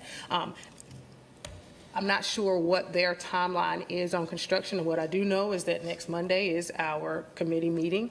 And so we can talk about how realistic it would be to be able to have that discussion then. And if there's an opportunity, depending on the will of the group to react to this, then we can do that in short order. But it sounds like tonight we definitely want to focus on the projects that we've already had a chance to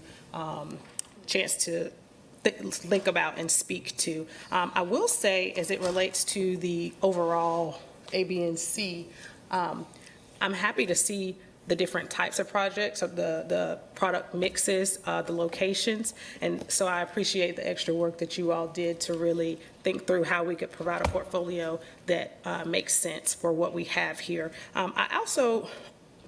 There's this ongoing discussion that we want to make sure that we stretch our dollars out over the period of the bond cycle.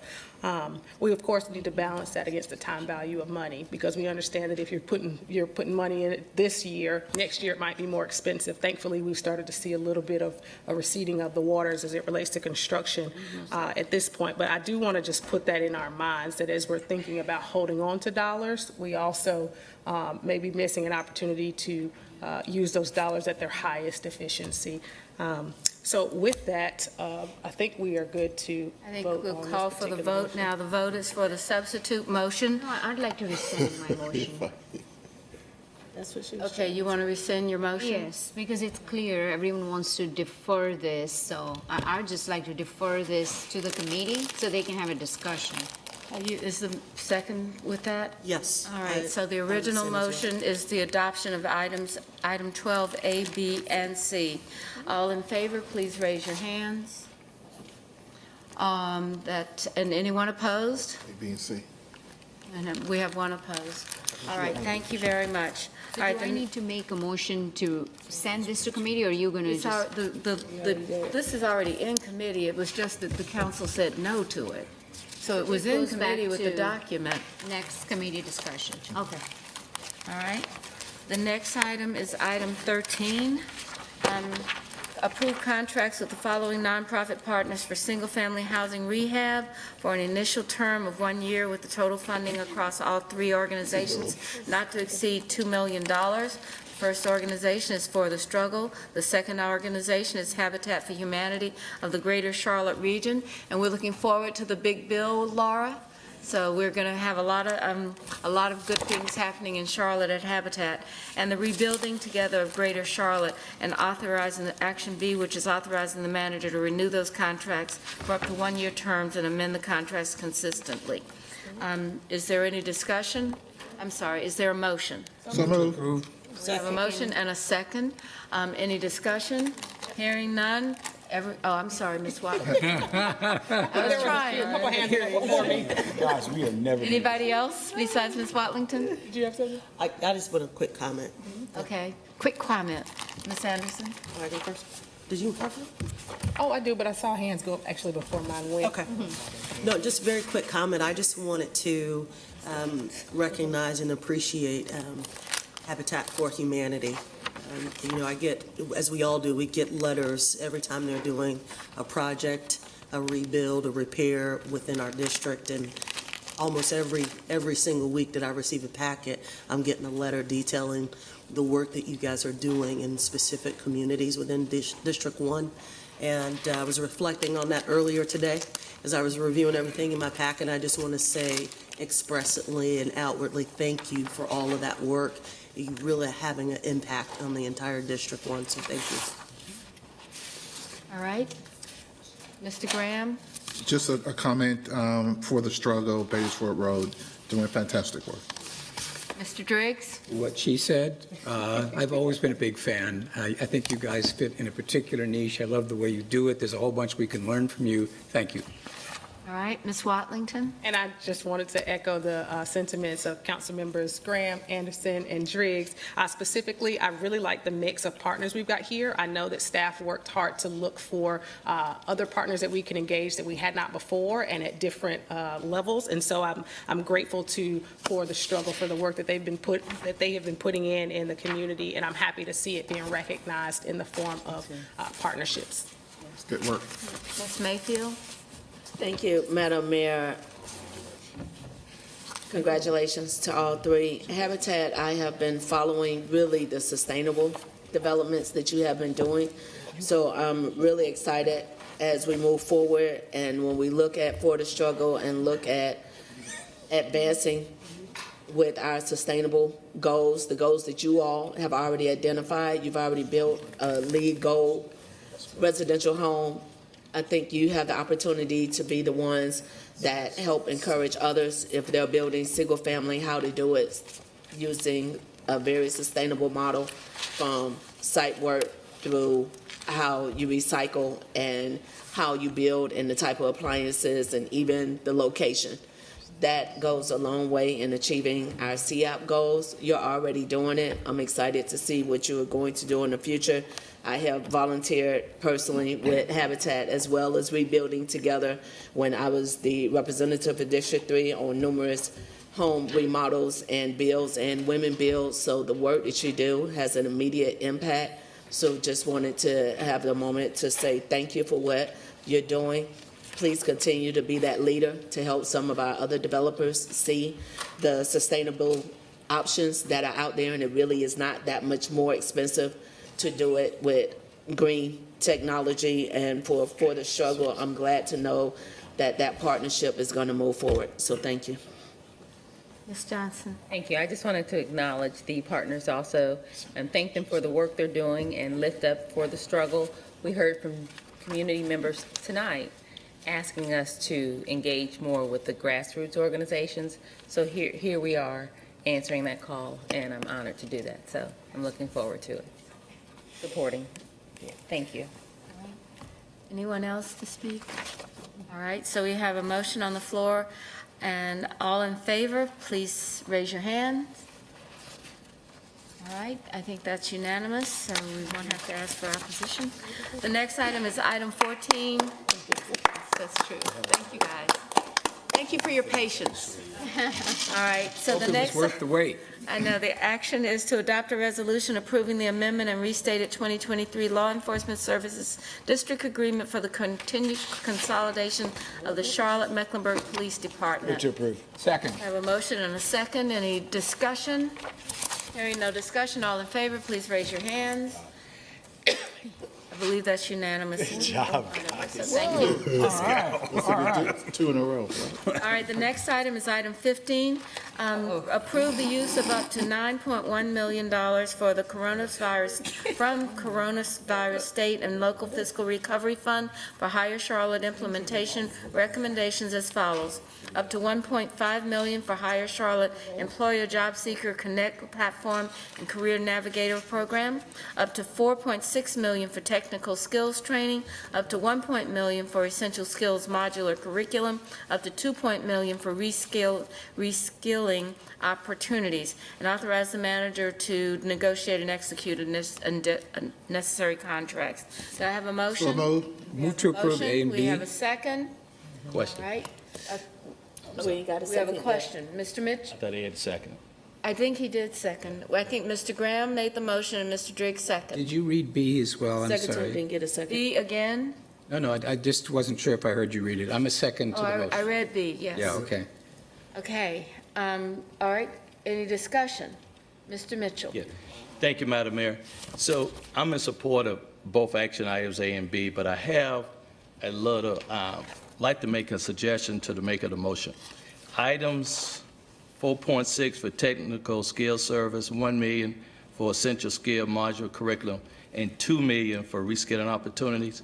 I think all three of those kind of follow on a workforce development initiative that this council talked about on January 31st. And so my recommendation, if council is accepted, is when we have a plan, we need to see how we're going to employ these funds. So I'd like for us not to spend them until staff comes back and give us a plan how they're going to execute spending those funds. To me, we really talked about workforce development, how important it is to this current council. And so, Malcolm, the chair, will you accept my friendly motion to approve with the staff coming back and giving us a plan how they're going to execute those three items?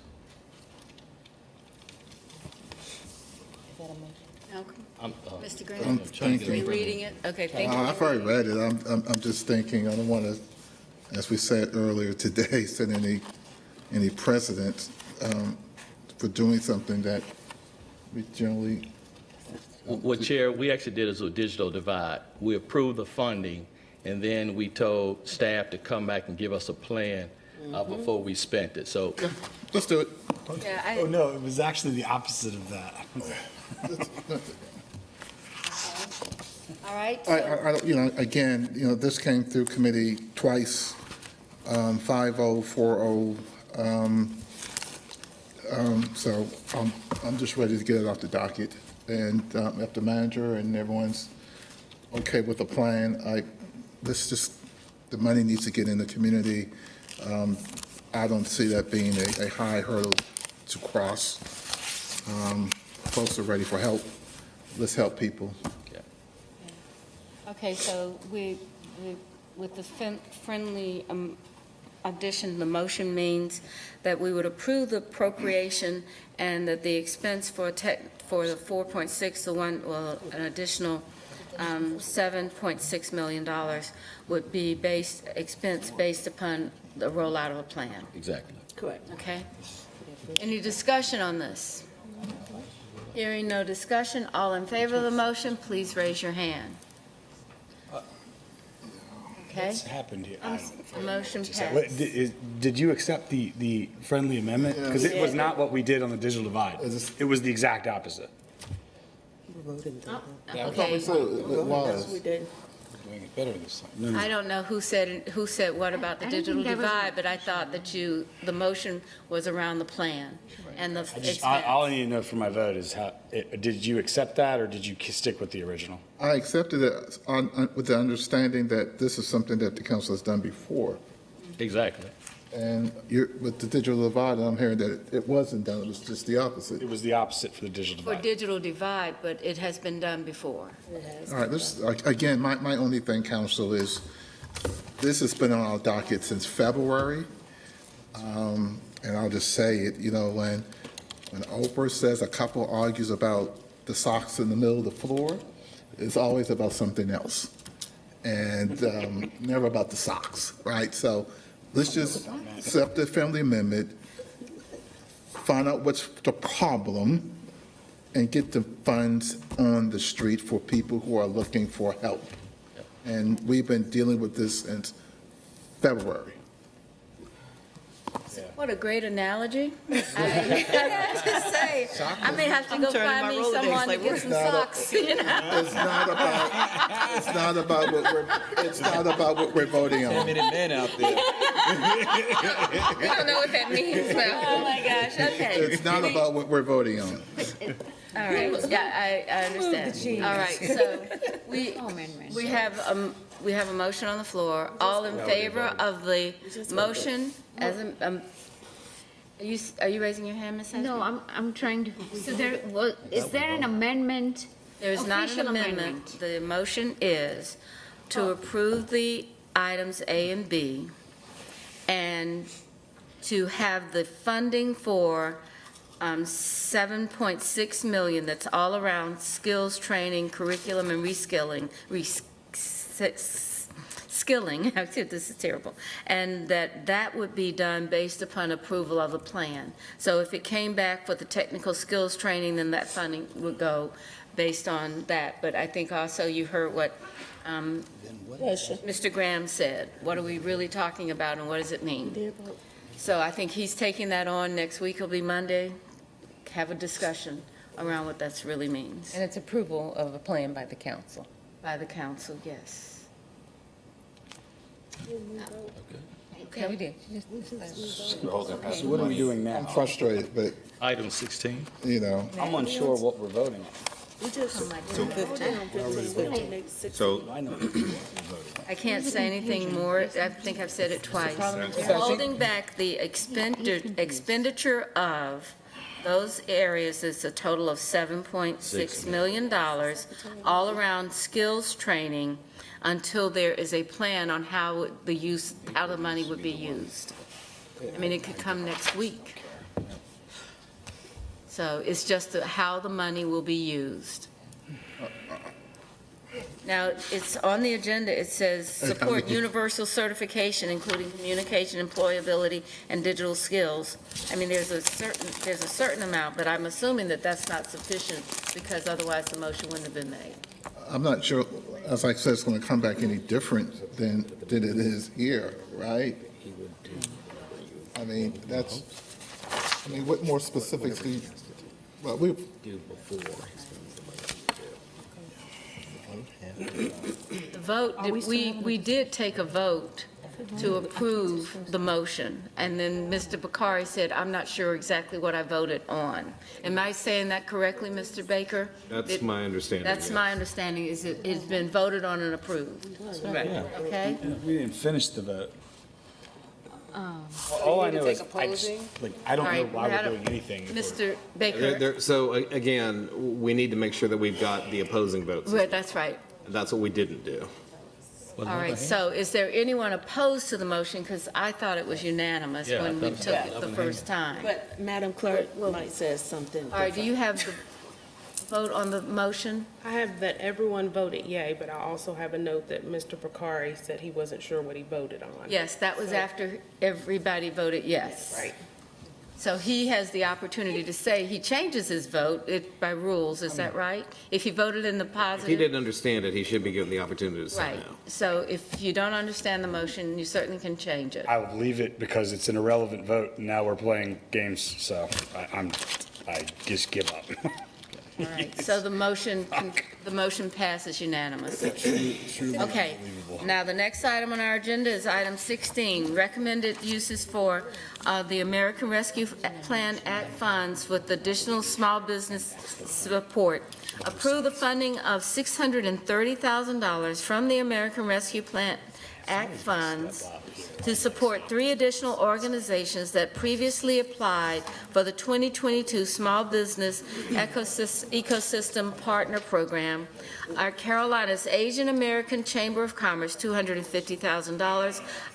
Carolinas Chinese Chamber of Congress, $130,000. The Latin American Chamber of Commerce, $250,000. And authorize the city manager or his designee to negotiate and execute the contracts and agreements related to this. Do I have a motion? So moved. Second. All right, we have a motion and a second for A and B. Any discussion? Hearing no discussion, all in favor of A and B, please raise your hands. All right, that is unanimous. Okay. The next item is item 17, which is appointments to the Charlotte International Cabinet. So I'm going to turn this in one appointment for a partial term for International Business Category Representative, beginning upon appointment and ending June 30th, 2024. We had Shelby Mo Macasso, nominated by council members Anderson, Driggs, and Molina.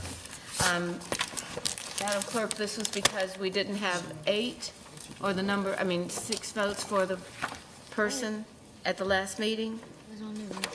Correct. It's just a ballot. Did you get a ballot for this one, item 17? Mr. Shelby Mo Macasso received 9 votes. I can't. 9. I cannot hear. Mr. Shelby Mo Macasso received 9 votes. 9 votes. So we have to appoint him. Acclamation. All right. All in favor of this appointment, please raise your hands. Anyone opposed? No one's opposed. All right, now we have Mr. Baker. Will you give us a motion to go into closed session, please? Yes, ma'am.